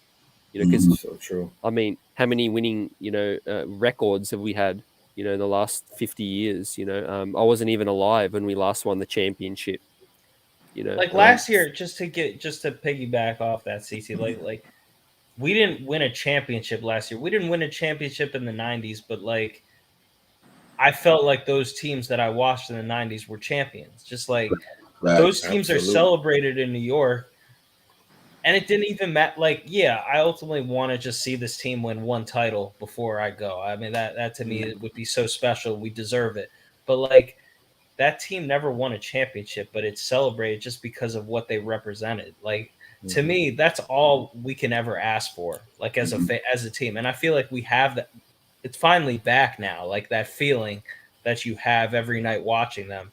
So that to me is why I feel like we have something special right now. I agree. Yeah, and I'll just say, you guys know I live in Australia. I've been a Knicks fan since '92. Getting up late at night, watching those Bulls deep playoff runs on TV with the highlights. We have fans from everywhere. We have fans coming in the chat from Puerto Rico, from Germany, from the Middle East. I mean, the fans, it's worldwide. French podcast, Knicks podcast, everywhere else, every corner of the globe. Africa, everywhere. We're huge up in here. We're the most valuable franchise still, and we haven't really been winning. So how does a club that hasn't been winning be the most valuable?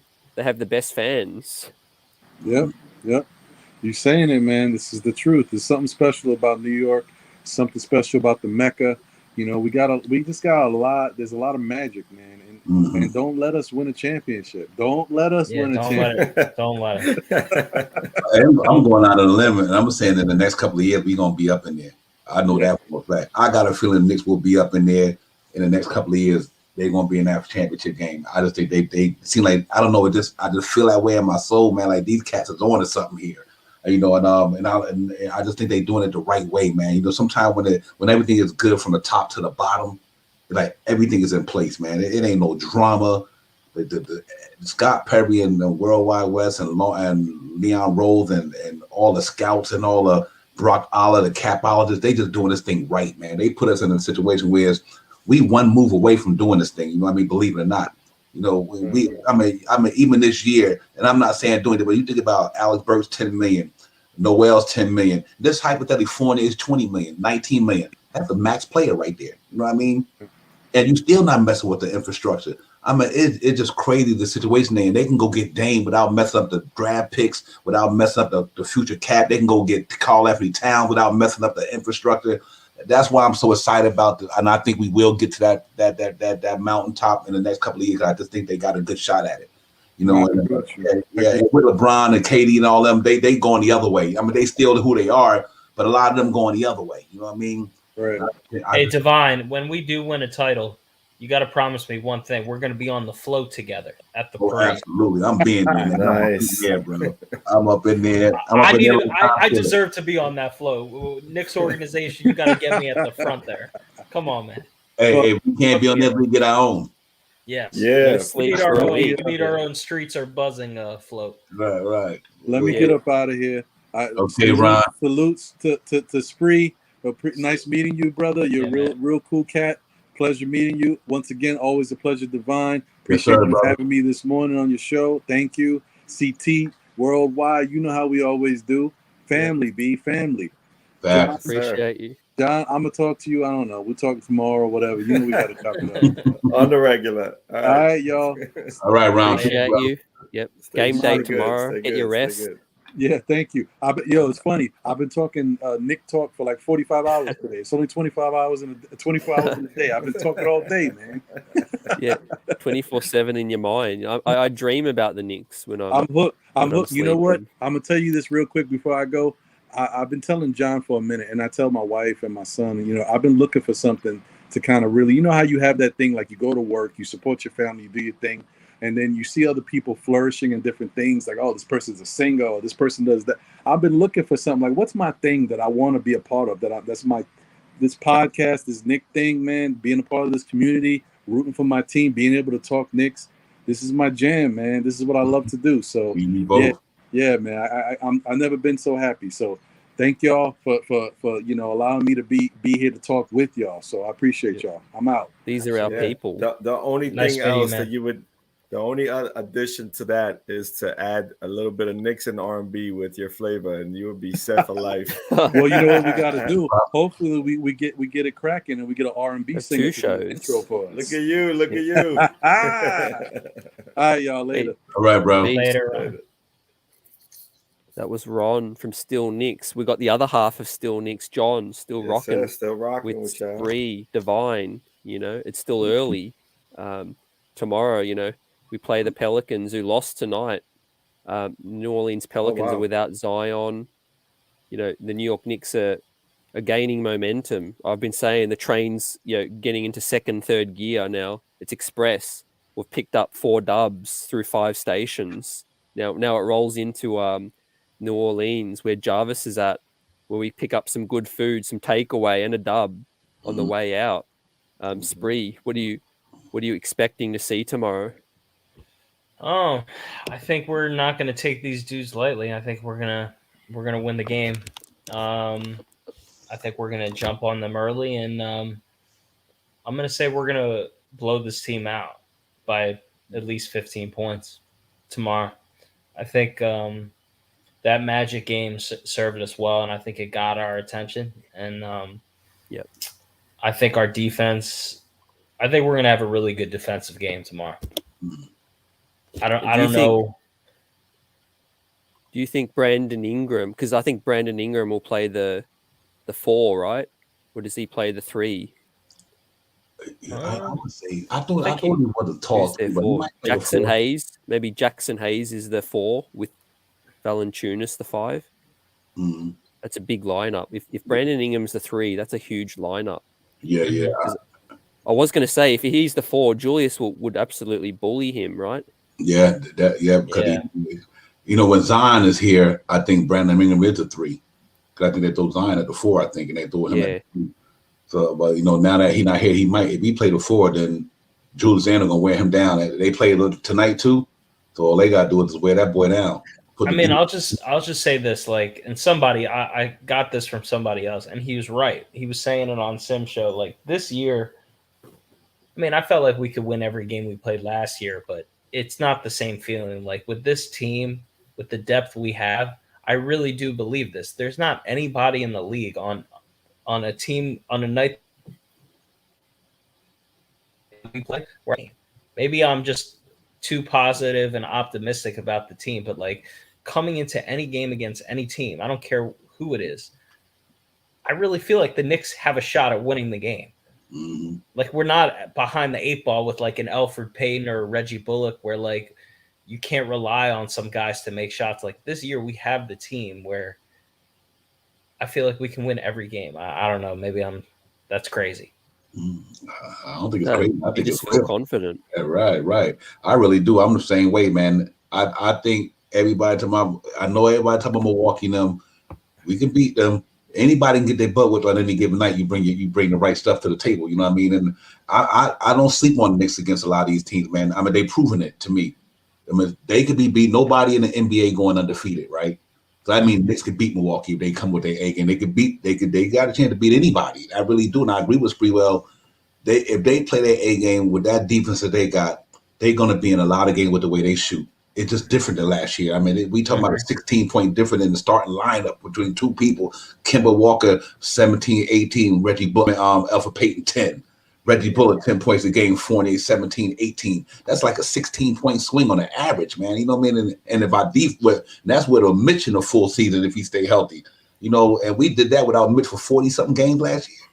Yeah, man, it's a possible, Spree. I'm not mad at you about that, man. That's real talk, man. I think we can go in the NBA and beat any team.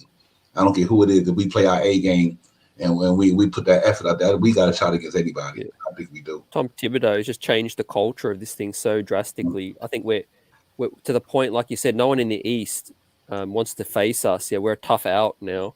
We've shown Philly, we've shown Boston, and we've shown Chicago, and we'll show Miami, we'll show Atlanta that we're changed. We'll show Milwaukee very soon in only days' time, John. So I think Tibbs, this second year back-to-back Coach of the Year could be a legit thing. I think Tom Thibodeau just has us prepared, and now he has the actual roster to help it along. Yeah, I definitely agree with what you're saying. Coach Tibbs, I think, especially being in New York again, has the ability of always being in conversation for Coach of the Year. I think it's going to be a thing for us because we have the market. That's number one. And secondly, if we keep winning, we keep bringing the pieces that we brought this year, we keep bringing those in the future, he will always be in conversation, because one thing he's always done well is coach defense, and defense, regardless of how the game changes, still wins you games, especially in close games. So, for me, is tomorrow's game is all about energy, and if we bring energy, high intensity early, especially because the Pelicans played a tough game today. They're sort of going to be drained. They're going to look to try to push to get a win, but if you bring in that energy and you stay aggressive, I think we're going to really get an opportunity to like open a big lead and keep that lead. I think what we're learning to do is figuring out how to keep a lead, and I think Tibbs is also playing guys more minutes than he doesn't have like a short leash on certain individuals, especially the veterans, because he's trying to he wants, in my opinion, he's trying to see how it develops over time, seeing if these guys can play together at the end of games. I know Tibbs understands who he can trust already, right? He already knows that from playing, with Taj for the many years he's played with them, and with Rose. He knows what he got in those guys. So he wants to really see what he can get out of Kemba playing with that, that first unit in the fourth quarter. And if he realizes that it's something he can't do, then he'll shift. But I think that's going to take time. So I think for me, it's going to be about how much energy we bring in against the Pelicans. Actually, the next 3 games that we play, it's all about the energy. Yeah, good point, Spree. I want to ask you, Spree, because you were there in DC, and I've asked Divine and KJ and Shah, everyone that was in the building for the opening night, but what stood out to you in the arena when you were watching in DC? Like, was there anything that you noticed that was different, different swagger or different shape that a player was in, different mindset? So I'll say that night, first of all, I was really impressed with Sims a lot. I actually, you could just, I'm not saying he's an all-star player, but like he is a legitimate guy that, I mean, to me, he could play in the league. I really believe that. I think he has talent. So he stood out to me. Another thing that I noticed was Rose and Taj were just talking to the young guys like crazy on the bench. And Tibbs was mad, man. He was taking it serious. I mean, you could tell on TV, but like he was not having it. Like RJ turned the ball over one time and he went nuts. So he takes, and I really don't mind my coach taking preseason serious, because with only 4 preseason games, like you want to, especially when we're the team that like everyone, I'm not everyone, some people nationally like we're the Knicks a fluke. Like you want to like set the tone right here and there that no, last year wasn't a fluke. This is for real. We got to get ready for opening night. It's right here. So I thought just the way he was treating the game, like Tibbs was like treating it like it was a regular season game. He was like calling timeouts, like he was like getting on the officials. So like, I mean, I got the whole Tibbs experience like behind the bench, like of what it's like. Yeah. To me, he's literally, he's changed the culture of the team, in my opinion. Just watching the game, like the officials, he's working the officials, he's working his guys, he's getting them ready. And I also will say this: seeing Obi in person for the first time, he's a big dude. I mean, I don't if he's listed at 6'8", 6'9", 6'10", but he is in incredible shape, and he's just a big shoulders. Like, I stood right next to him, and I'm like, okay, this guy now I get why he's a problem. Like to me in person, if you haven't seen Obi in person, you don't appreciate how like tall and athletic he is as a big. So yeah, that stood out to me. Yeah, he played center for Dayton, so he's got big broad shoulders. Divine with Obi, but there's talk that his feet, his size and his speed is a great combination. Like Mm-hmm. the way he gets up and down the floor, you saw it. You saw him fly up and down. That's why I thought 6-man. You know, possibly not this year, maybe in the future, because he will play behind Randall probably for as long as Randall's here. So he could be a dynamic 6-man like James Harden was for OKC. Mm-hmm. You know what's the interest? That's why I was telling about earlier in the show, why these trade scenarios might be an issue, not an issue, but could become a good issue for the Knicks, because you might have to wheel and deal Noel to give Obi a chance to play more minutes. You know what I mean? Because even if he can back up Mitch or Randall, you know what I mean? Especially as his maturation grows, he gets better. So, you know, Obi Toppin's gonna be special. I like Obi Toppin, man. Dayton. We looking at the Dayton Obi right now this year. Summer League was nice. Training camp, select team. We're working out with the Olympians. And I agree with Freeway. He is a big dude. His broad shoulders. The kid gonna be all right in New York. But that is seeing people when I was at the Garden. Tibbs, I'm with him. I could hear up where we was at. I could hear Tibbs down there with all that crowd noise. You could hear Tibbs' voice.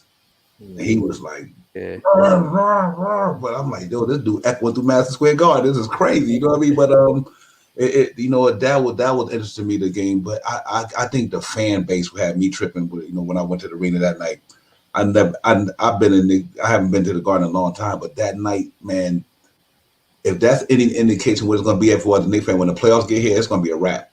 Them cats was loud. It was awesome up in there. So that was my biggest takeaway is from what I was expecting was the fans, man. I cannot kid you not, man. We was up in that place and it was just electrifying up in there. That I would never forget that spring. You can ask me 30 years from now. God willing, I'm still here.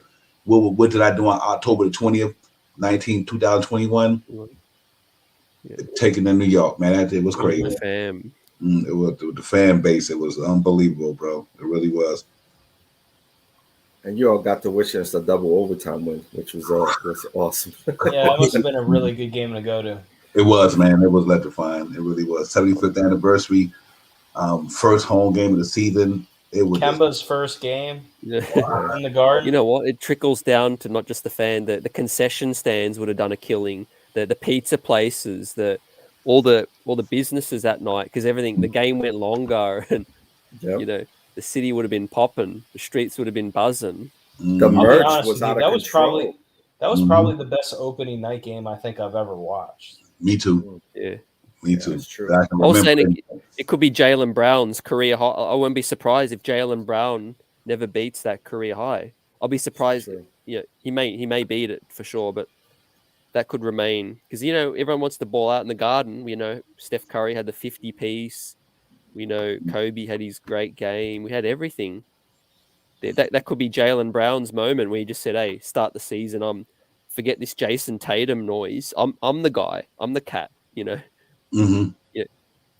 However, Jason Tatum came back 3 games after or 2 games after and lit up. I forget what team, but he had like 30 plus. So I think they're both solid players, man. They got a nice future if they could, stay consistent, and I'm sure they'll probably max them out. But how they build around them will be kind of, sort of what their level of all-star peak, you know what I mean, like where they'll reach in their career. Yeah. Salute Heck in the building for the love of the game, dropping fire. Nice. Getting some amazing guests, so check that out. Love the content that's being dropped. My former co-partner, love those guys that For the Love of the Game. They're doing a good job continuing it. I unfortunately couldn't do the commitment with the kid because my kid came into this world right at the same time. But they're doing a wonderful job. Yep. Yeah, thank you. And always support them. Absolutely. Good guys. Great content creation, and with the Boston thing, I know. Well, John, I think we can win the Atlantic if Brooklyn aren't the team we think they are, because we've knocked off Boston, we've knocked off Philly. It's a 2-horse race for the Atlantic Division title, I think. Yeah, I mean, it's gonna come down to if we do what we're supposed to do against teams that we're supposed to beat, then we're right there in the mix at the back end of the season, because you know teams like that are built like Brooklyn, you know, unfortunately, I would have to say this: they kind of have the upper hand because they have so many star players on their team, and so they're gonna get the calls. They're gonna get, you know what I mean. So they're sort of benefiting from all of those, so from the history of playing the game. And Durant is a talent. He is what he is, um, and we just have to continue to be a tight knit group, and really just go at the game, you know, physical, be aggressive, you know, make it hard on the referees to make these calls, you know, like you got to come out aggressive, because then at some point they're going to look at how we play and say, hey, you're playing against a Knicks team. If you're another team coming in, you got to expect to get beat up a little bit, you know what I mean? So we may leverage that a little bit, and I think that's sort of the way Tibbs likes to coach, and that's why he's always on these referees. You know, he's trying to get everything we can, and so it's just, we just got to come out with energy, and I like that where everyone's believing in Randall, and allowing Randall to take the sort of the leadership role and playing off of Randall, because he could only get better. He's 27 now. Yep. I mean, you know, he's in his peak of his prime, you know, and at some point he's gonna be able to develop. I think Spree, you had stated he's a top 25 player right now, but only time will tell how good can he get, you know, and can he reach that pinnacle? I mean, that's what I said on Sim Show. I said, like, I don't like answering the question, can Randall be the best player on the championship team? It's not fair to him. Last year was his first year of being the guy. Like, he finally has better talent around him. Yes, does he still have things he needs to work on and improve on to get to that level that we all know he's going to need to get to ultimately go deep in the playoffs? Yeah. But I don't want to answer that question, because it's not fair. Like, you can't just judge a player and just say definitively no without giving him a chance. He deserves the chance to try to do it. Yeah. Hey, real quick, Sid, Hey, Shaw Power, my brother. That, like I said, the Garden fans was crazy, but I'm 100% with Shaw Power. The best that night when I met Shaw, met Robert, met everybody. That was really made that night special, man. So I'm glad you put that in there, Shaw Power, because like you said, man, that's what made that night special to me too. Really, it truly was meeting Shaw Powers, meeting Robert, meeting, you know, finally getting to meet Sim in person, Queens Court in person, all these people who you know I intermingle with over the podcast and over the stream. But to see all these brothers in person and sisters in person was really special. I got to put that in there, man. I'm glad you brought that back up, Shaw Powder, to kind of make a brother remind of that night. That was special. I just had to throw that out there. It was so special, man. I mean, I was walking up the stairs and I see Shaw Power sitting right there. Shaw Power acknowledged us. I'm like, man, after that, I was in heaven. You know what I mean? These gentlemen and these sisters in here make our shows. You know what I mean? Without chat, it ain't nothing. Without these people, we like family up in here. So just to see them that night and to greet them, and it was special, man. That I'll never forget that night. Long as I live, bro. That's real talk. That was crazy. It was awesome. Real talk. That's what it's thank about. you, Shy. Connecting, you know, it was a magical night. Something It like was. you said, you'll never forget. Even beautiful that we got the dub too, you know, in a double overtime classic. I'll never forget that game, you know. You could ask me in 15 years. I'll remember that Jaylen Brown went off and Divine was in the building with everybody, you know. I mean, our Nick memory runs deep, right? Absolutely. Like I said, I pulling up receipts from Chris Smith and you know Sam D'Alembert and Right. Hey, me and Ron was sitting right next to each other. You know what I'm saying, John? Me and Ron were sitting right next to each other. It was like, whoa, this is crazy. I'm like, I swear, man, that was a beautiful night, bro. For real. I wish I could have made it, but like you, Spreewell, I also had 2 newborns. I had twins. Oh, congratulations! Oh, congrats. May of last year. So you know, I'm deep in the family game, but I'm also trying to, you know, embark in some of this Nick content and just enjoy being a Nick fan. You know, I've always been a Nick fan since I can remember. You know, my dad is a Nick fan, and it's just something I grew up around. So, and I played a lot of basketball growing up, so it just made sense. And that's why I sort of talked Ron into doing, like, let's talk Knicks, man. Like, R&B is not my thing, right? I know some R&B, but I don't know that much. So, but the Knicks it's sort of like it just fell right into place. So, yeah, and I wish I could have know been what it there. is about all the panelists, but I'm the only one without children, so maybe something's happening in the near future. Right. Hey, don't rush. Yeah. Take your time, brother. Okay. All right. I'll hear the wise words of everyone. You fine gentlemen and everyone else when I need some tips. When the time is right, you know what? When the time is right, man, it'll come and you'll be happy. It's nothing like being a parent. I tell you that right now. You go through all your ups and downs, your trial and tribulation, but it's nothing like being a parent, man. It really is. It's special. Just know that somebody you care for you and love for you to be their leader, to be their warrior. It's special, man. It really is, and they can get on your nerve too now. But yeah, mine grown, they still get on my nerve. But I love them to death, man. I love them like crazy. But that's real. Hey, I got 4. It's exhausting. So you stay with you at CT. Well, you're one short of a starting 5, so just go I'm another. Working on that one. I'm good. The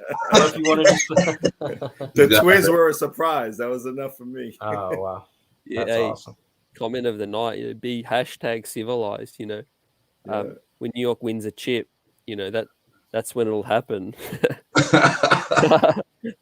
Well, you better be getting ready soon, be civilized. That might be soon enough here. You're right. You better pick that queen or whoever now, because it's about to get close. You're gonna play like it's 1999. I might meet her in the Knicks community, or Hey, that could happen. It's going to be one wild parade, one wild party when it happens. Yeah, go ahead. So CT, you live in Australia, right?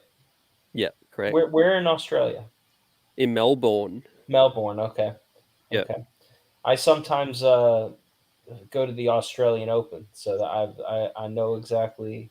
Yeah, all about it. Yeah, I know you're a huge tennis fan as well. I'm a tennis guy too, so it's always great weather. I think you posted some Rafa pics, was it, or was it Djokovic? I met Rafa when he came to DC for the City Open.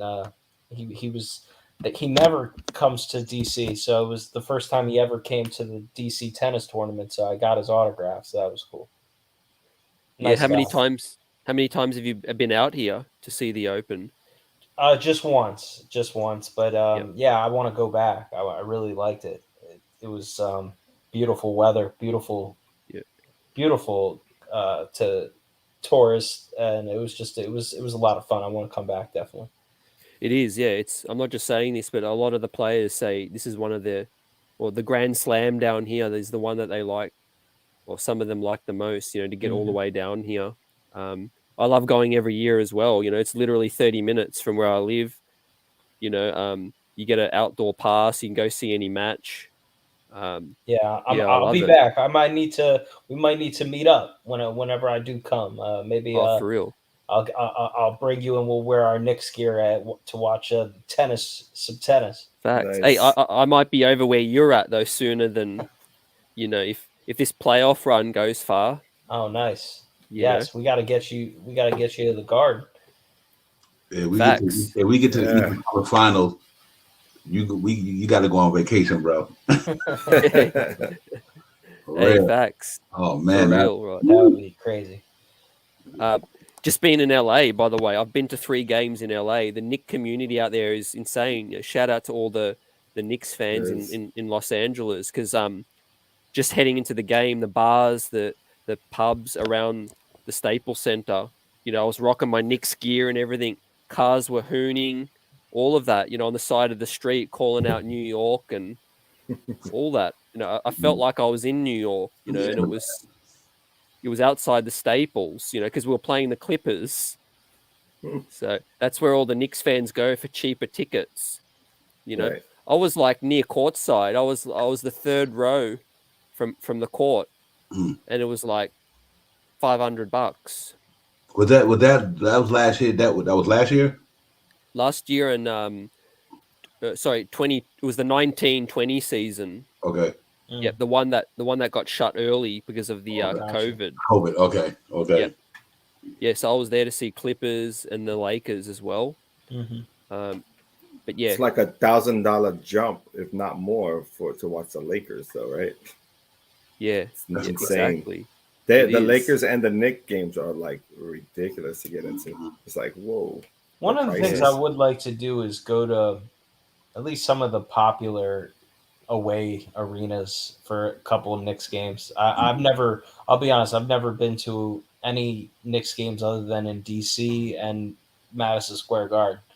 I feel like it would be kind of cool to go like to a playoff game in like Boston or Philly or LA. Like, I'm sure there are a lot of Knicks fans that do travel and see just to regular season games, but that would be cool. That's on my bucket list to try to go to at least maybe one or two of those at some point. Yeah, definitely. And I've been hearing that the Garden wasn't at capacity the last couple of games, so that surprised me. Like, do you guys know why? Is it just tickets get sold and people don't show up? Because with 19,000 seats in a city like New York, it's hard for me to believe why every seat isn't filled. I think that might have something to do with also the mandate now. You know what I mean? The COVID thing. You gotta mandate New York. You probably gotta be vaccinated. You might got blah blah blah and all this stuff.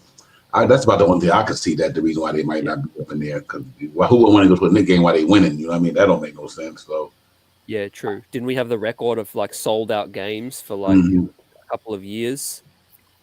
Yep. Yeah. Okay. Yeah, I also think there was an issue with the Sixers game. I know, like they even said on the broadcast, I think there was like flooding or something. Like, so a lot of the transportation in New York, there was some issues with that night with public transportation, which I think affected some of the attendance for that game, or people came late. Yeah, that day was a storm hitting, so yeah there was a lot of travel issues and warnings popping up left and right. But also with the pricing, man, the pricing is it's out of control. You know what I mean? Like, you're talking about what, $4Gs to sit courtside, if not more. It's like, who really like the? I get it. We have A-listers that come in and watch the game front side, and you want to sit next to Spike. You're gonna Spike Lee. You're gonna have to pay the price, but like it gets a little out of control. You know what I mean? And I think the most fans, that watch the Knicks and are really avid watchers, don't really want to partake in spending that kind of money. You know what I mean, to go see a game, because not only are you spending the money to see the game, you got to buy something at the stadium if you really want to enjoy yourself. Get yourself a beer or something to eat, and you're leaving there broke, especially if you have a family. That's not worth it. Right, and they had to make up for that bubble year. I mean, that COVID year, damaged the NBA, man. So you knew ticket price was going up. I mean, they hit that year, man. Yeah.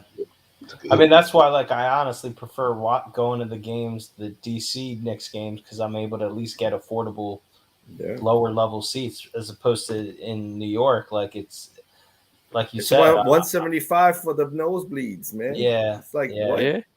Like, I was able to get like $70 tickets for the game in April. I mean, lower level, good seats. Like, you can't find that in the Garden. Like, that's just not.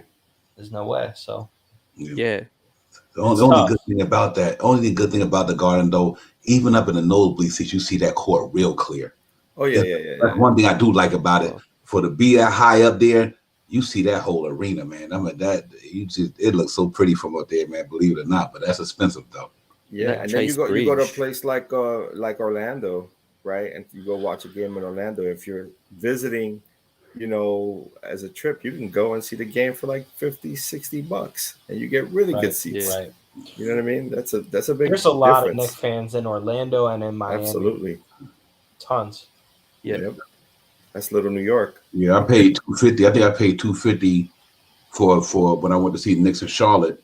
I was like 2 seats away from the floor though. You know what I mean? Like, so you got a good one there. Yeah, like two rolled away from the actual court. I was like, wow.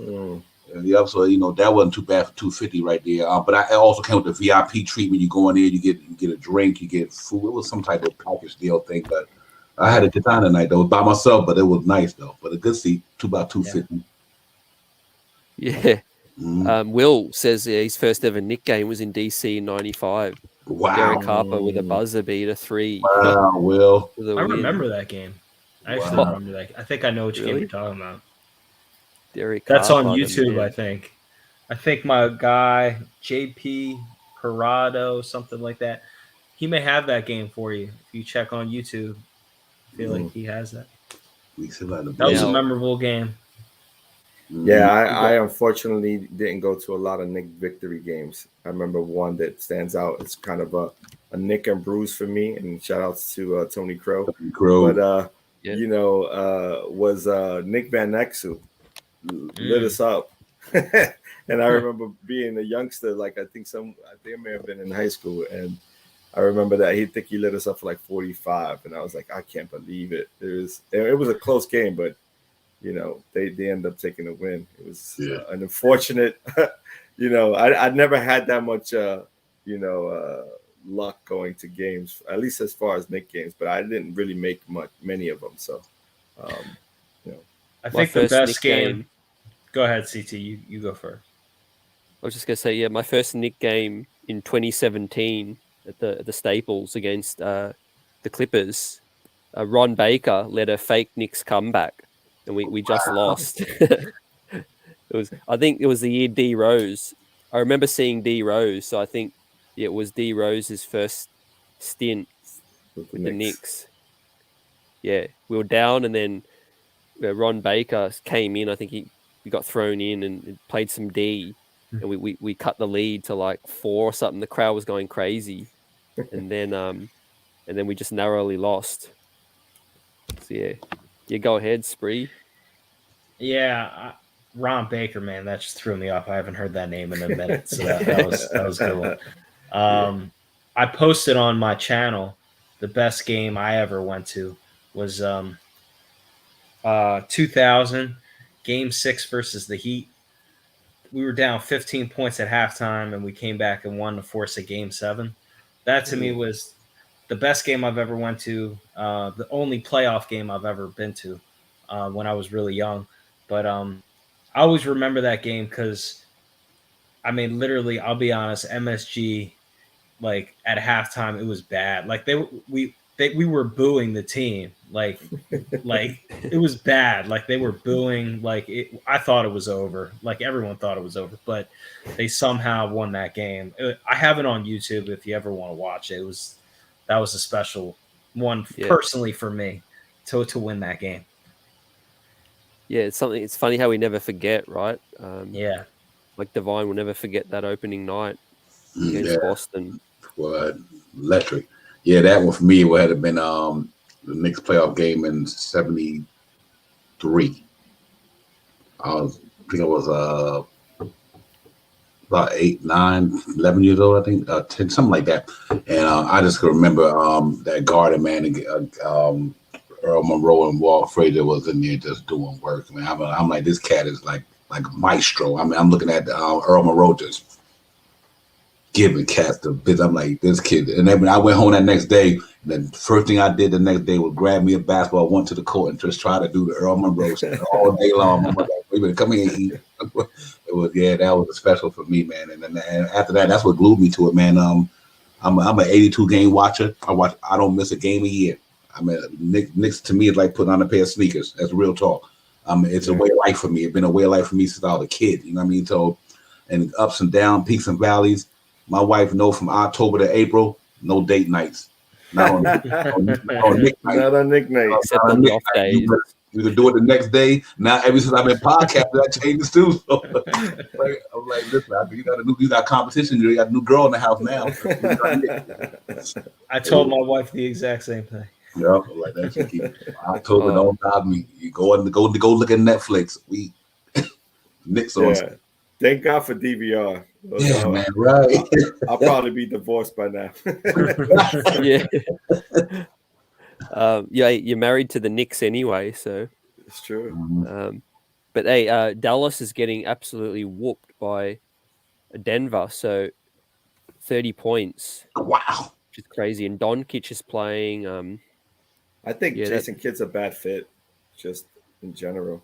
75 points in the final. That's all they scored. A squad with Tim Hardaway Jr., Doncic, 75 points. Wow. Yeah. I think Dallas is on some issues. They need to do something this year. Mark is over there trying to hit lightning in a bottle once more, but I don't think he's got to build out from homegrown talent, and I don't know if he's ready to do that. Right, you sort of got to build around Doncic, right? At this point, do you think he's finished his career in Dallas? I don't think so. No, Doncic. No way. He's already. I don't think he done got his $200 million. I don't know. It just don't look like.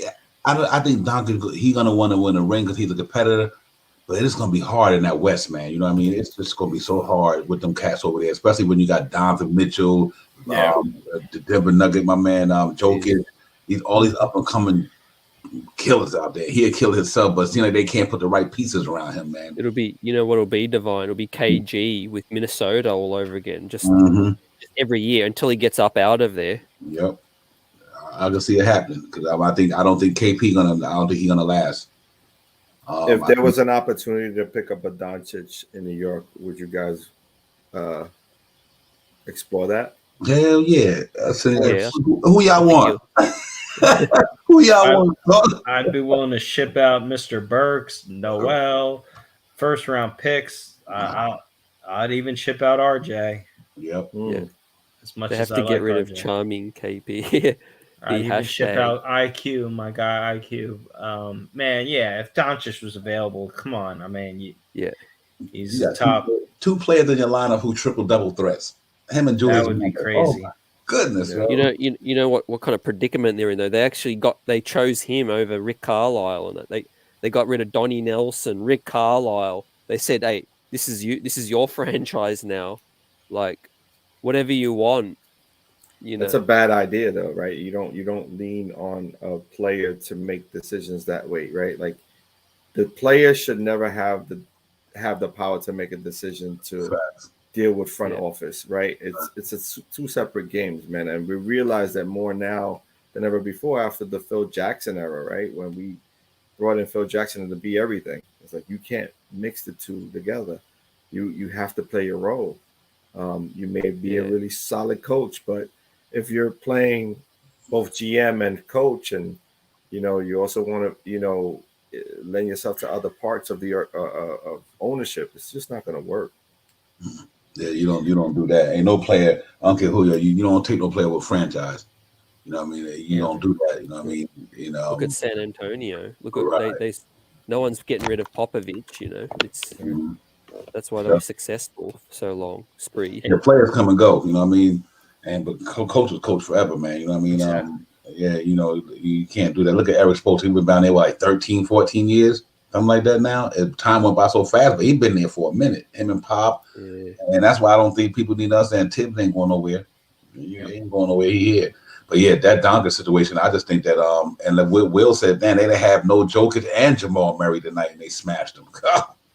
That don't look good, bro. That don't look good. No Jokic, no Devontae Murray, and my man wasn't. He might have finally had a get. Porter wasn't balling too hard yet. That don't look good for them. But who you got? All the Knicks players there. Gentlemen, I gotta bounce. I gotta get up early. But this was fun, man. It was good chopping up with you guys again, and I always support. I always will. I'm always watching, even if I can't come on. I'm always watching you guys, and always supportive of what you guys doing. And let's have a great year, man. I'll definitely be on soon. All right, Spree. Peace, man. Talk to you, bro. Appreciate you. Nice meeting you, John. Yep. Much love. Be well. Thank you. Be well. Congrats again, Spree, the American Dream. Still chopping it up. Well, time flies when you're having fun. Right. Hey, it's Friday night where you're at. I know. Saturday day here, off the clock. So, nice. Yeah, man, I'm just enjoying it. Yeah, tomorrow's going to be a fun game, fun matchup. You going back on tomorrow? Yeah, I'll probably go on again. What time? tomorrow night or yeah, tomorrow night. Yeah. Okay. Then know it. I'll see how tomorrow go. I might go ahead and pull a 4 or 5 slot that you had. Yep. Because I ain't gonna do the morning show till the next day. You know what I mean? So yep. Depending on how I feel tomorrow, y'all looking for that. I might get do the 4 or 5, and then do the pregame. If you come on after the post game, that's fine as well. So, we'll figure something out. Mm-hmm. Yeah, we'll definitely we'll rock with both tomorrow because it's a Saturday where you're at. Mm-hmm. So the fan base is going to be in there heavy. There's a lot of fans that aren't like diehard fans. So, but when the New York Knicks start rolling, more eyes start coming on. For real.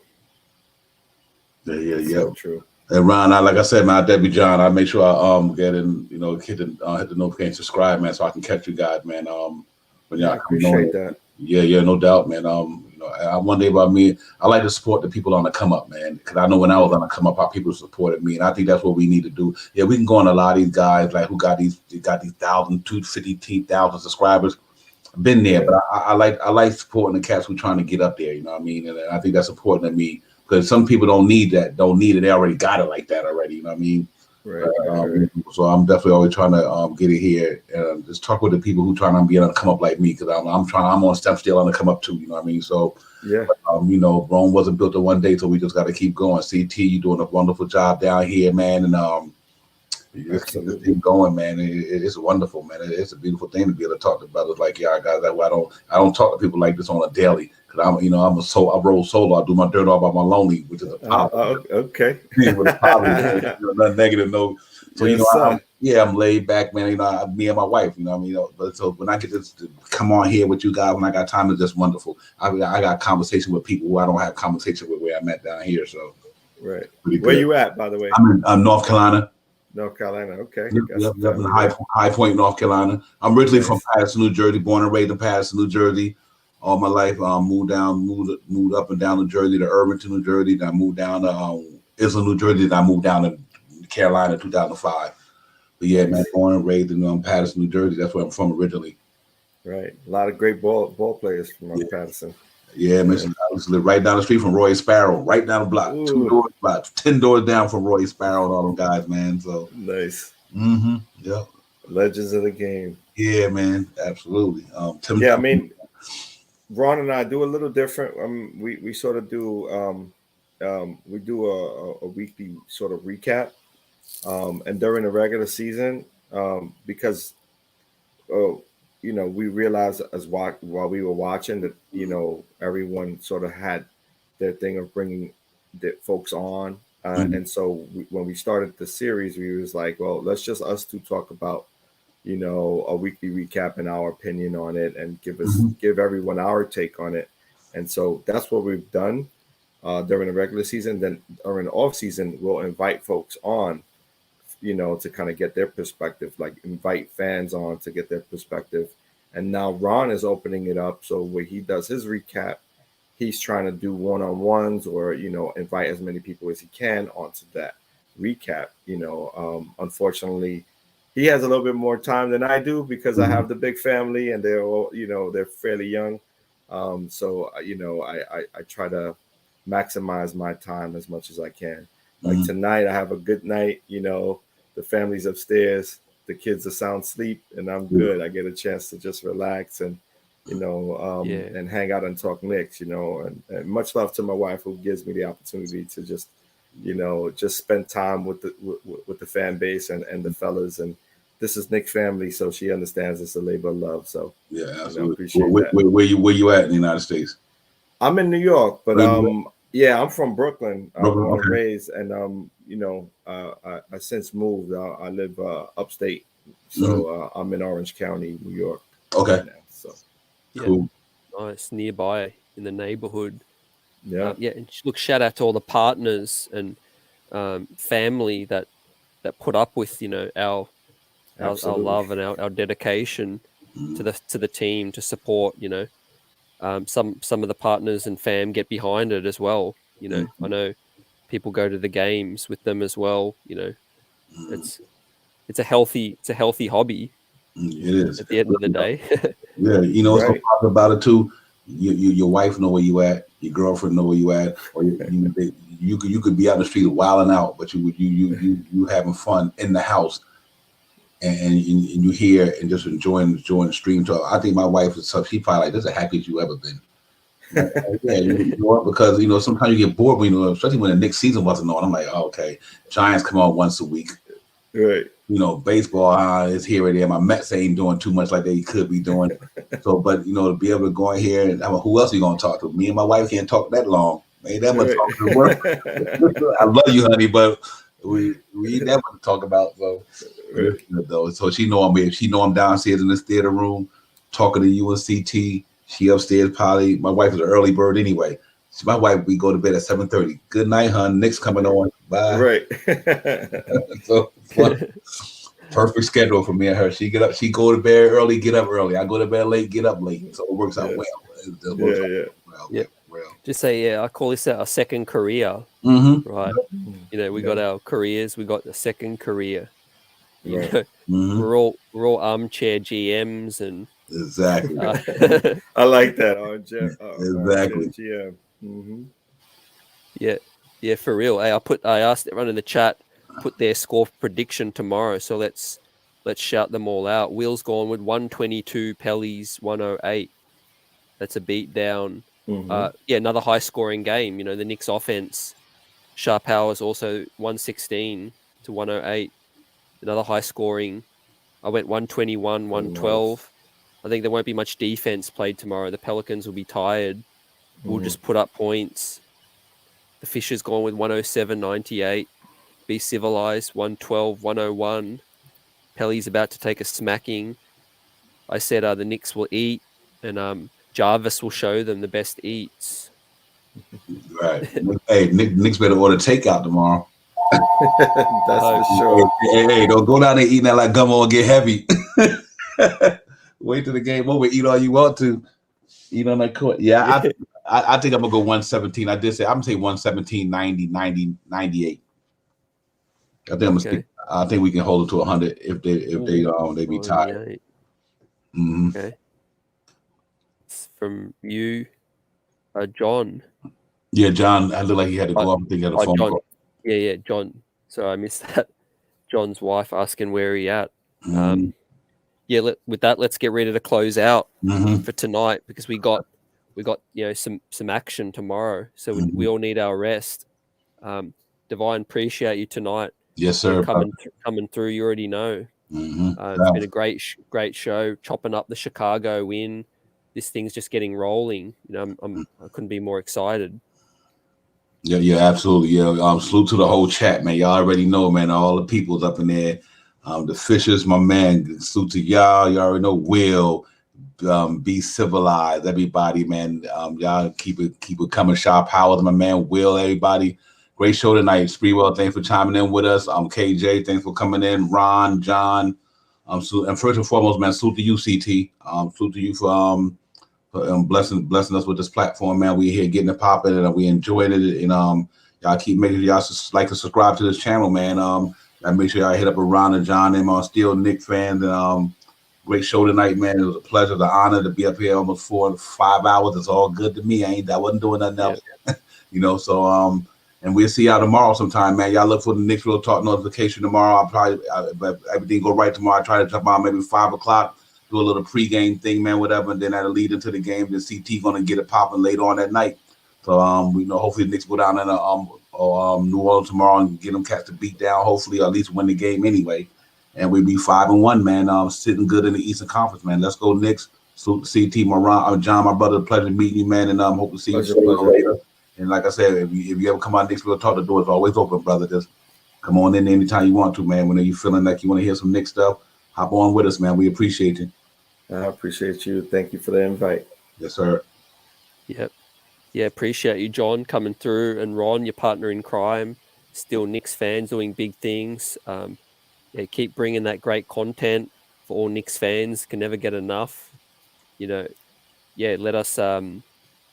us know your thoughts for tomorrow, and we'll close the show. Yeah. I mean, sorry, I had to jump off, take a call real quick. I think I think we're gonna come out. We're gonna come out shooting lights out and playing some strong defense, coming with that energy. And so we're gonna. I agree. We're gonna win somewhere around maybe a little bit more than I want to say 10, 15 point game lead. Maybe win like that and take the first out of the next couple. I think we're gonna get the next three actually, in my opinion. So looking forward to that, and I'll definitely, if I don't come on in person, I'll be on the chat, hitting everybody up, and just staying active. So definitely check us out when you get a chance. Still Knit Fans podcast. Tune in, subscribe, tell a friend to tell a friend who tells a friend, like Ron likes to say. And yeah, that's pretty much what we do. CT, Devon, it's a pleasure. Thank you for allowing me the opportunity to jump on and just be present. You know what I mean? Yes, indeed. We'll see you again, my brother. Be the first of many. I mean, we definitely like I say, one thing we always do on these platforms: one support one, got to support them back. You know what I mean? One hand wash the other. But not only that, we doing it because we love talking Knicks. That's the first and foremost reason why we do it. But that's right. You definitely make sure I definitely hop on and hit you brothers up, man. Y'all blessing me, and I gotta show love back. So you'll be seeing me. Real talk. Absolutely. Things just popping off. Chat, fellas, ladies, everyone. This thing's about to take off. Got plenty of things in the works this season. It's going to be fun. Look forward to sharing it with you all. We're one big fam. Like KJ Dub, everyone says. The first cousins in the chat. Facts. We here hold each other up, chopping up these wins and losses. We all share it together. So appreciate you, John, for coming through. Divine, you already know. Yep, like you said, KJ Dub, Spree tonight, Jarvis. Hope you feel better tomorrow, Jarvis. We're going to need you out there in Louisiana, holding us down. And the chat, you already know. It's been a great show. Time flies when you're having fun. Didn't realize we've been on this long, but good thing is we play the Pels on a back-to-back, so they're tired too. Right. So let's get it. New York Knicks. We pick up the dub tomorrow. We'll see you on Knicks Real Talk pre-game. And then, we'll chop it up after when we get the dub. Peace. Have a great night. Have a great sleep. And we'll see you on the other side.